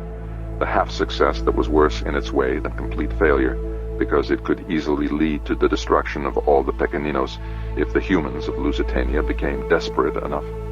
"You won't use it," whispered Planter. The microphones, sensitive as they were, could barely pick up his voice. "We won't," said Quara, "but we're not the only people here." "You won't use it," he said. "I'm the only one who'll ever die like this." The last of his words were voiceless. They read his lips later from the hollow recording to be sure of what he said. And having said it, having heard their goodbyes, he died. The moment the monitoring machines confirmed his death, the Pequeninos of the research group rushed into the cleanroom. No need for sterilization now. They wanted the Descolada with them. Brusquely moving Miro out of the way, they set to work, injecting the virus into every part of Planter's body, hundreds of injections in moments. They had been preparing for this, obviously. They would respect Planter's sacrifice in life, but once he was dead, his honor satisfied, they had no compunctions about trying to save him for the third life if they could. They took him out into the open space where Human and Ruther stood, and laid him on a spot already marked, forming an equilateral triangle with those two young father trees. There they flayed his body and staked it open. Within hours, a tree was growing, and there was hope, briefly, that it might be a father tree. But it took only a few days more for the brothers, who were adept at recognizing a young father tree, to declare that the effort had failed. There was a kind of life containing his genes, yes, but the memories, the will, the person who was Planter was lost. The tree was mute. There would be no mind joining the perpetual conclave of the father trees. Planter had determined to free himself of the Descolada, even if it meant losing the third life that was the Descolada's gift to those it possessed. He succeeded, and in losing, won. He had succeeded in something else, too. The Pequeninos departed from their normal pattern of forgetting quickly the name of mere brother trees. Though no little mother would ever crawl its bark, the brother tree that had grown from his corpse would be known by the name of Planter, and treated with respect as if it were a father tree, as if it were a person. Moreover, his story was told and told again throughout Lusitania, wherever Pequeninos lived. He had proved that Pequeninos were intelligent even without the Descolada. It was a noble sacrifice, and speaking the name of Planter was a reminder to all Pequeninos of their fundamental freedom from the virus that had put them in bondage. But Planter's death did not give any pause to the preparations for Pequenino colonization of other worlds. Warmaker's people had a majority now, and as rumors spread that the humans had a bacterium capable of killing all the Descolada, they had an even greater urgency. Hurry, they told the Hive Queen again and again, hurry so we can win free of this world before the humans decide to kill us all.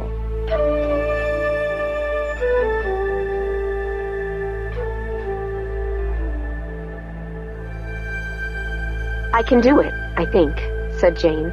If the ship is small and simple, the cargo almost nothing, the crew as few as possible, then I can hold the pattern of it in my mind. If the voyage is brief, the stay in outspace very short. As for holding the locations of the start and finish in my mind, that's easy, child's play. I can do it within a millimeter, less. If I slept, I could do it in my sleep.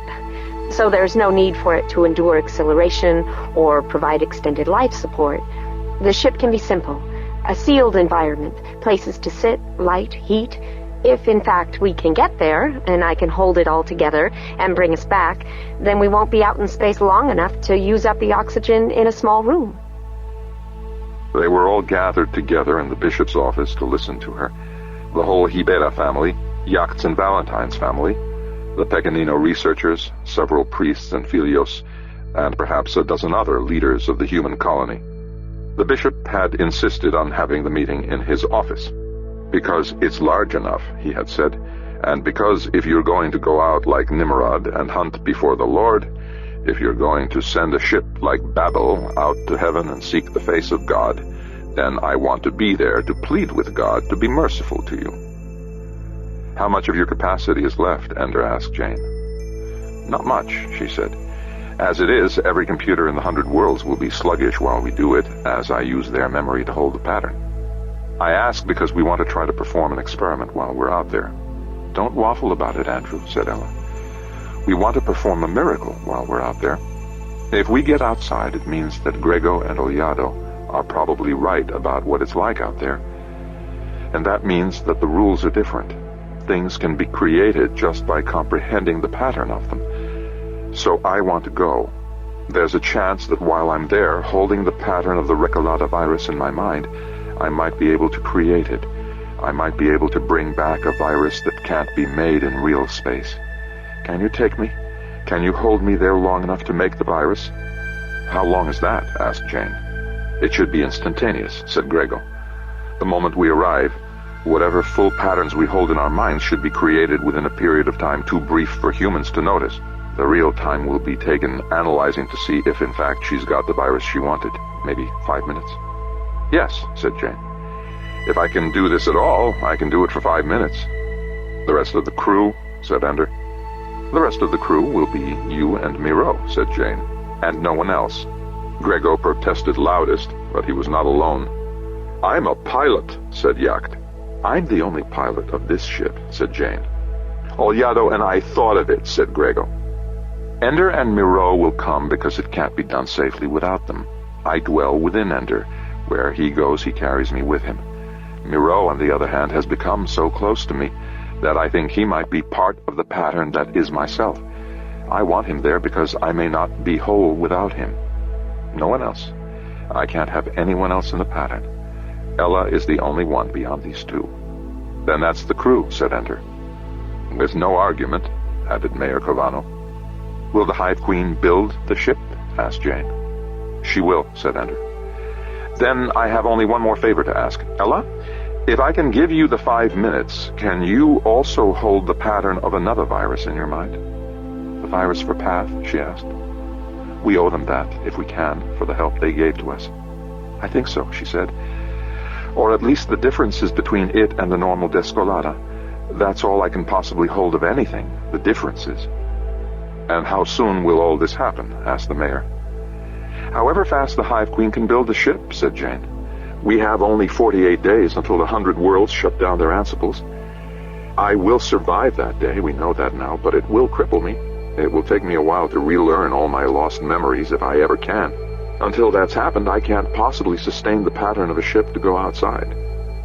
The Hive Queen can have a ship as simple as this one built long before then, said Ender. In a ship so small, there's no chance of shuttling all the people in Pequeninos off Lusitania before the fleet arrives, let alone before the ansible cutoff keeps Jane from being able to fly the ship. But there will be time to take new Descolata-free Pequenino communities, a brother, a wife, and many pregnant little mothers, to a dozen planets and establish them there.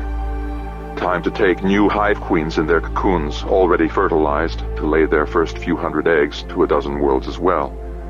If this works at all, if we don't just sit there like idiots in a cardboard box wishing we could fly, then we'll come back with peace for this world, freedom from the danger of the Descolata, and safe dispersal for the genetic heritage of the other species of Ramen here. A week ago it looked impossible.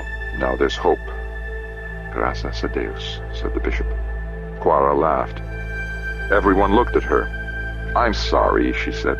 I was just thinking, I heard a prayer not many weeks ago, a prayer to Os Venerados, Grandfather Gusto and Grandmother Sida, that if there wasn't a way to solve the impossible problems facing us, they would petition God to open up the way.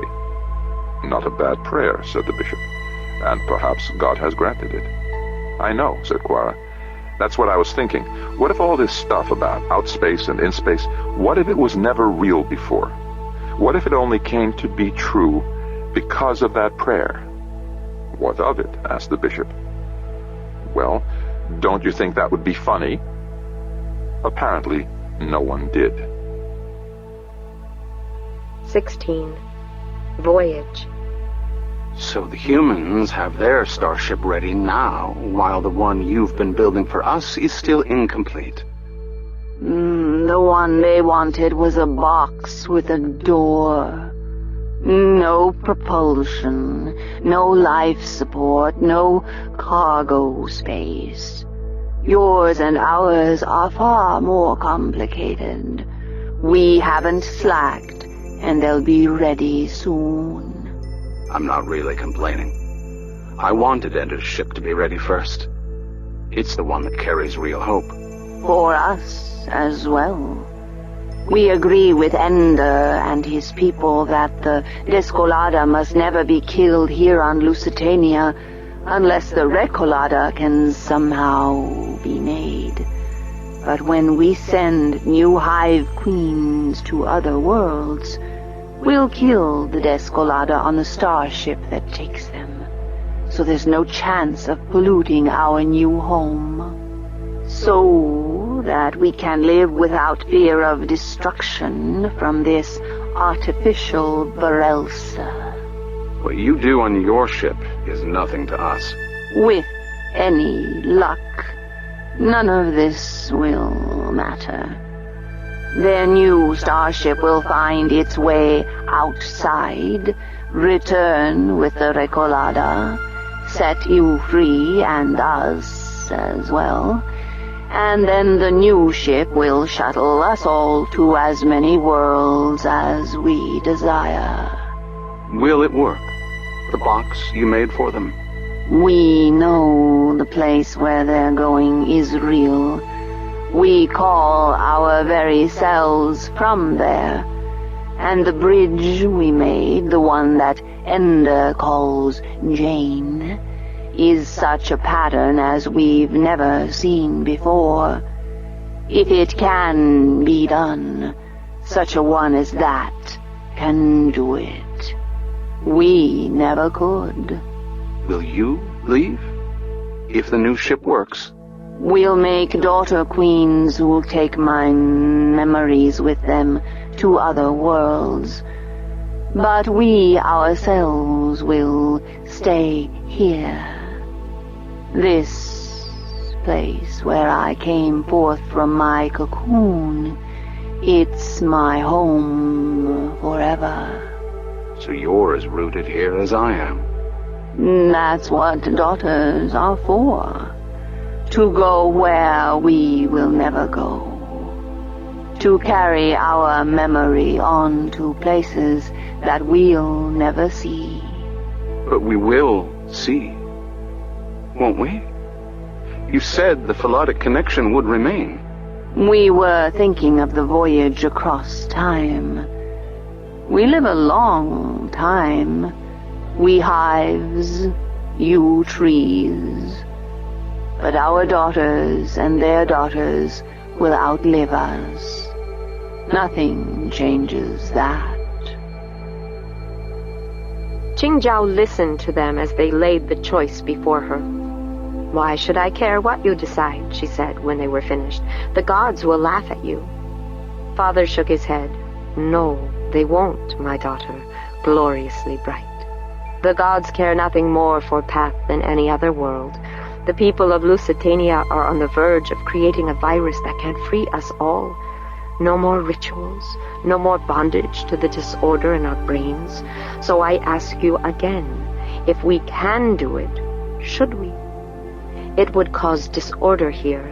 Wang Mu and I have planned how we'll proceed, how we'll announce what we are doing so that people will understand it. So there'll be a chance that the God-spoken won't be slaughtered, but can step down gently from their privileges." "Privileges are nothing," said Qingzhao. "You taught me that yourself. They're only the people's way of expressing their reverence for the gods." "Alas, my daughter, if only I knew that more of the God-spoken shared that humble view of our station. Too many of them think that it's their right to be acquisitive and oppressive, because the gods speak to them and not to others. Then the gods will punish them. I'm not afraid of your virus. But you are, Jingzhao. I see it. How can I tell my father that he does not see what he claims to see? I can only say that I must be blind. Yes, my Jingzhao, you are. Blind on purpose, blind to your own heart, because you tremble even now. You have never been sure that I was wrong.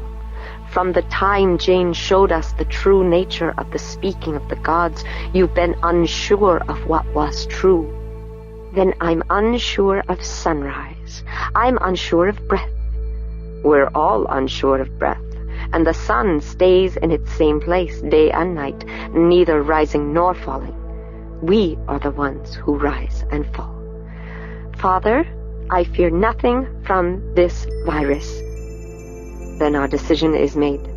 If the Lusitanians can bring us the virus, we'll use it. Han Feiza got up to leave her room, but her voice stopped him before he reached the door. Is this the disguise the punishment of the gods will take then? What? He asked. When they punish Path for your iniquity in working against the gods who have given their mandate to Congress, will they disguise their punishment by making it seem to be a virus that silences them? I wish dogs had torn my tongue out before I taught you to think that way. Dogs already are tearing at my heart, Jingzhao answered him. Father, I beg you, don't do this. Don't let your rebelliousness provoke the gods into falling silent across the whole face of this world. I will, Jingzhao, so no more daughters or sons have to grow up slaves as you have been. When I think of your face pressed close to the floor tracing the wood grain, I want to cut the bodies of those who forced this thing upon you. Cut them until their blood makes lines which I will gladly trace, to know that they've been punished. She wept. Father, I beg you, don't provoke the gods. More than ever now, I'm determined to release the virus if it comes. What can I do to persuade you? If I say nothing, you will do it. And when I speak to beg you, you will do it all the more surely. Do you know how you could stop me? You could speak to me as if you knew the speaking of the gods is the product of a brain disorder, and then, when I know you see the world clear and true, you could persuade me with good arguments that such a swift, complete, and devastating change would be harmful, or whatever other argument you might raise. So, to persuade my father, I must lie to him. No, my gloriously bright. To persuade your father, you must show that you understand the truth. I understand the truth, said Jingzhao. I understand that some enemy has stolen you from me. I understand that all I have left now is the gods, and Mother who is among them. I beg the gods to let me die and join her, so I don't have to suffer any more of the pain you cause me. But still they leave me here. I think that means they wish me still to worship them. Perhaps I'm not yet purified enough, or perhaps they know that you will soon turn your heart around again and come to me as you used to, speaking honorably of the gods and teaching me to be a true servant. That will never happen, said Han Feiza. Once I thought you could someday be the god of Path. Now I see that far from being the protector of this world, you are its darkest enemy. Han Feiza covered his face and left the room, weeping for his daughter. He could never persuade her as long as she heard the voice of the gods. But perhaps, if they brought the virus, perhaps if the gods fell silent, she would listen to him then. Perhaps he could win her back to rationality. They sat in the starship, more like two metal bowls, one domed over the other with a door in the side. Jane's design, faithfully executed by the Hive Queen and her workers, included many instruments on the outside of the ship. But even bristling with sensors, it didn't resemble any kind of starship ever seen before. It was far too small, and there was no visible means of propulsion. The only power that could carry this ship anywhere was the unseeable Ayua that Ender carried on board with him. They faced each other in a circle. There were 6 chairs, because Jane's design allowed for the chance that the ship would be used again to carry more people from world to world. They had taken every other seat, so they formed a triangle. Ender, Miro, Ella. The goodbyes had all been said. Sisters and brothers, other kin, and many friends had come. One, though, was most painful in her absence. Novinia, Ender's wife, Miro's and Ella's mother. She would have no part of this. That was the only real sorrow at the parting. The rest was all fear and excitement, hope and disbelief. They might be moments away from death. They might be moments away from filling the vials on Ella's lap with the viruses that would mean deliverance on 2 worlds. They might be the pioneers of a new kind of starflight that would save the species threatened by the MD device. They might also be 3 fools who would sit on the ground in a grassy field just outside the compound of the human colony on Lusitania until at last it grew so hot and stuffy inside that they had to emerge. No one waiting there would laugh, of course, but there'd be laughter throughout the town. It would be the laughter of despair. It would mean that there was no escape, no liberty, only more and more fear until death came in one of its many possible guises. "Are you with us, Jane?" asked Ender. The voice in his ear was quiet. "While I do this, Ender, I'll have no part of me that I can spare to talk to you." "So you'll be with us but mute," said Ender. "How will I know you're there?" She laughed softly in his ear. "Foolish boy, Ender. If you're still there, I'm still inside you. And if I'm not inside you, you will have no there to be." Ender imagined himself breaking into a trillion constituent parts, scattering through chaos. Personal survival depended not only on Jane holding the pattern of the ship, but also on him being able to hold the pattern of his mind and body. Only he had no idea whether his mind was really strong enough to maintain that pattern once he was where the laws of nature were not in force. "Ready?" asked Jane. "She asks if we're ready," said Ender. Miro was already nodding. Ella bowed her head. Then, after a moment, she crossed herself, took firm hold on the rack of vials in her lap, and nodded. "If we go and come again, Ella," said Ender, "then this was not a failure, even if you didn't create the virus that you wanted. If the ship works well, we can return another time. Don't think that everything depends on what you're able to imagine today." She smiled. "I won't be surprised at failure, but I'm also ready for success.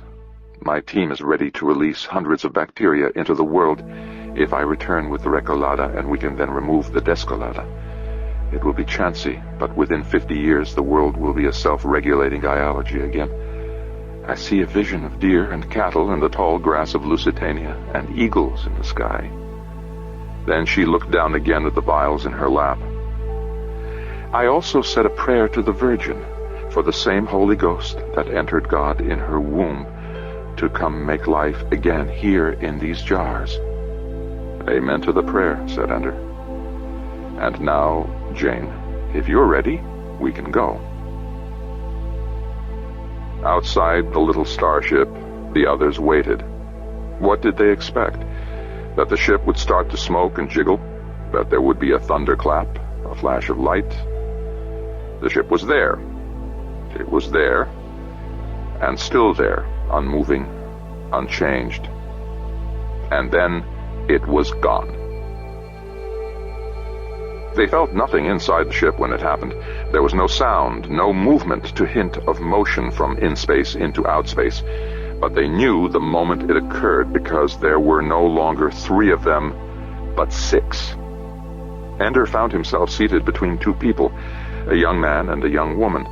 But he had no time even to glance at them, for all he could look at was the man seated in what had been the empty seat across from him.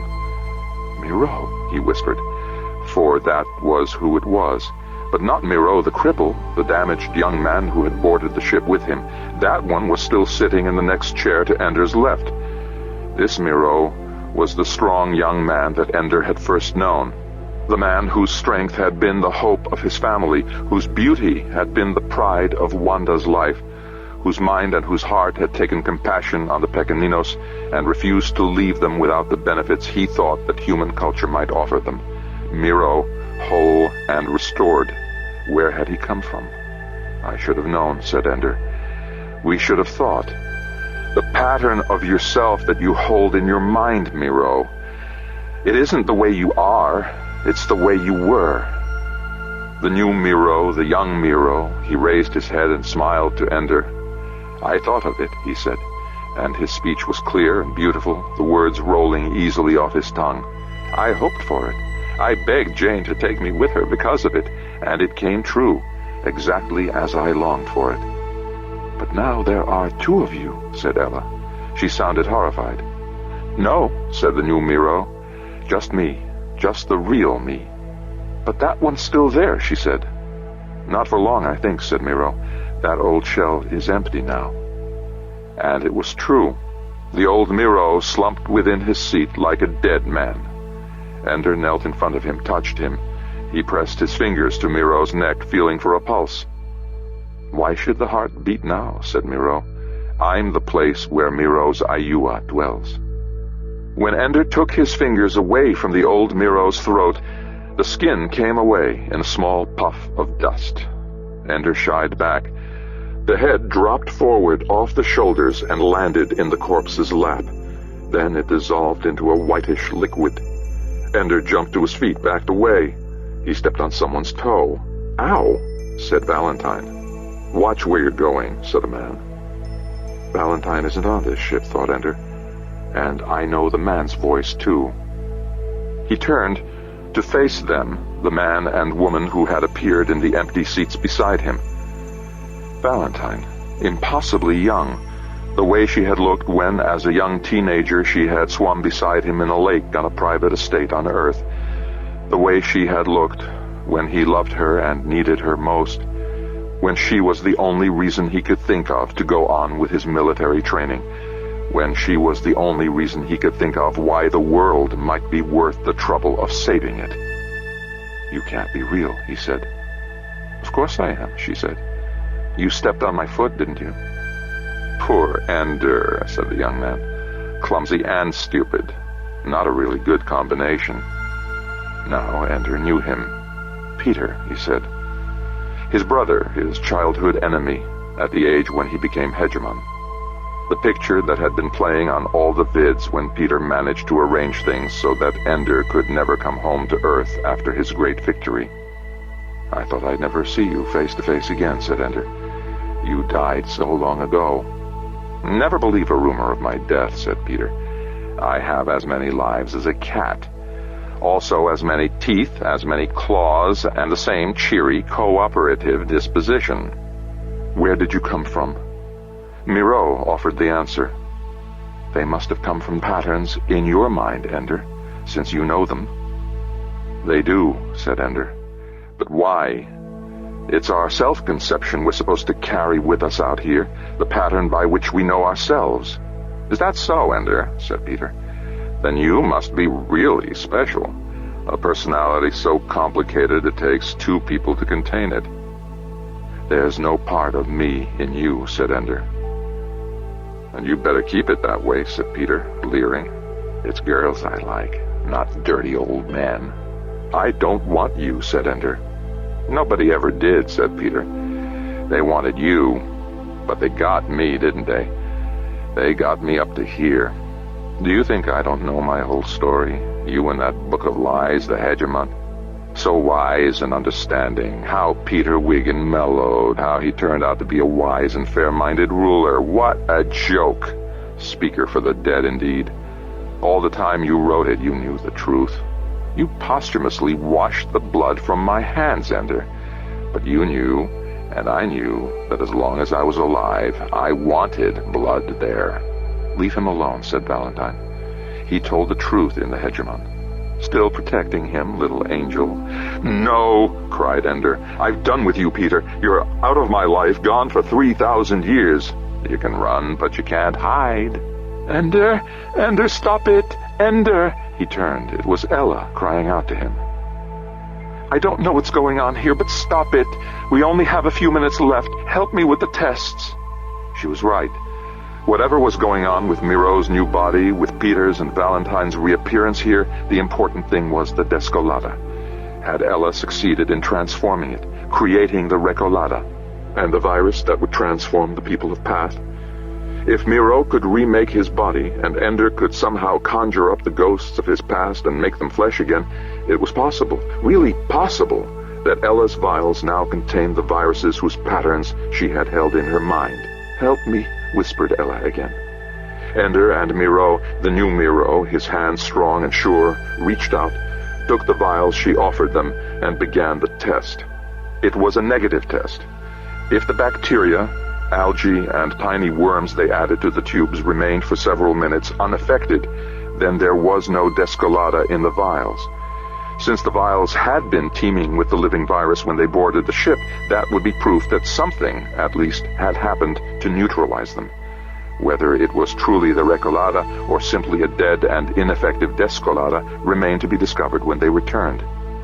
The worms and algae and bacteria underwent no transformations. In tests beforehand on Lusitania, the solution containing the bacteria turned from blue to yellow in the presence of the Descolada.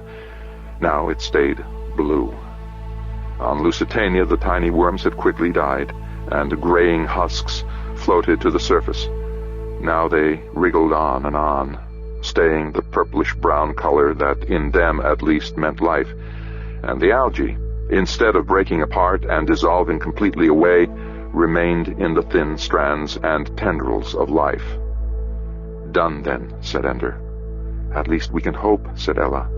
Sit down, said Miro. If we're done, she'll take us back. Ender sat. He looked at the seat where Miro had been sitting. His old, crippled body was no longer identifiably human. It continued crumbling, the pieces breaking up into dust or flowing away as liquid.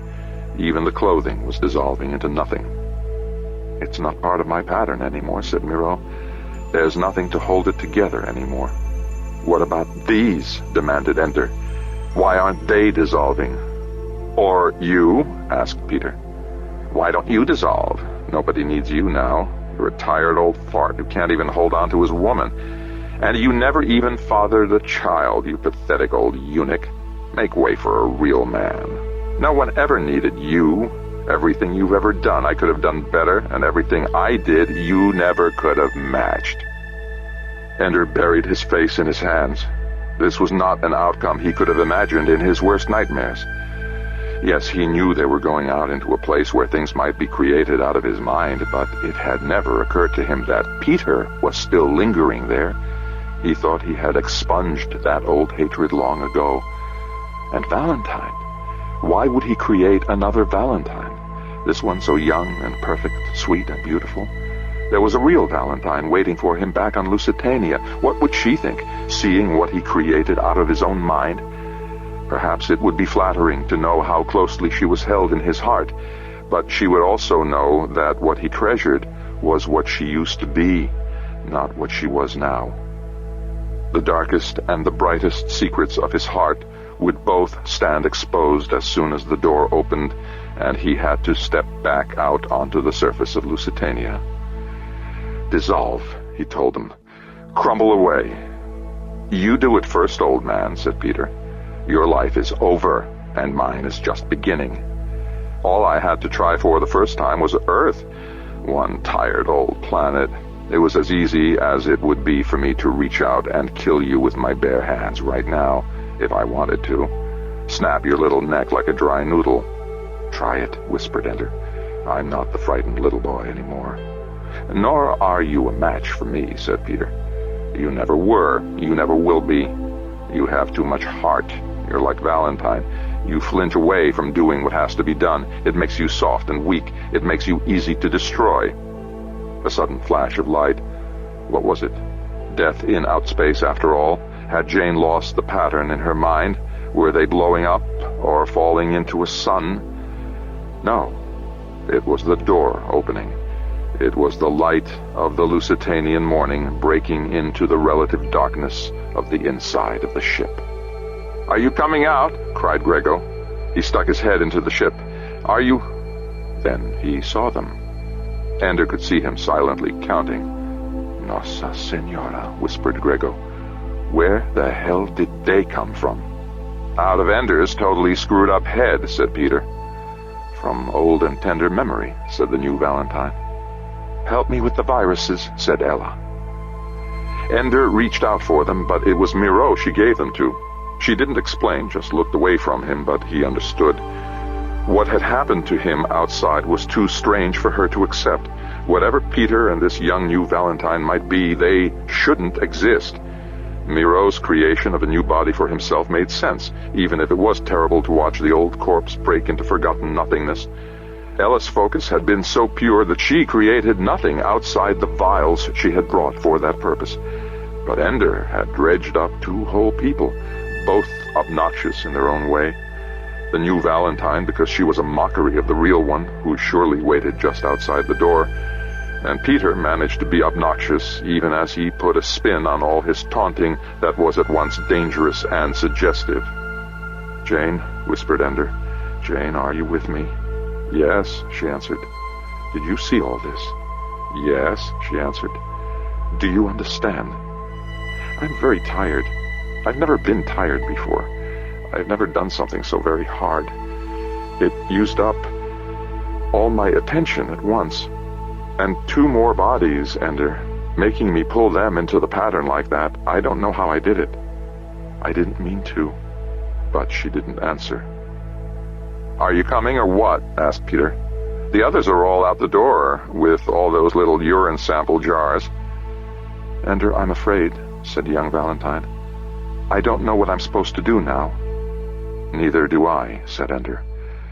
"God forgive me if this somehow hurts you. I never would have brought you back to hurt you." "I know," she said. "No," said Peter. "Sweet old Ender conjures up a nubile young woman out of his own brain who looks just like his sister in her teens. Ender, old man, is there no limit to your depravity?" "Only a shamefully sick mind would even think of such a thing," Ender murmured. Peter laughed and laughed. Ender took young Val by the hand and led her to the door. He could feel her hand sweating and trembling in his. She felt so real. She was real. And yet there, as soon as he stood in the doorway, he could see the real Valentine, middle-aged and heading toward old, yet still the gracious, beautiful woman he had known and loved for all these years. That's the true sister, the one I love as my second self. What was this young girl doing in my mind? It was clear that Grego and Ella had said enough that people knew something strange had happened, and when Miro had strode from the ship, hale and vigorous, clear of speech and so exuberant he looked ready to burst into song, that had brought on a buzz of excitement. A miracle. There were miracles out there, wherever the starship went.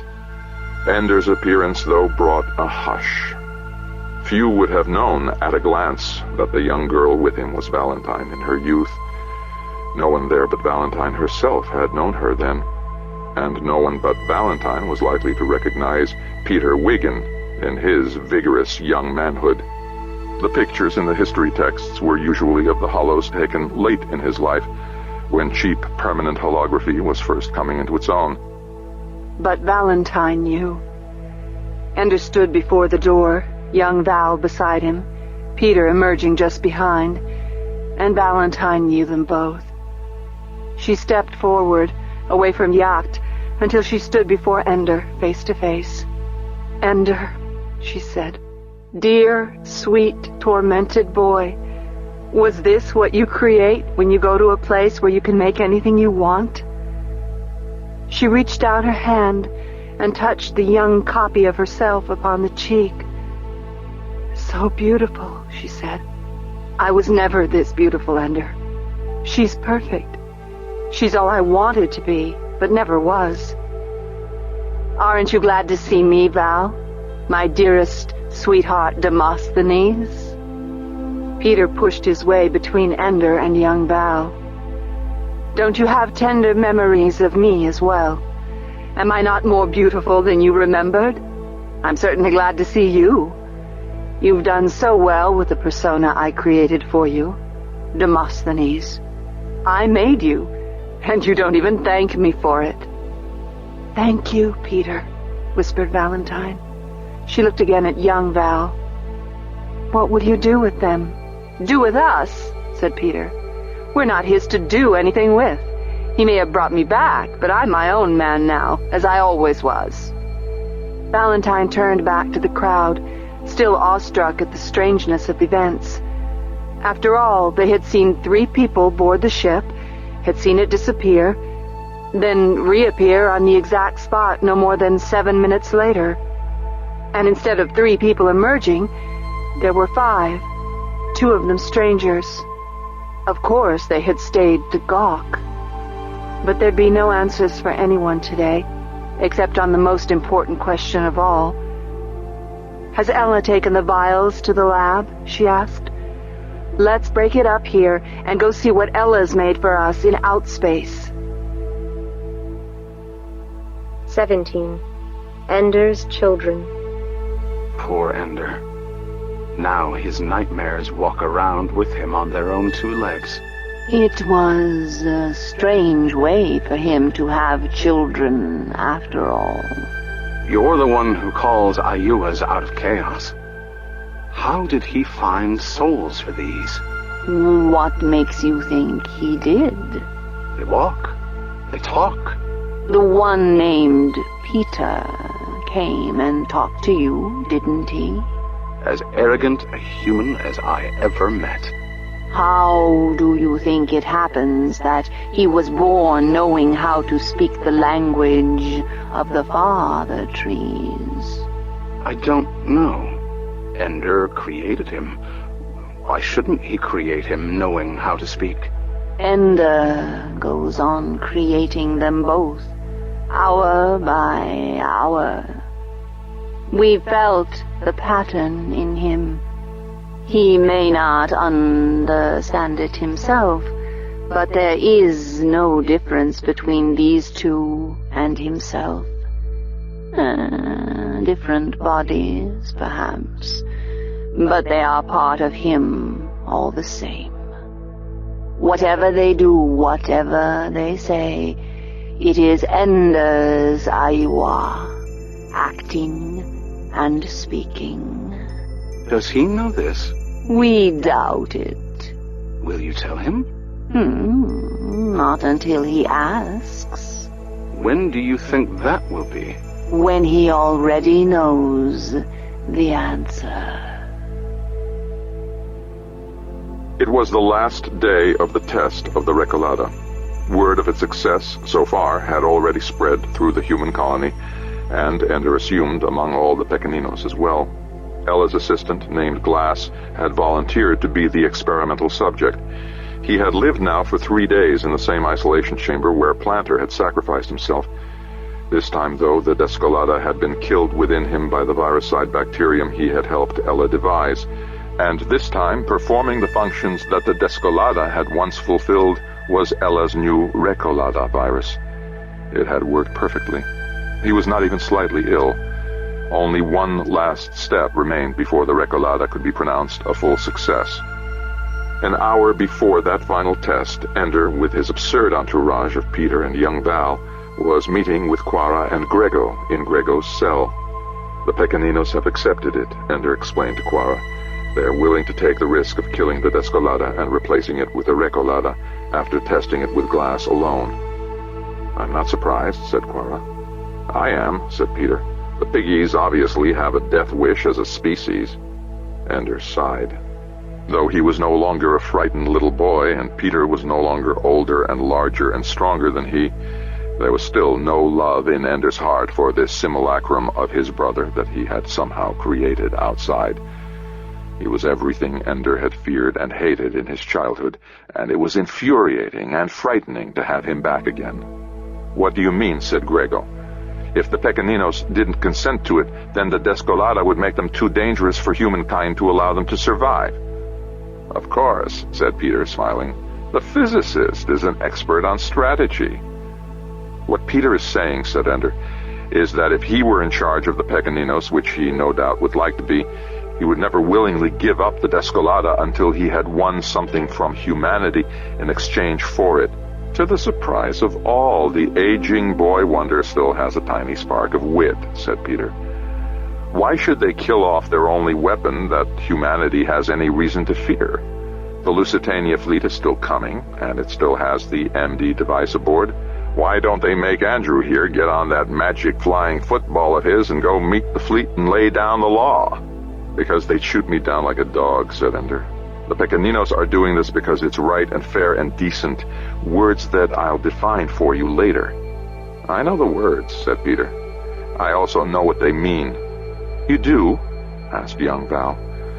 Her voice, as always, was a surprise, soft, mild, and yet able to pierce the conversation.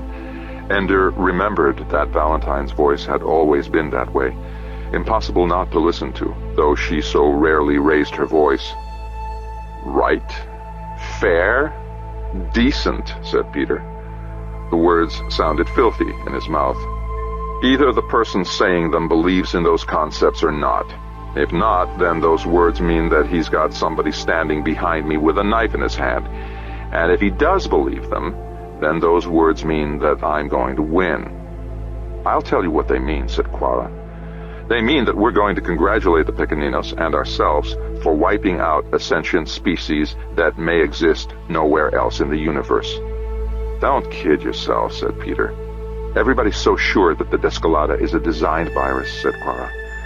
But nobody considered the alternative, that a much more primitive, vulnerable version of the Descolada evolved naturally, and then changed itself to its present form.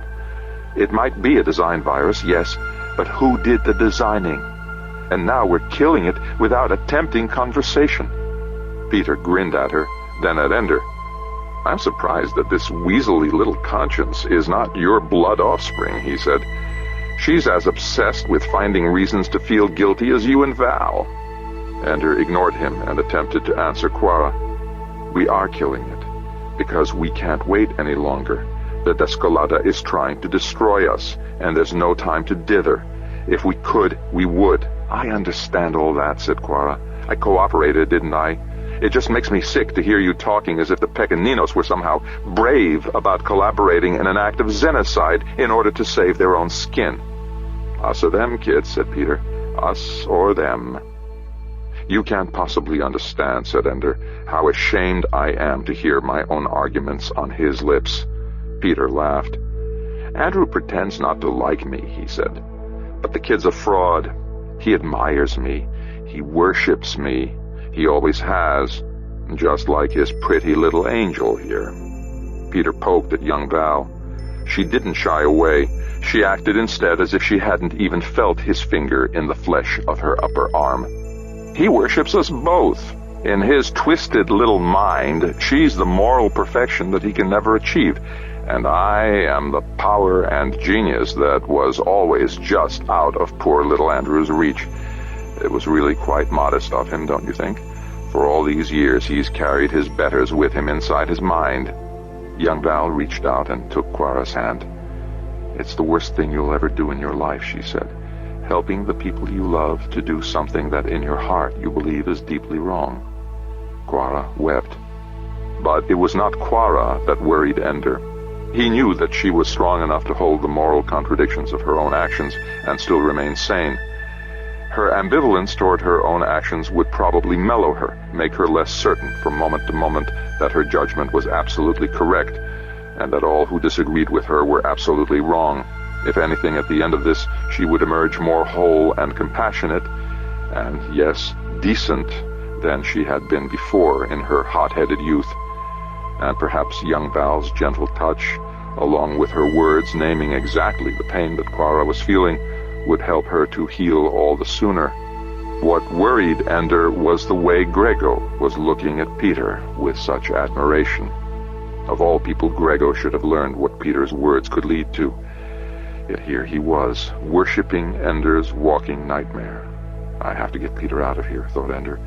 or he'll have even more disciples on Lusitania than Grego had, and he'll use them far more effectively, and in the long run, the effect will be more deadly. Ender had little hope that Peter would turn out to be like the real Peter, who grew to be a strong and worthy hegemon. This Peter, after all, was not a fully fleshed-out human being, full of ambiguity and surprise. Rather, he had been created out of the caricature of attractive evil that lingered in the deepest recesses of Ender's unconscious mind. There would be no surprises here. Even as they prepared to save Lusitania from the Descolada, Ender had brought a new danger to them, potentially just as destructive, but not as hard to kill. Again he stifled the thought, though it had come up a dozen times since he first realized that it was Peter sitting at his left hand in the starship. I created him. He isn't real, just my nightmare. If I kill him, it wouldn't be murder, would it? It would be the moral equivalent of what? Waking up. I have imposed my nightmare on the world, and if I killed him, the world would just be waking up to find the nightmare gone, nothing more. If it had been Peter alone, Ender might have talked himself into such a murder, or at least he thought he might. But it was young Val who stopped him, fragile, beautiful of soul. If Peter could be killed, so could she. If he should be killed, then perhaps she ought to be as well. She had as little right to exist. She was as unnatural, as narrow and distorted in her creation. But he could never do that. She must be protected, not harmed. And if the one was real enough to remain alive, so must the other be. If harming young Val would be murder, so would harming Peter. They were spawned in the same creation. My children, thought Ender bitterly. My darling little offspring, who leaped fully formed from my head like Athena from the mind of Zeus. Only what I have here isn't Athena, more like Diana and Hades, the virgin huntress and the master of hell. We'd better go, said Peter, before Andrew talks himself into killing me. Ender smiled wanly. That was the worst thing, that Peter and young Val seemed to have come into existence knowing more about his own mind than he knew himself. In time, he hoped that intimate knowledge of him would fade, but in the meantime it added to the humiliation, the way that Peter taunted him about thoughts that no one else would have guessed. And young Val, he knew from the way she looked at him sometimes that she also knew he had no secrets anymore. I'll go home with you, Val said to Quara. No, Quara answered. I've done what I've done. I'll be there to see Glass through to the end of his test. We wouldn't want to miss our chance to suffer openly, said Peter. Shut up, Peter, said Ender. Peter grinned. Oh, come on. You know that Quara's just milking this for all it's worth. It's just her way of making herself the star of the show. Everybody being careful and tender with her when they should be cheering for what Ella has accomplished. Scene stealing is so low, Quara. Right up your alley. Quara might have answered if Peter's words had not been so outrageous, and if they had not contained a germ of truth that confused her. Instead, it was young Val who fixed Peter with a cold glare and said, Shut up, Peter. The same words Ender had said, only when young Val said them, they worked. He grinned at her and winked, a conspiratorial wink as if to say, I'll let you play your little game, Val, but don't think I don't know that you're sucking up to everybody by being so sweet. But he said no more as they left Grego in his cell. Mayor Cavano joined them outside. A great day in the history of humanity, he said, and by sheerest accident, I get to be in all the pictures. The others laughed, especially Peter, who had struck up a quick and easy friendship with Cavano. It's no accident, said Peter. A lot of people in your position would have panicked and wrecked everything. It took an open mind and a lot of courage to let things move the way they have. Ender almost laughed aloud at Peter's obvious flattery, but flattery is never so obvious to the recipient. Oh, Cavano punched Peter in the arm and denied everything, but Ender could see that he loved hearing it, and that Peter had already earned more real influence with Cavano than Ender had. Don't these people see how Peter is cynically winning them all over? The only one who saw Peter with anything like Ender's fear and loathing was the bishop, but in his case it was theological prejudice, not wisdom, that kept him from being sucked in. Within hours of their return from outside, the bishop had called upon Miro, urging him to accept baptism. "God has performed a great miracle in your healing," he said, "but the way in which it was done, trading one body for another instead of directly healing the old one, leaves us in the dangerous position that your spirit inhabits a body that has never been baptized. And since baptism is performed on the flesh, I fear that you may be unsanctified." Miro wasn't very interested in the bishop's ideas about miracles. He didn't see God as having much to do with his healing, but the sheer restoration of his strength and his speech and his freedom made him so ebullient that he probably would have agreed to anything. The baptism would take place early next week, at the first services to be held in the new chapel. But the bishop's eagerness to baptize Miro was not echoed in his attitude toward Peter and young Val. "It's absurd to think of these monstrous things as people," he said. "They can't possibly have souls. Peter is an echo of someone who already lived and died, with his own sins and repentances, his life's course already measured, and his place in heaven or hell already assigned. And as for this girl, this mockery of feminine grace, she cannot be who she claims to be, for that place is already occupied by a living woman. There can be no baptism for the deceptions of Satan. By creating them, Andrew Wiggin has built his own Tower of Babel, trying to reach into heaven to take the place of God. He cannot be forgiven until he takes them back to hell and leaves them there." Did Bishop Peregrino imagine for one moment that that was not exactly what he longed to do? But Jane was adamant about it when Ender offered the idea. "That would be foolish," she said. "Why do you think they would go, for one thing? And for another, what makes you think you wouldn't simply create two more? Haven't you ever heard the story of the sorcerer's apprentice? Taking them back there would be like cutting the brooms in half again. All you'd end up with is more brooms. Leave bad enough alone." So here they were, walking to the lab together. Peter, with Mayor Cavano completely in his pocket. Young Val, who had won over Quara no less completely, though her purpose was altruistic instead of exploitative. And Ender, their creator, furious and humiliated and afraid. "I made them, therefore I'm responsible for everything they do. And in the long run, they will both do terrible harm. Peter, because harm is his nature, at least the way I conceived him in the patterns of my mind. And young Val, despite her innate goodness, because her very existence is a deep injury to my sister Valentine." "Don't let Peter goad you so," whispered Jane in his ear. "People think he belongs to me," Ender sub-vocalized. "They figure that he must be harmless because I'm harmless. But I have no control over him. I think they know that. I've got to get him away from here. I'm working on that," said Jane. "Maybe I should pack them up and take them off to some deserted planet somewhere. Do you know Shakespeare's play, The Tempest? Caliban and Ariel, is that what they are? Exile, since I can't kill them." "I'm working on it," said Jane. "After all, they're part of you, aren't they? Part of the pattern of your mind. What if I can use them in your place to allow me to go outside? Then we could have 3 starships and not just 1. 2, said Ender. "I'm never going outside again.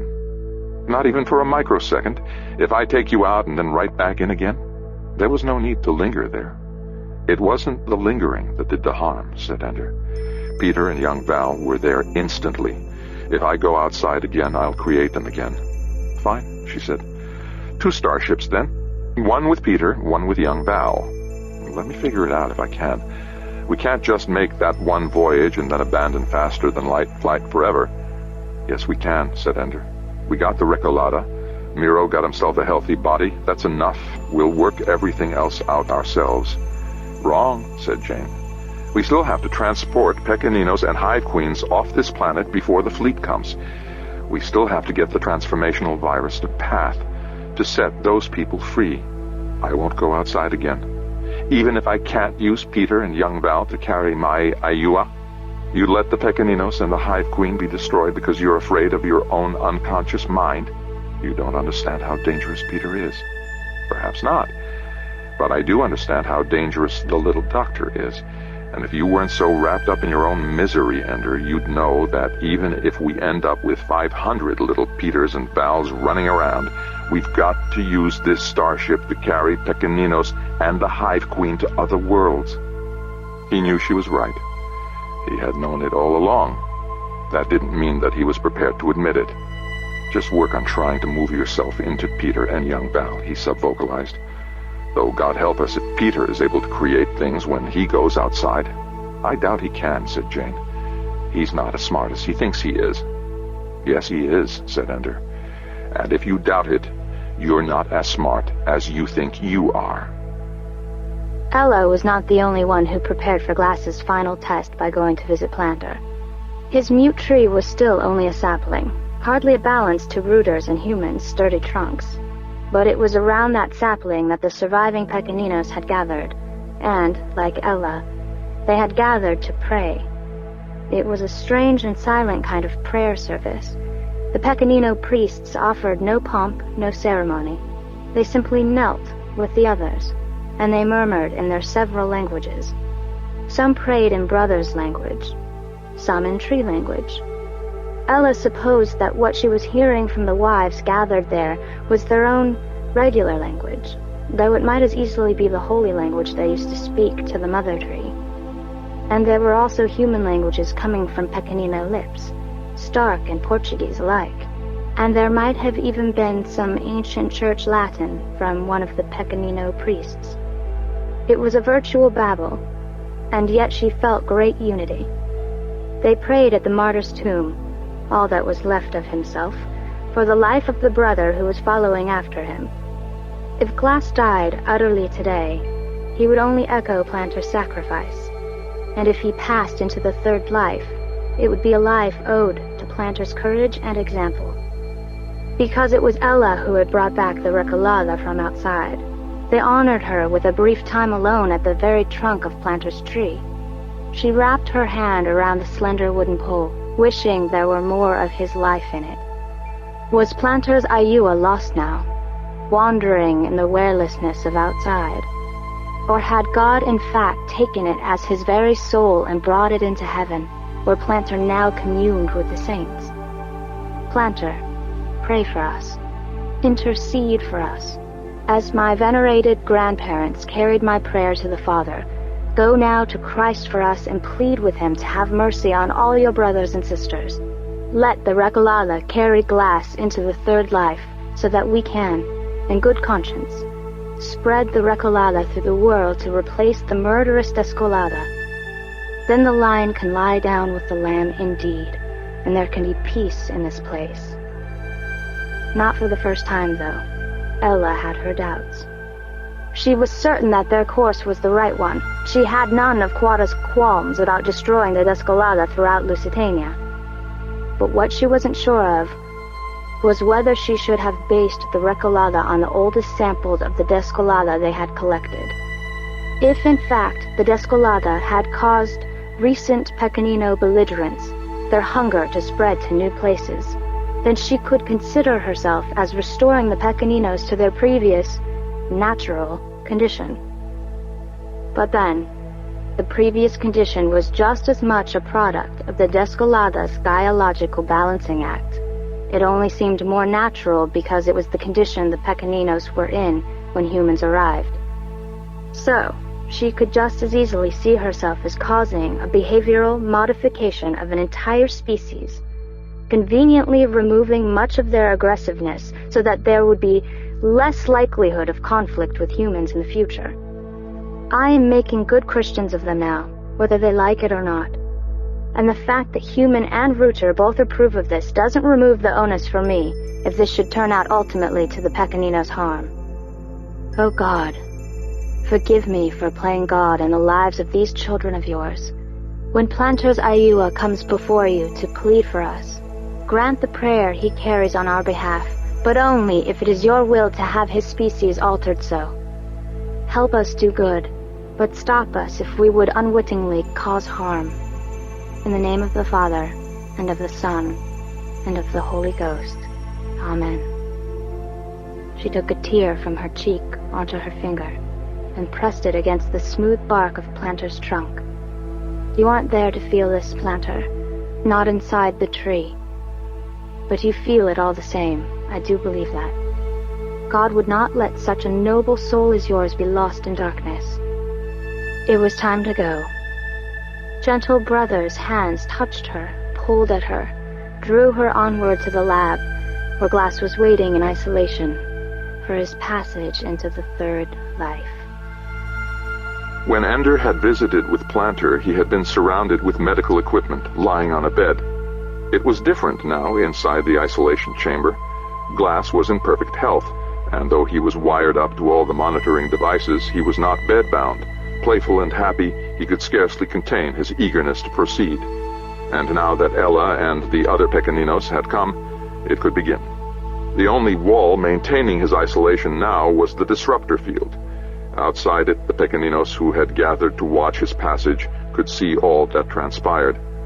They were the only ones who watched in the open, however, perhaps out of a sense of delicacy for Pequenino feelings, or perhaps so they could have a wall between them and the brutality of this Pequenino ritual. The humans had all gathered inside the lab, where only a window and the monitors let them see what would actually happen to Glass.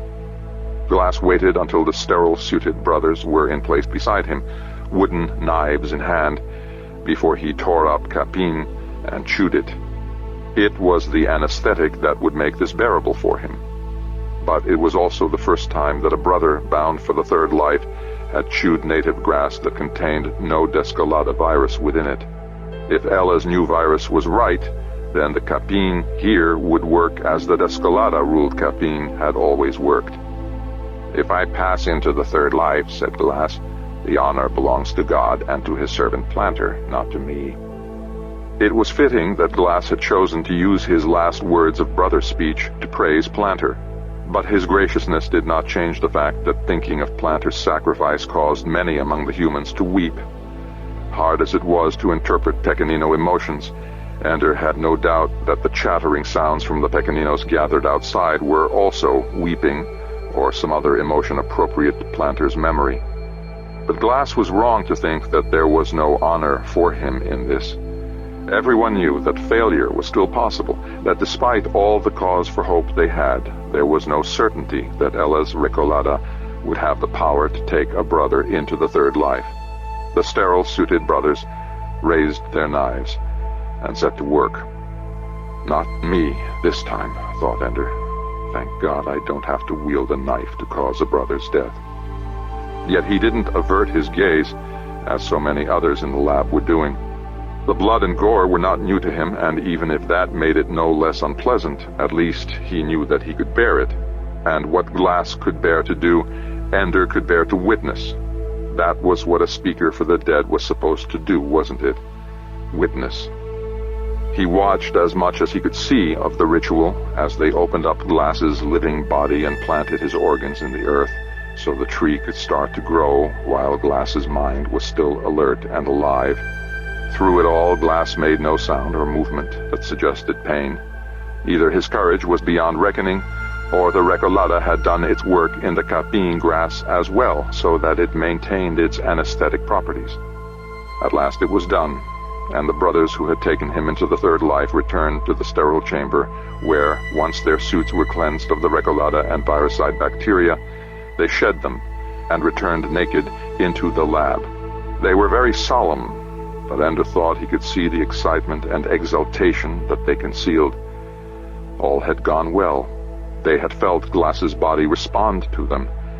Within hours, perhaps minutes, the first leaves of the young tree should arise, and they were sure in their hearts that it would happen. Ender also noticed that one of them was a priest. He wondered what the bishop would say if he knew.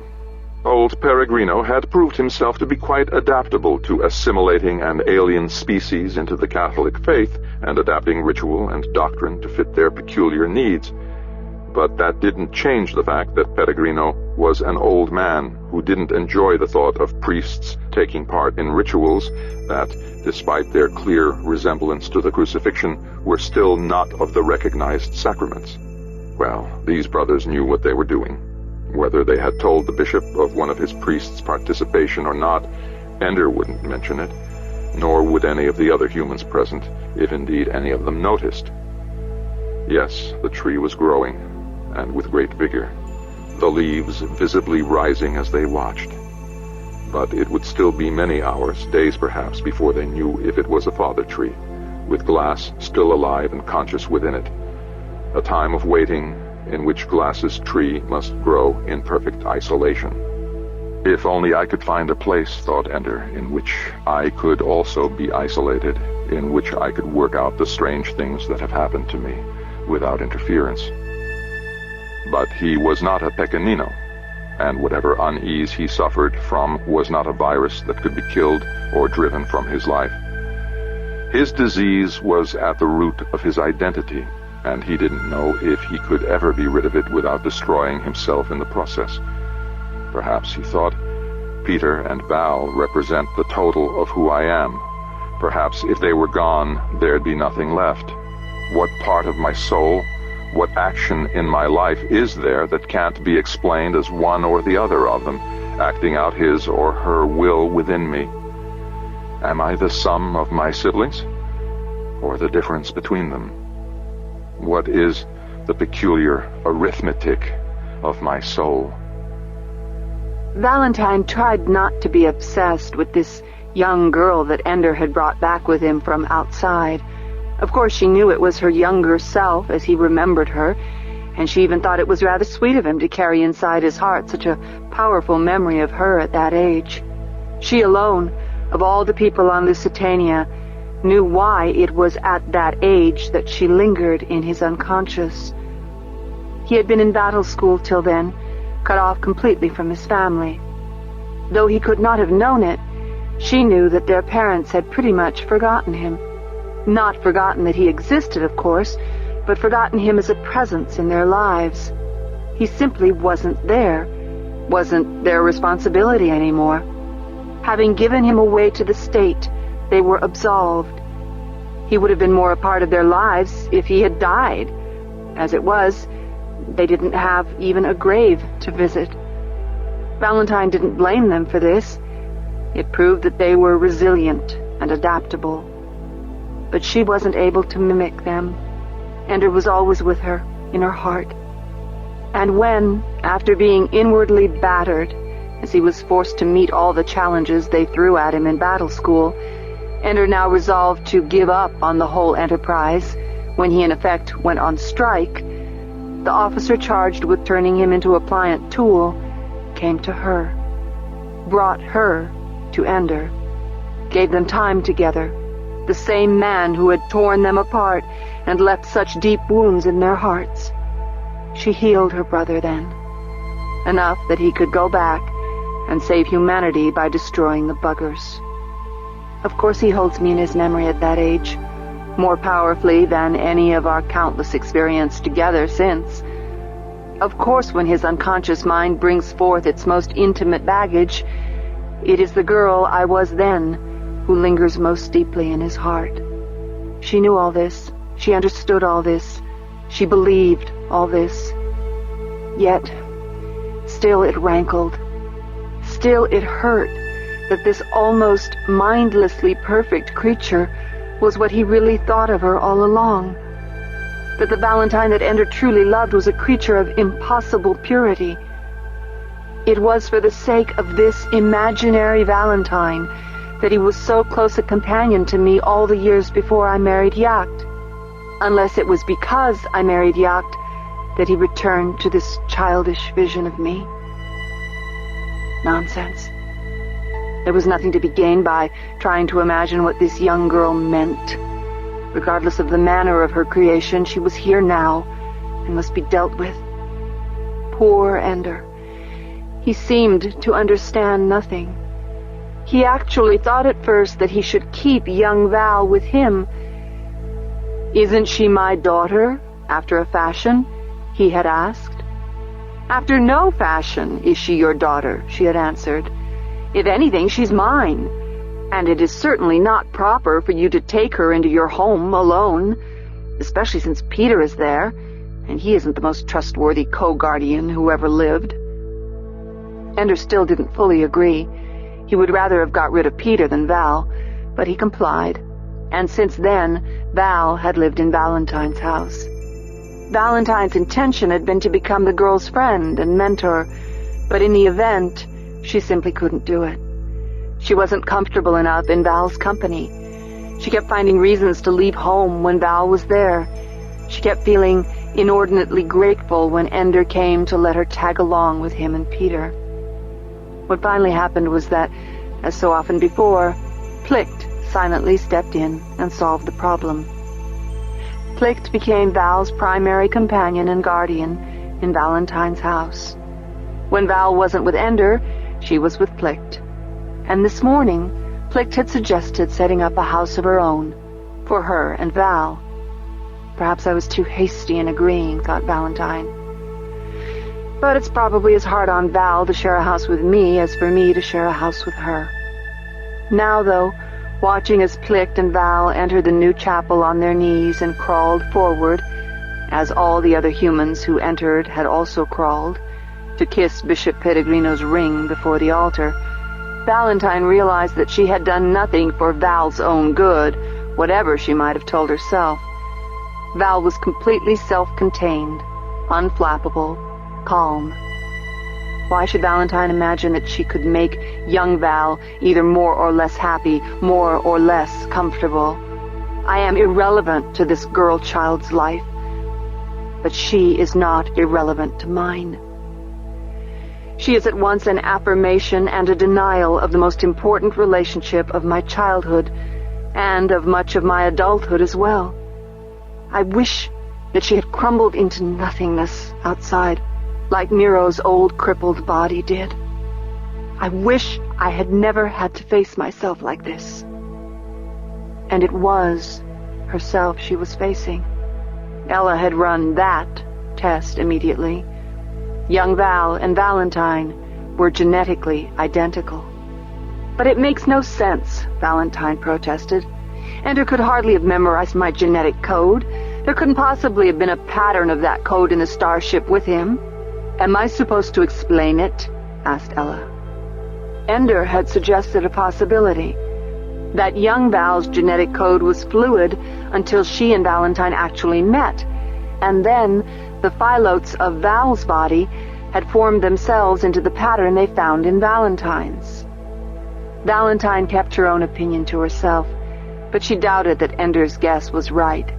Young Val had had Valentine's genes from the first moment, because any person who so perfectly fit Ender's vision of Valentine could not have any other genes. The natural law that Jane herself was helping to maintain within the starship would have required it. Or perhaps there was some force that shaped and gave order even to a place of such utter chaos. It hardly mattered, except that however annoyingly perfect and uncomplaining and unlike me this new pseudo-Val might be, Ender's vision of her had been true enough that genetically they were the same. His vision couldn't be much off the mark. Perhaps I really was that perfect then, and only got my rough edges during the years since then. Perhaps I really was that beautiful. Perhaps I really was so young. They knelt before the bishop. Plicht kissed his ring, though she owed no part of the penance of Lusitania. When it came time for young Val to kiss the ring, however, the bishop pulled away his hand and turned away. A priest came forward and told them to go to their seats. "How can I?" said young Val. "I haven't given my penance yet." "You have no penance," said the priest. "The bishop told me before you came. You weren't here when the sin was committed, so you have no part in the penance." Young Val looked at him very sadly and said, "I was created by someone other than God. That's why the bishop won't receive me. I'll never have communion while he lives." The priest looked very sad. It was impossible not to feel sorry for young Val, for her simplicity and sweetness made her seem fragile, and the person who hurt her, therefore, had to feel clumsy for having damaged such a tender thing. "Until the Pope can decide," he said. "All this is very hard." "I know," whispered young Val. Then she came and sat down between Plict and Valentine. Our elbows touch, thought Valentine. A daughter who is perfectly myself, as if I had cloned her 13 years ago. But I didn't want another daughter, and I certainly didn't want a duplicate of me. She knows that. She feels it. And so she suffers something that I never suffered. She feels unwanted and unloved by those who are most like her. How does Ender feel about her? Does he also wish that she would go away? Or does he yearn to be her brother, as he was my young brother so many years ago? When I was that age, Ender had not yet committed Xenocide. But then, he had not yet spoken for the dead either. The Hive Queen, the hegemon, the life of human. All that was beyond him then. He was just a child, confused, despairing, afraid. How could Ender yearn for that time again? Nero soon came in, crawled to the altar and kissed the ring. Though the bishop had absolved him of any responsibility, he bore the penance with all others. Valentine noticed, of course, the many whispers as he moved forward. Everyone in Lusitania who had known him before his brain damage recognized the miracle that had been performed. A perfect restoration of the Miro who had lived so brightly among them all before. I didn't know you then, Miro, thought Valentine. Did you always have that distant, brooding air? Healed your body, maybe, but you're still the man who lived in pain for this time. Has it made you cold or more compassionate? He came and sat beside her, in the chair that would have been Yacht's, except that Yacht was still in space. With the Descolada soon to be destroyed, someone had to bring to Lusitania's surface the thousands of frozen microbes and plant and animal species that had to be introduced in order to establish a self-regulating biology and keep the planetary systems in order. It was a job that had been done on many other worlds, but it was being made trickier by the need not to compete too intensely with the local species that the Pequeninos depended on. Yacht was up there, laboring for them all.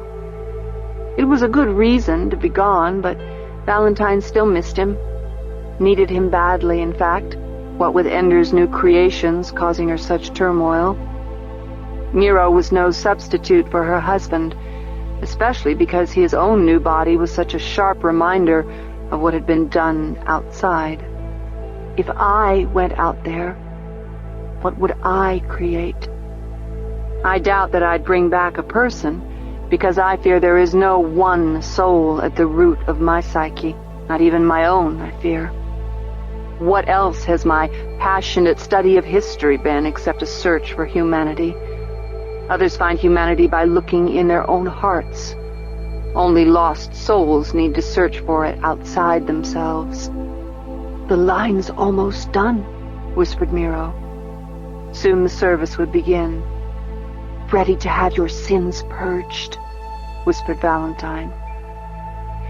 As the bishop explained, he'll purge only the sins of this new body. I still have to confess and do penance for the sins I had left over from the old one.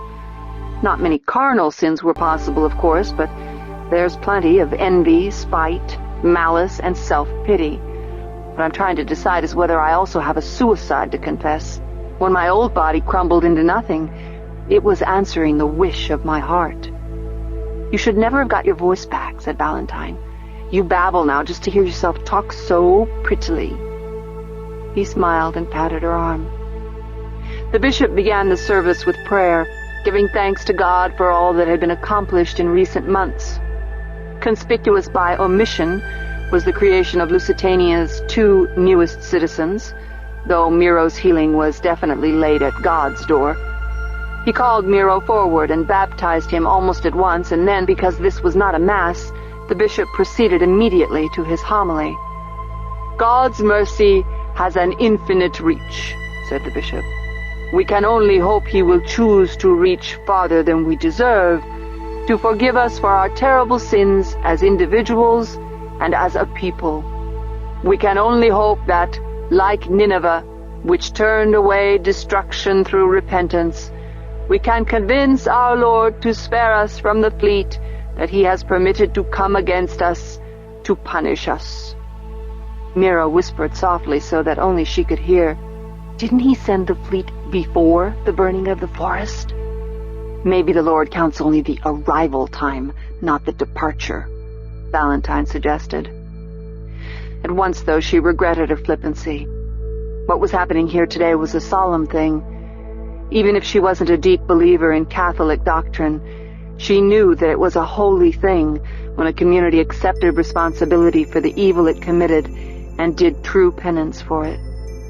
The bishop spoke of those who had died in holiness, os venerados, who first saved humanity from the Descolada plague.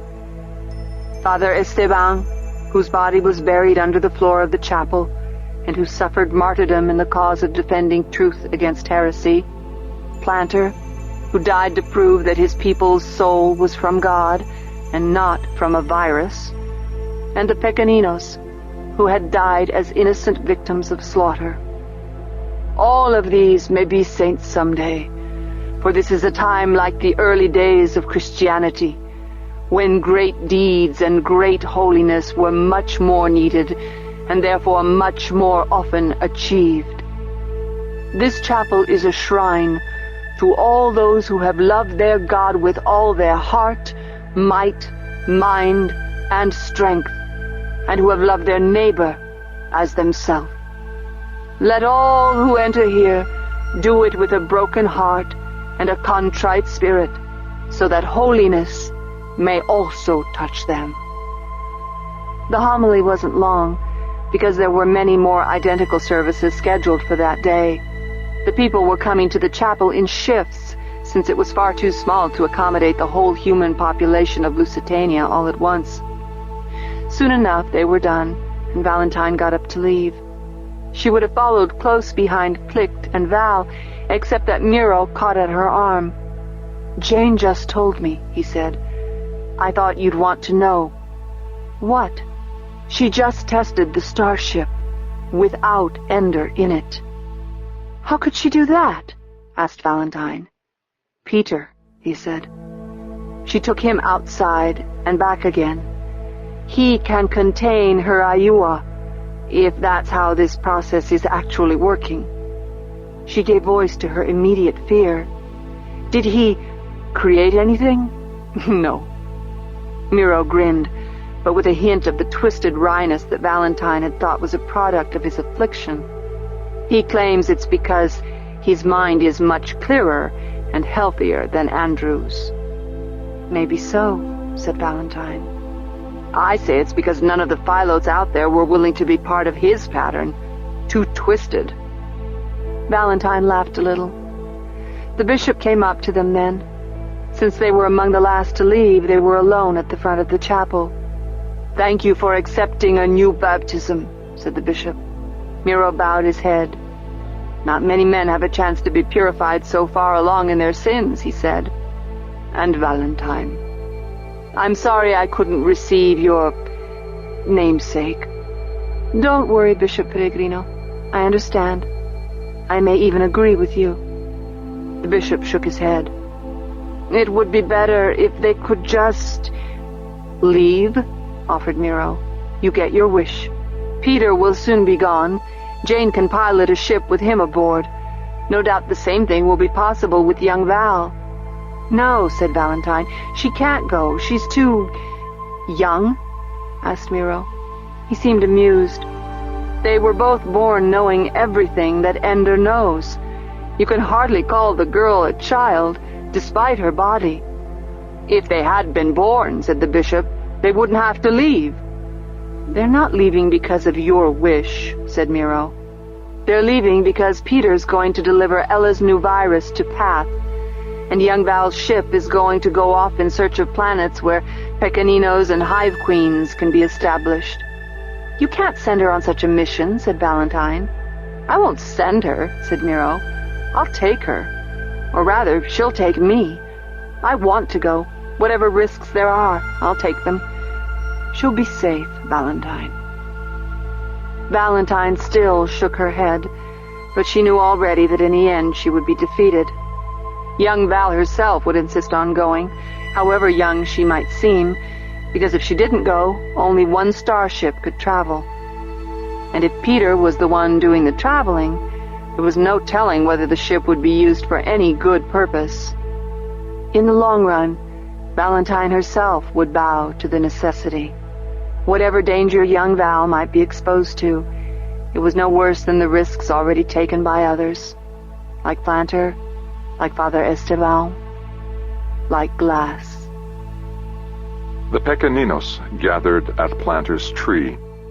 It would have been Glass's tree, since he was the first to pass into the third life with the Recolada, but almost his first words, once they were able to talk with him, were an adamant rejection of the idea of introducing the Viricide and Recolada into the world beside his tree. This occasion belonged to Planter, he declared, and the brothers and wives ultimately agreed with him. So it was that Ender leaned against his friend Human, whom he had planted in order to help him into the third life so many years before. It would have been a moment of complete joy to Ender, the liberation of the Pequeninos from the Descolada, except that he had Peter with him through it all. Weakness celebrates weakness, said Peter.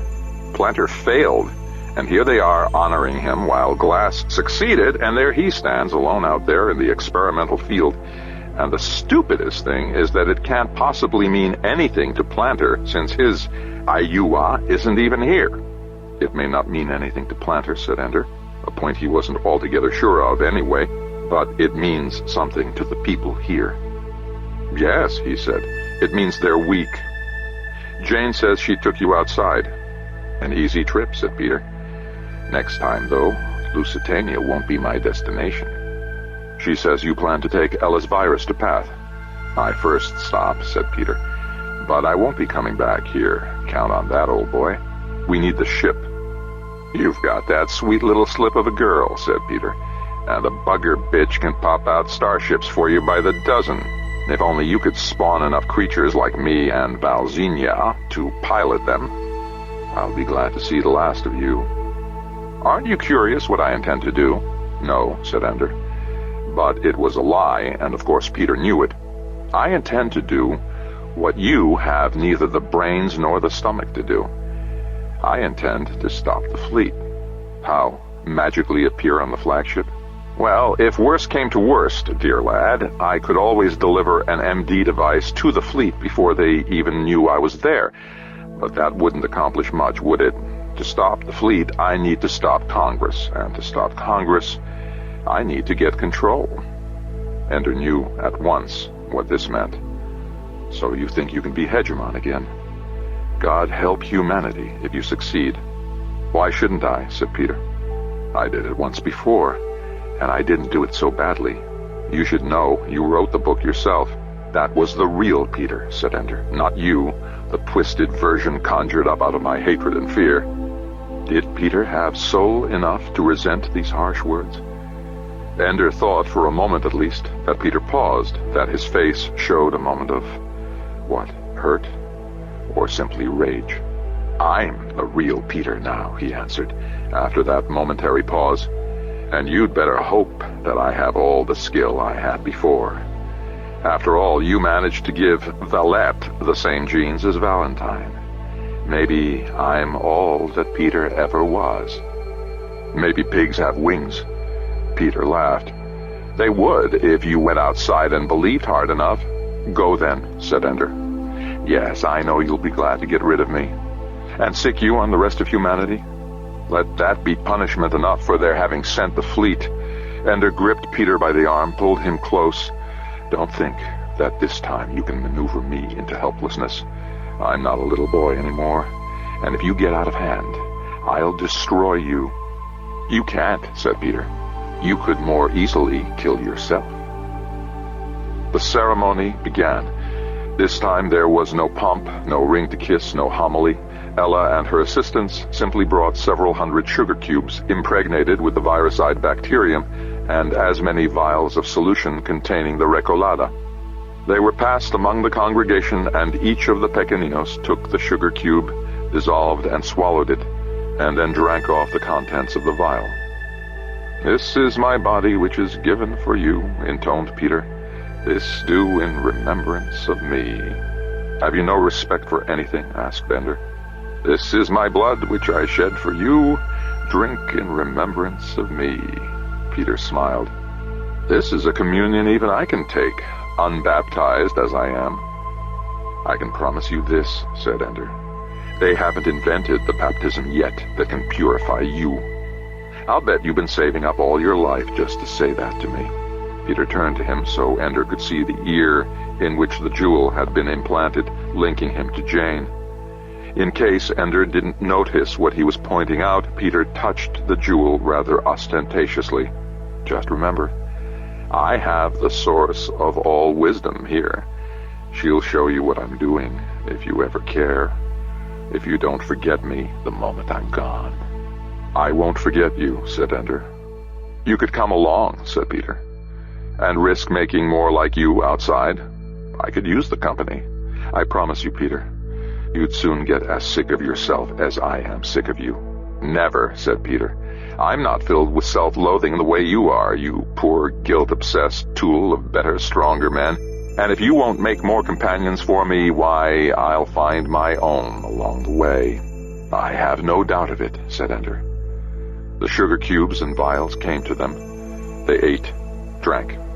"The taste of freedom," said Peter. "Delicious." "Is it?" said Ender. "We're killing a species that we never understood."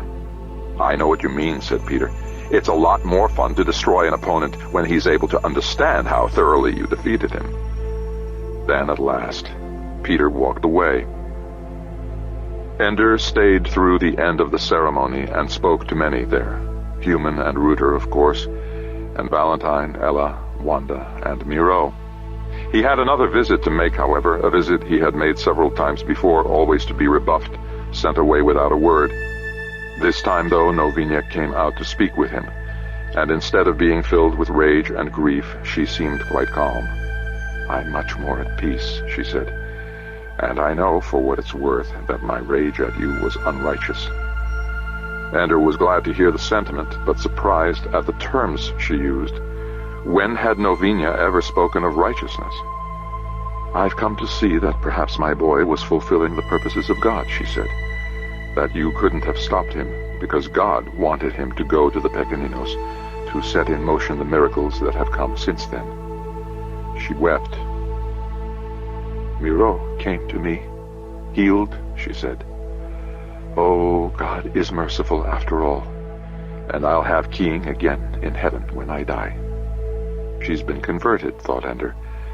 After all these years of despising the church, of taking part in Catholicism only because there was no other way to be a citizen of Lusitania colony, these weeks with the children of the mind of Christ have converted her. "I'm glad of it," he thought. "She's speaking to me again." "Andrew," she said, "I want us to be together again."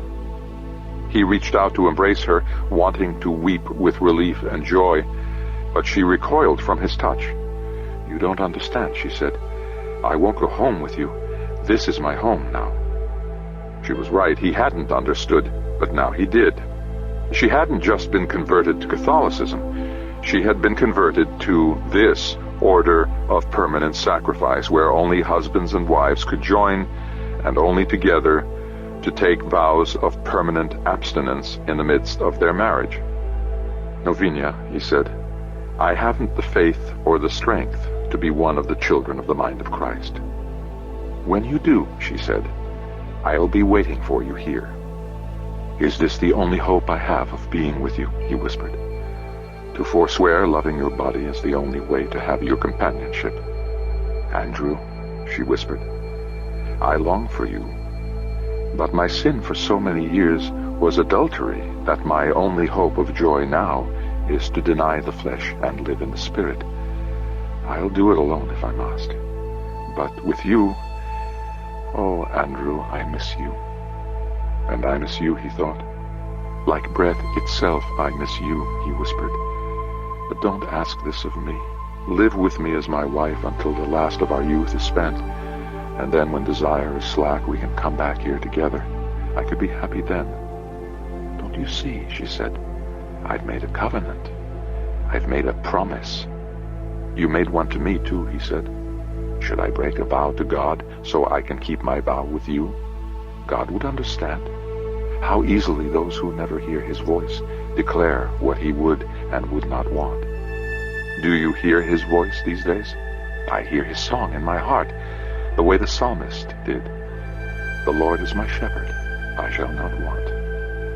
The 23rd, while the only song I hear is the 22nd. She smiled wanly.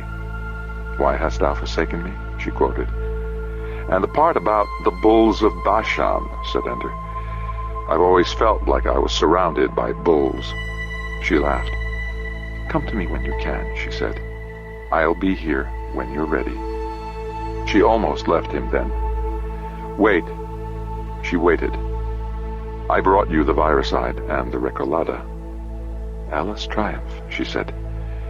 It was beyond me, you know. I cost you nothing by abandoning my work.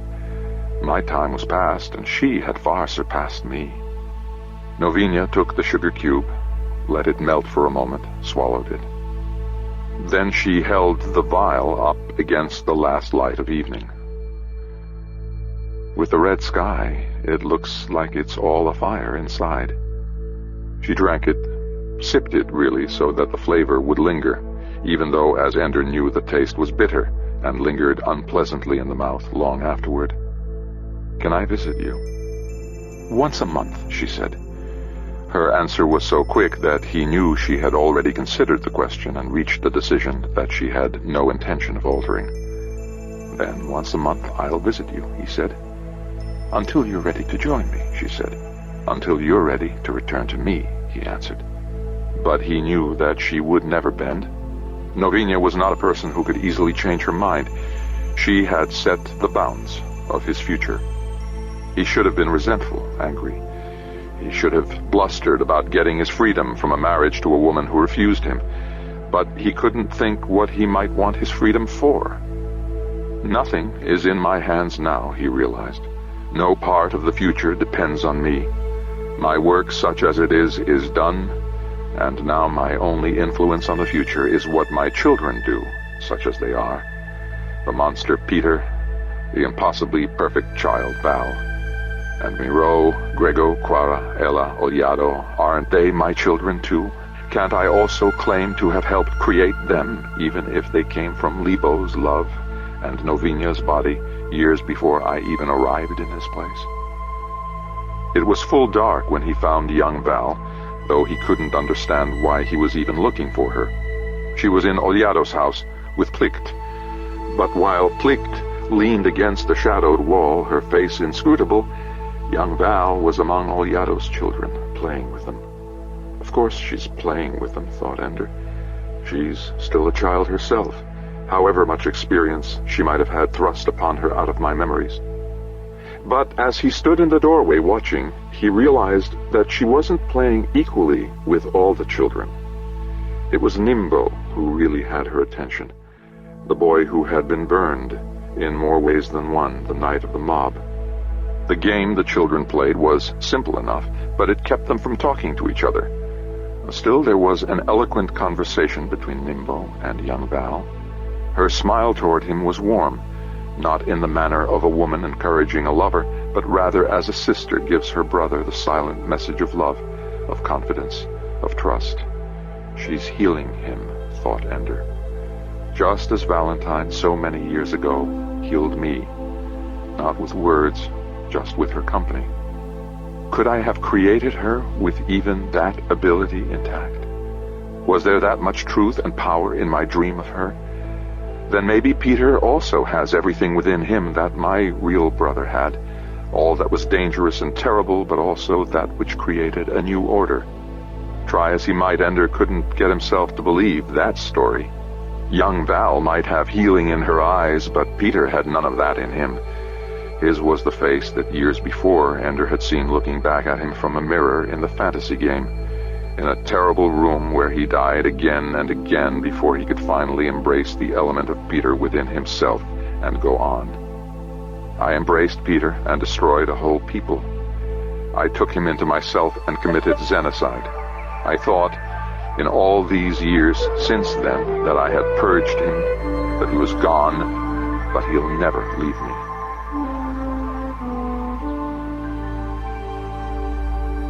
The idea of withdrawing from the world and entering into the order of the children of the mind of Christ, there was much to attract him in that. Perhaps there, Novinia and he together could purge themselves of the demons that had dwelt inside them all these years. Novinia has never been so much at peace, thought Ender, as she is tonight. Young Val noticed him, came to him as he stood in the doorway. "Why are you here?" she said. "Looking for you," he said. "Plicht and I are spending the night with Olyado's family," she said. She glanced at Nimbo and smiled. The boy grinned foolishly. "Jane says that you're going with the starship," Ender said softly. "If Peter can hold Jane within himself, so can I," she answered. "Miro is going with me, to find habitable worlds." "Only if you want to," said Ender. "Don't be foolish," she said. "Since when have you done only what you want to do? I'll do what must be done. That only I can do." He nodded. "Is that all you came for?" she asked. He nodded again. "I guess," he said. "Or did you come because you wished that you could be the child you were when you last saw a girl with this face?" The words stung. Far worse than when Peter guessed what was in his heart. Her compassion was far more painful than his contempt. She must have seen the expression of pain on his face and misunderstood it. He was relieved that she was capable of misunderstanding. "I do have some privacy left." "Are you ashamed of me?" she asked. "Embarrassed," he said, "to have my unconscious mind made so public, but not ashamed, not of you." He glanced toward Nimbo, then back to her. "Stay here and finish what you started." She smiled slightly. "He's a good boy who thought that he was doing something fine." "Yes," he said, "but it got away from him."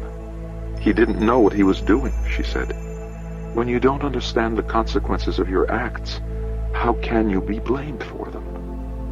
He knew that she was talking as much about him, Ender the Xenocide, as about Nimbo. "You don't take the blame," he answered, "but you still take the responsibility for healing the wounds you caused." "Yes," she said, "the wounds you caused, but not all the wounds in the world."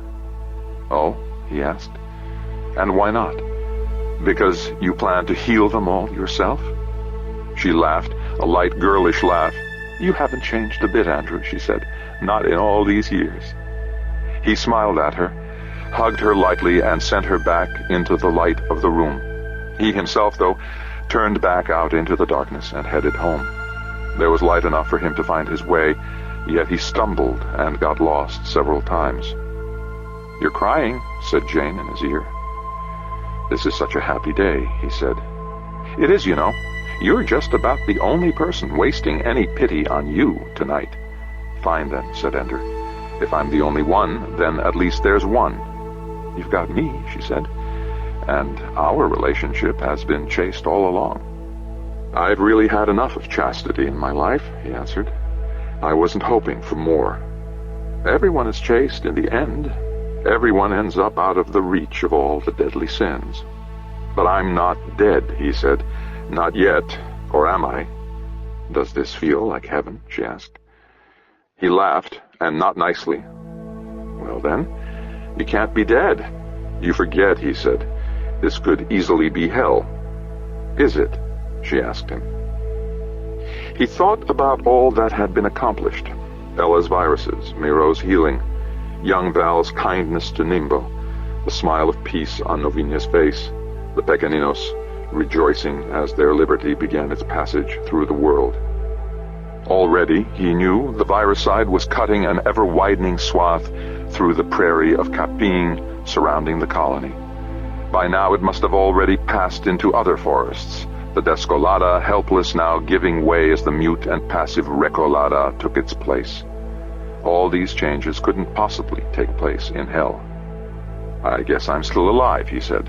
And so am I, she said. That's something too.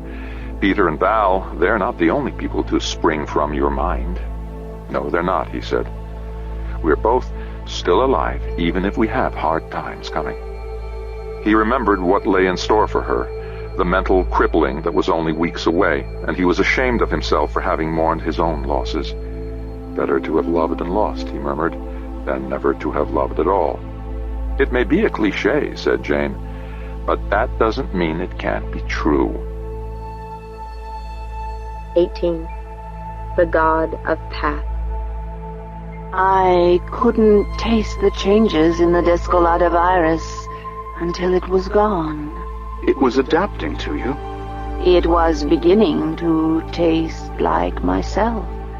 It had included most of my genetic molecules into its own structure. Perhaps it was preparing to change you as it changed us. But when it captured your ancestors, it paired them with the trees they lived in. Whom would we have been paired with? What other forms of life are there on Lusitania except the ones that are already paired?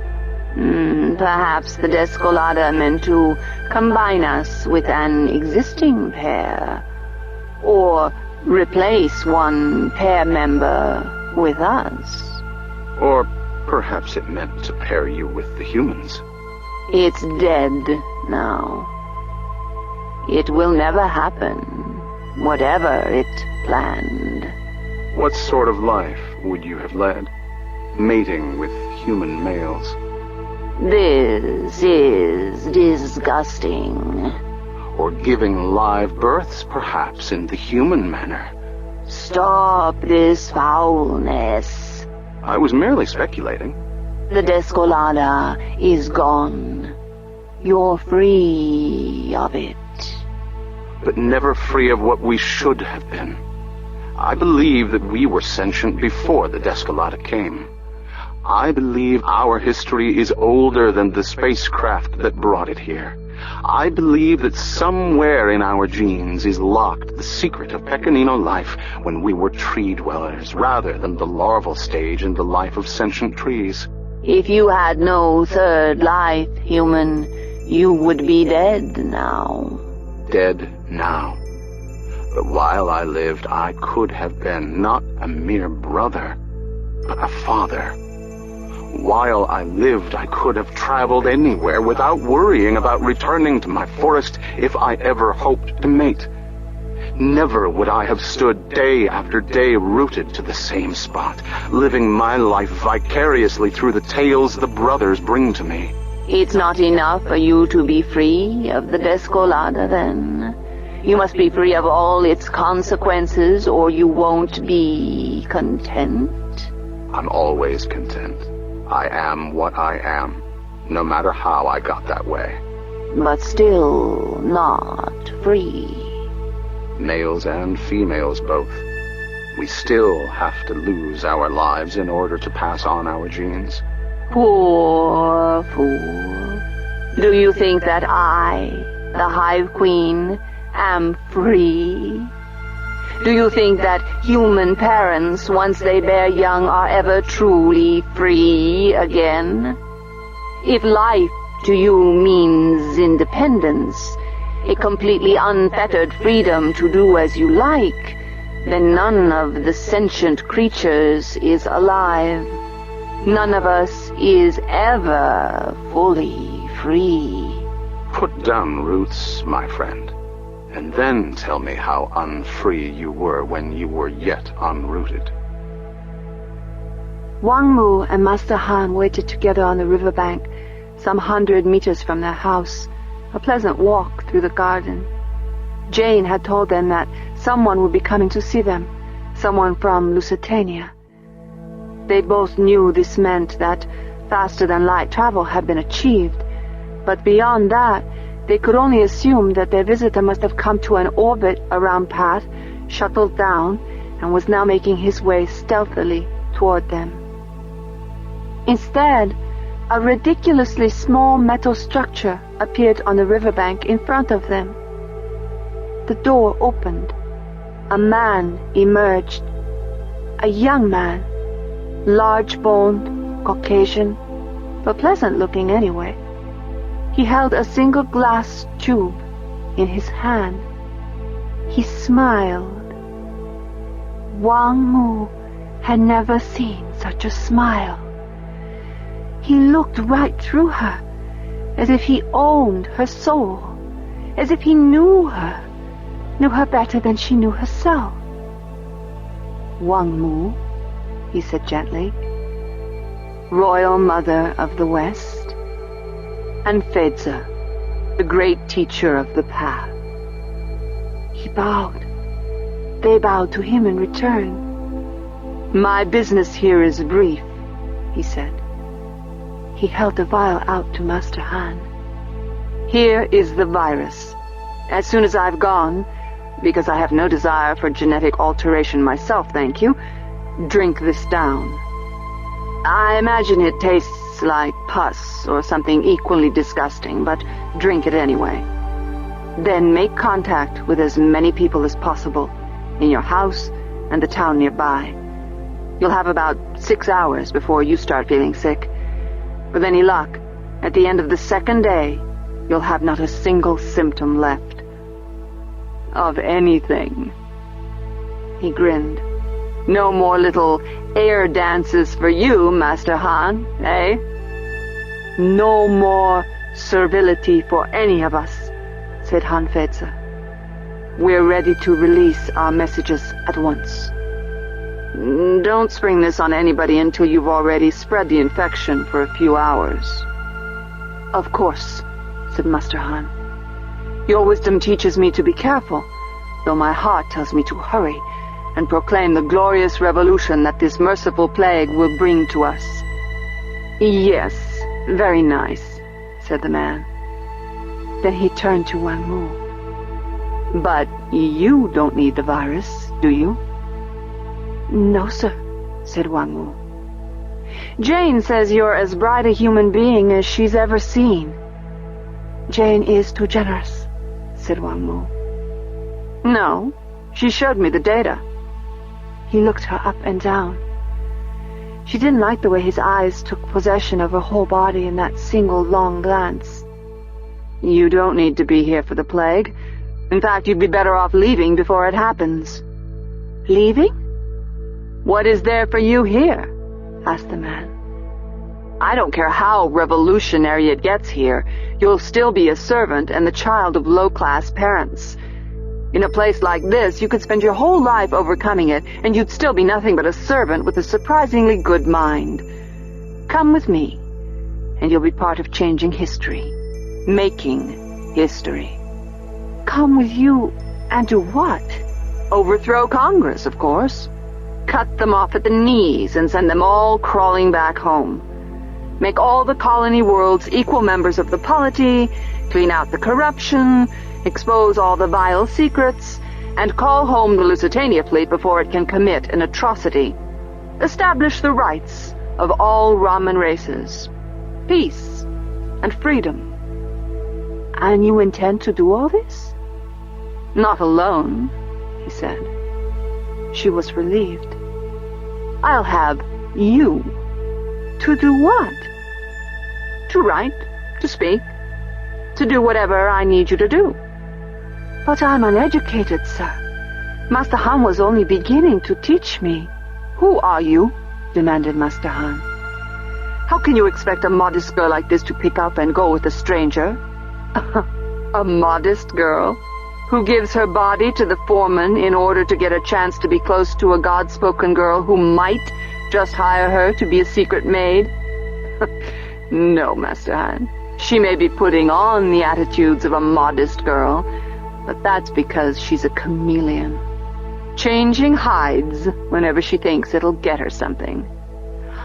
I'm not a liar, sir, she said. No, I'm sure you sincerely become whatever it is you're pretending to be. So now I'm saying, pretend to be a revolutionary with me. You hate the bastards who did all this to your world, to Qingzhao. How do you know so much about me? He tapped his ear. For the first time she noticed the jewel there. Jane keeps me informed about the people I need to know. Jane will die soon, said Wang Mu. No, she may get semi-stupid for a while, said the man. But die she will not. You helped save her, and in the meantime, I'll have you. I can't, she said. I'm afraid. All right, then, he said. I offered. He turned back to the door of his tiny craft. Wait, she said. He faced her again. Can't you at least tell me who you are? Peter Wiggin is my name, he said. Though I imagine I'll use a false one for a while. Peter Wiggin, she whispered. That's the name of the... My name. I'll explain it to you later, if I feel like it. Let's just say that Andrew Wiggins sent me. Sent me off rather forcefully. I'm a man with a mission, and he figured I could only accomplish it on one of the worlds where Congress's power structures are most heavily concentrated. I was hegemon once, Wang Mu, and I intend to have the job back, whatever the title might turn out to be when I get it. I'm going to break a lot of eggs and cause an amazing amount of trouble, and turn this whole 100 worlds thing arse over tea kettle, and I'm inviting you to help me. But I really don't give a damn whether you do or not, because even though it'd be nice to have your brains and your company, I'll do the job one way or another. So are you coming, or what? She turned to Master Han in an agony of indecision. I had been hoping to teach you, said Master Han. But if this man is going to work toward what he says he will, then with him you'll have a better chance to change the course of human history than you'd ever have here, where the virus will do our main work for us. Wang Mu whispered to him. Leaving you will be like losing a father. And if you go, I will have lost my second and last daughter.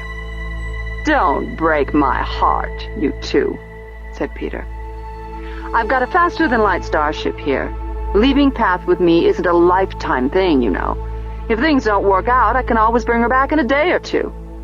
Fair enough? You want to go. I know it, said Master Han. Don't you also know that I want to stay as well? I know that too, said Master Han. But you will go. Yes, she said. I will. May the gods watch over you, daughter Wang Mu, said Master Han. And may every direction be the east of sunrise to you, Father Han. Then she stepped forward. The young man named Peter took her by the hand and led her into the starship. The door closed behind them. A moment later, the starship disappeared. Master Han waited there 10 minutes, meditating until he could compose his feelings. Then he opened the vial, drank its contents, and walked briskly back to the house. Old Mu Bao greeted him just inside the door. Master Han, she said, I didn't know where you had gone, and Wang Mu is missing too. She'll be gone for a while, he said. Then he walked very close to the old servant, so that his breath would be in her face. You have been more faithful to my house than we have ever deserved. A look of fear came upon her face. Master Han, you're not dismissing me, are you? No, he said. I thought that I was thanking you. He left Mu Bao and ranged through the house. Qingjiao was not in her room. That was not a surprise. She spent most of her time entertaining visitors. That would suit his purpose well. And indeed, that was where he found her, in the morning room, with 3 very distinguished old God-spoken men from a town 200 kilometers away. Qingjiao introduced them graciously, and then adopted the role of submissive daughter in her father's presence. He bowed to each man, but then found occasion to reach out his hand and touch each one of them. Jane had explained that the virus was highly communicable. Mere physical closeness was usually enough. Touching made it more sure. And when they were greeted, he turned to his daughter. "Qingjiao," he said, "will you have a gift from me?" She bowed and answered graciously, "Whatever my father has brought me, I will gratefully receive, though I know I am not worthy of his notice." He reached out his arms and drew her into him. She was stiff and awkward in his embrace. He had not done such an impulsive thing before dignitaries since she was a very little girl. But he held her all the same, tightly, for he knew that she would never forgive him for what came from this embrace, and therefore it would be the last time he held his gloriously bright within his arms. Qingjiao knew what her father's embrace meant. She had watched her father walking in the garden with Wang Mu. She had seen the walnut-shaped starship appear on the riverbank. She had seen him take the vial from the round-eyed stranger. She saw him drink. Then she came here, to this room, to receive visitors on her father's behalf. "I am dutiful, my honored father, even when you prepare to betray me." And even now, knowing that his embrace was his cruelest effort to cut her off from the voice of the gods, knowing that he had so little respect for her that he thought he could deceive her, she nevertheless received whatever he determined to give her. Was he not her father? His virus from the world of Lusitania might or might not steal the voice of the gods from her. She could not guess what the gods would permit their enemies to do, but certainly, if she rejected her father and disobeyed him, the gods would punish her. Better to remain worthy of the gods by showing proper respect and obedience to her father than to disobey him in the name of the gods and thereby make herself unworthy of their gifts. So she received his embrace and breathed deeply of his breath. When he had spoken briefly to his guests, he left. They took his visit with them as a signal honor. So faithfully had Qingjiao concealed her father's mad rebellion against the gods that Han Feiza was still regarded as the greatest man of Path. She spoke to them softly and smiled graciously and saw them on their way. She gave them no hint that they would carry away with them a weapon. Why should she? Human weapons would be of no use against the power of the gods unless the gods willed it. And if the gods wished to stop speaking to the people of Path, then this might well be the disguise they had chosen for their act. Let it seem to the unbeliever that Father's Lusitanian virus cuts us off from the gods. I will know, as will all other faithful men and women, that the gods speak to whomever they wish, and nothing made by human hands could stop them if they so desired. All their acts were vanity. If Congress believed that they had caused the gods to speak on Path, let them believe it. If Father and the Lusitanians believe that they are causing the gods to fall silent, let them believe it. I know that if I am only worthy of it, the gods will speak to me. A few hours later, Qingjiao fell deathly ill. The fever struck her like a blow from a strong man's hand. She collapsed and barely noticed as servants carried her to her bed. The doctors came, though she could have told them there was nothing they could do, and that by coming they would only expose themselves to infection.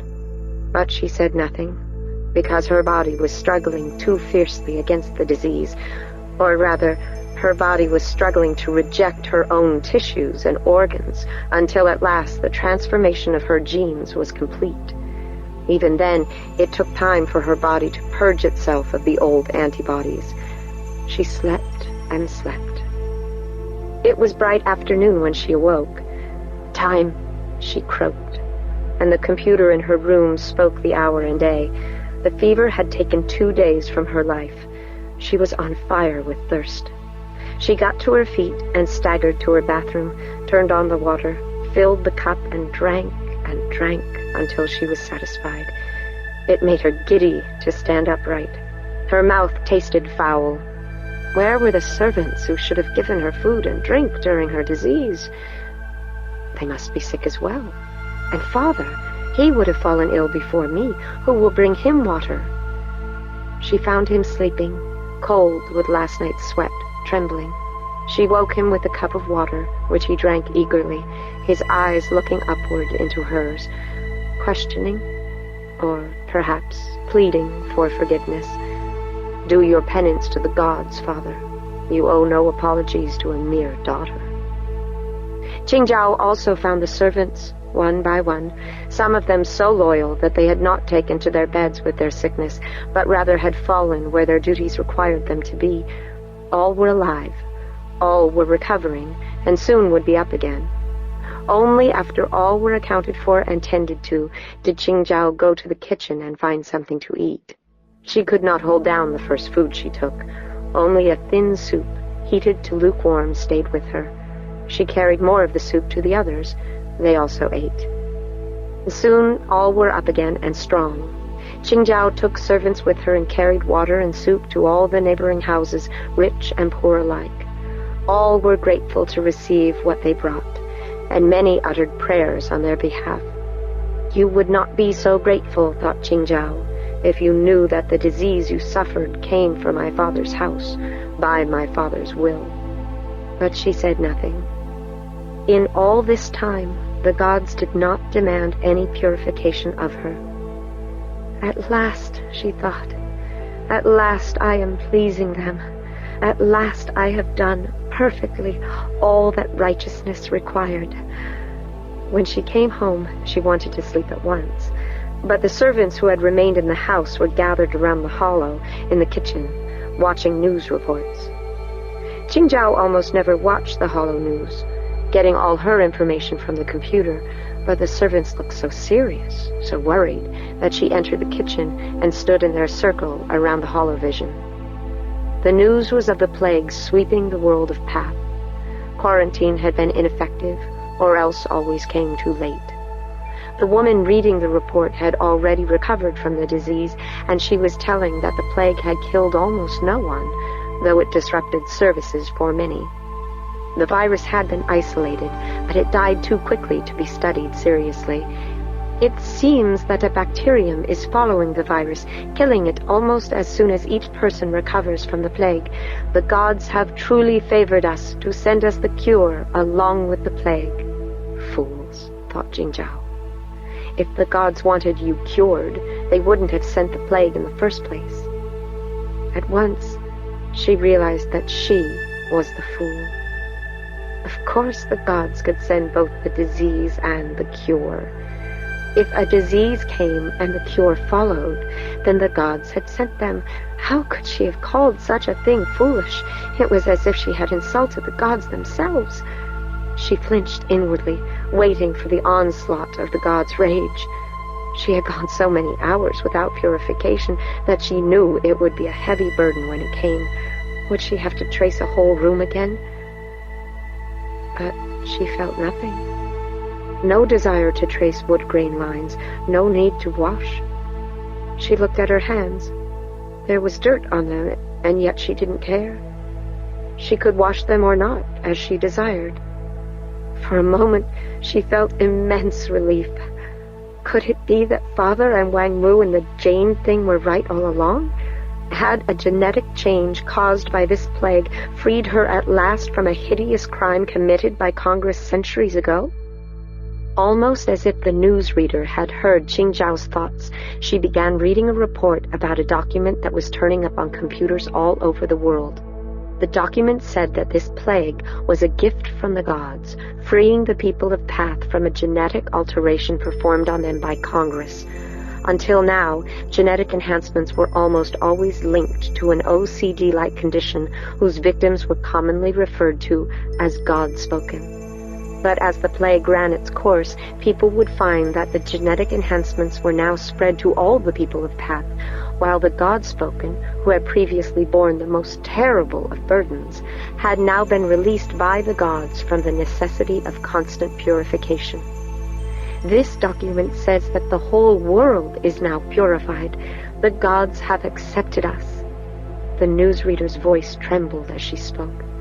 It is not known where this document came from. Computer analysis has linked it with no known author's style. The fact that it turned up simultaneously on millions of computers suggests that it came from a source with unspeakable powers. She hesitated, and now her trembling was plainly visible.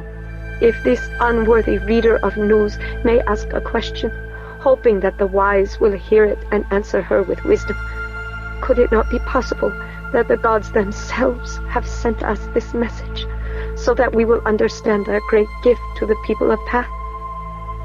Qingjiao listened for a while longer, as fury grew within her. It was Jane, obviously, who had written and spread this document. How dare she pretend to know what the gods were doing? She had gone too far. This document must be refuted. Jane must stand revealed, and also the whole conspiracy of the people of Lusitania.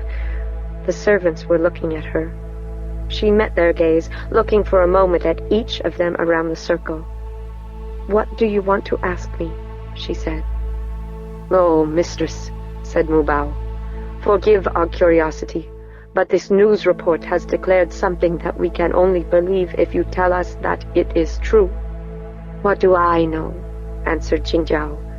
"I am only the foolish daughter of a great man." "But you are one of the gods-spoken, mistress," said Mubao. "You are very daring," thought Qingjiao, "to speak of such things unbidden. In all this night, since you came among us with food and drink, and as you led so many of us out among the people, tending the sick, you have never once excused yourself for purification. We have never seen you go so long. Did it not occur to you," said Qingjiao, "that perhaps we were so well fulfilling the will of the gods that I had no need of purification during that time?" Mubao looked abashed. "No, we did not think of that." "Rest now," said Qingjiao. "None of us is strong yet. I must go and speak to my father." She left them to gossip and speculate among themselves. Father was in his room, seated before the computer. Jane's face was in the display. Father turned to her as soon as she entered the room. His face was radiant, triumphant. "Did you see the message that Jane and I prepared?" he said. "You!" cried Qingjiao. "My father, a teller of lies!" To say such a thing to her father was unthinkable, but still she felt no need to purify herself. It frightened her that she could speak with such disrespect, and yet the gods did not rebuke her. "Lies," said Father. "Why do you think that they are lies, my daughter? How do you know that the gods did not cause this virus to come to us? How do you know that it is not their will to give these genetic enhancements to all of Path?" His words maddened her. Or perhaps she felt a new freedom, or perhaps she was testing the gods by speaking very disrespectfully so that they would have to rebuke her. "Do you think I am a fool?" shouted Qingjiao. "Do you think that I don't know this is your strategy to keep the world of Path from erupting in revolution and slaughter? Do you think I don't know that all you care about is keeping people from dying?" "And is there something wrong with that?" asked Father. "It is a lie," she answered. "Or it's the disguise the gods have prepared to conceal their actions," said Father. "You had no trouble accepting Congress's stories as true. Why can't you accept mine?" "Because I know about the virus, Father. I saw you take it from that stranger's hand. I saw Wang Mu step into his vehicle. I saw it disappear.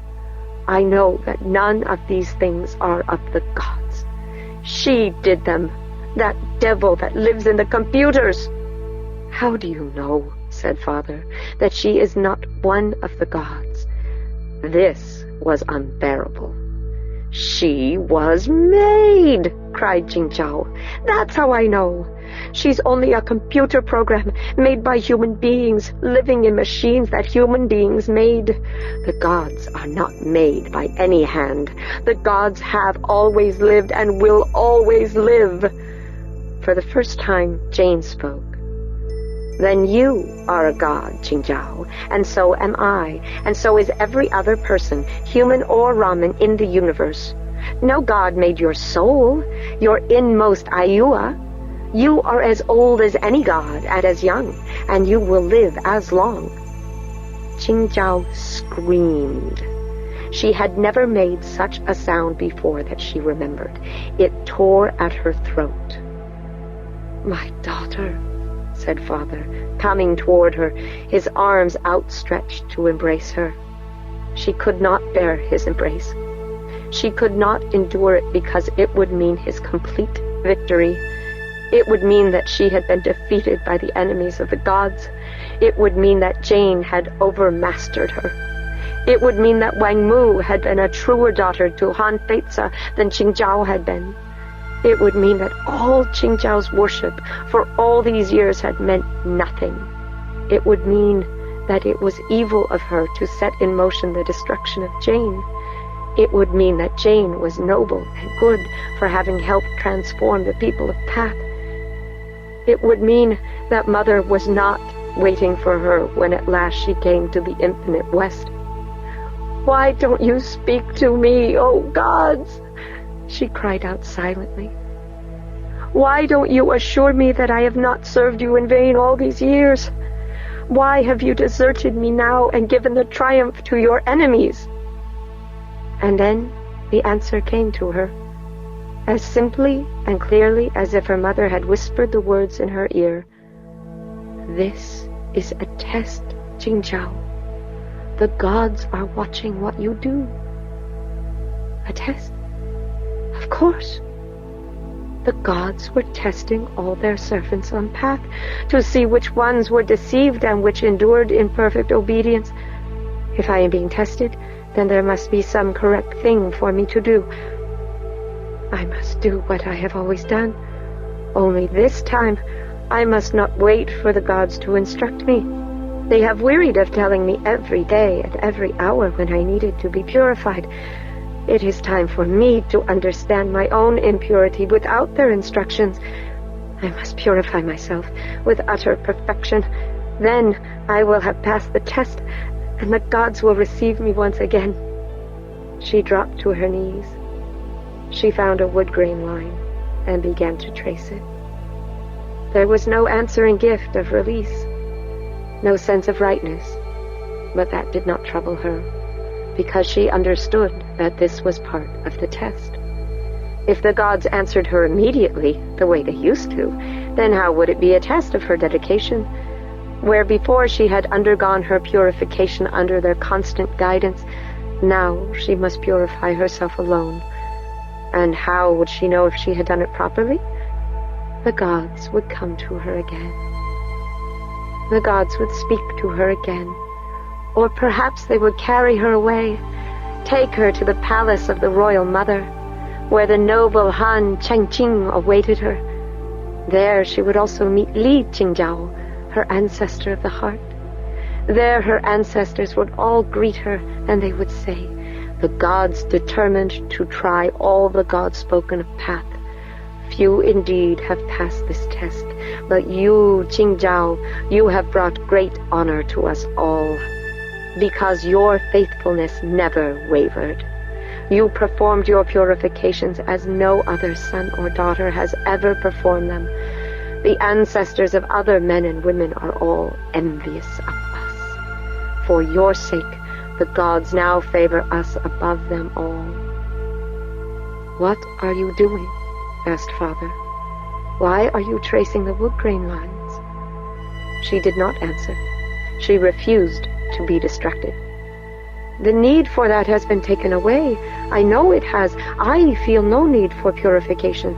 "Ah, Father, if only you could understand.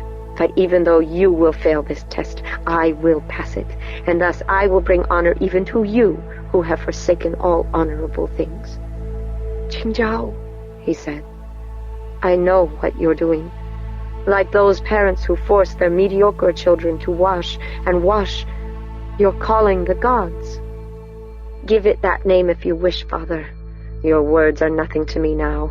I will not listen to you again until we are both dead, and you say to me, 'My daughter, you were better and wiser than I. All my honor here in the house of the royal mother comes from your purity and selfless devotion to the service of the gods. You are truly a noble daughter. I have no joy except because of you.'" The world of Path accomplished its transformation peacefully. Here and there a murder occurred. Here and there, one of the Godspoken who had been tyrannical was mobbed and cast out of his house. But by and large, the story given by the document was believed, and the former Godspoken were treated with great honor because of their righteous sacrifice during the years when they were burdened with the rites of purification. Still, the old order quickly passed away. The schools were opened equally to all children. Teachers soon reported that students were achieving remarkable things. The stupidest child now was surpassing all averages from former times. And despite Congress's outraged denials of any genetic alteration, scientists on Path at last turned their attention to the genes of their own people. Studying the records of what their genetic molecules had been and how they were now, the women and men of Path confirmed all that the document had said. What happened then, as the 100 Worlds and all the colonies learned of Congress's crimes against Path, Qingjiao never knew of it.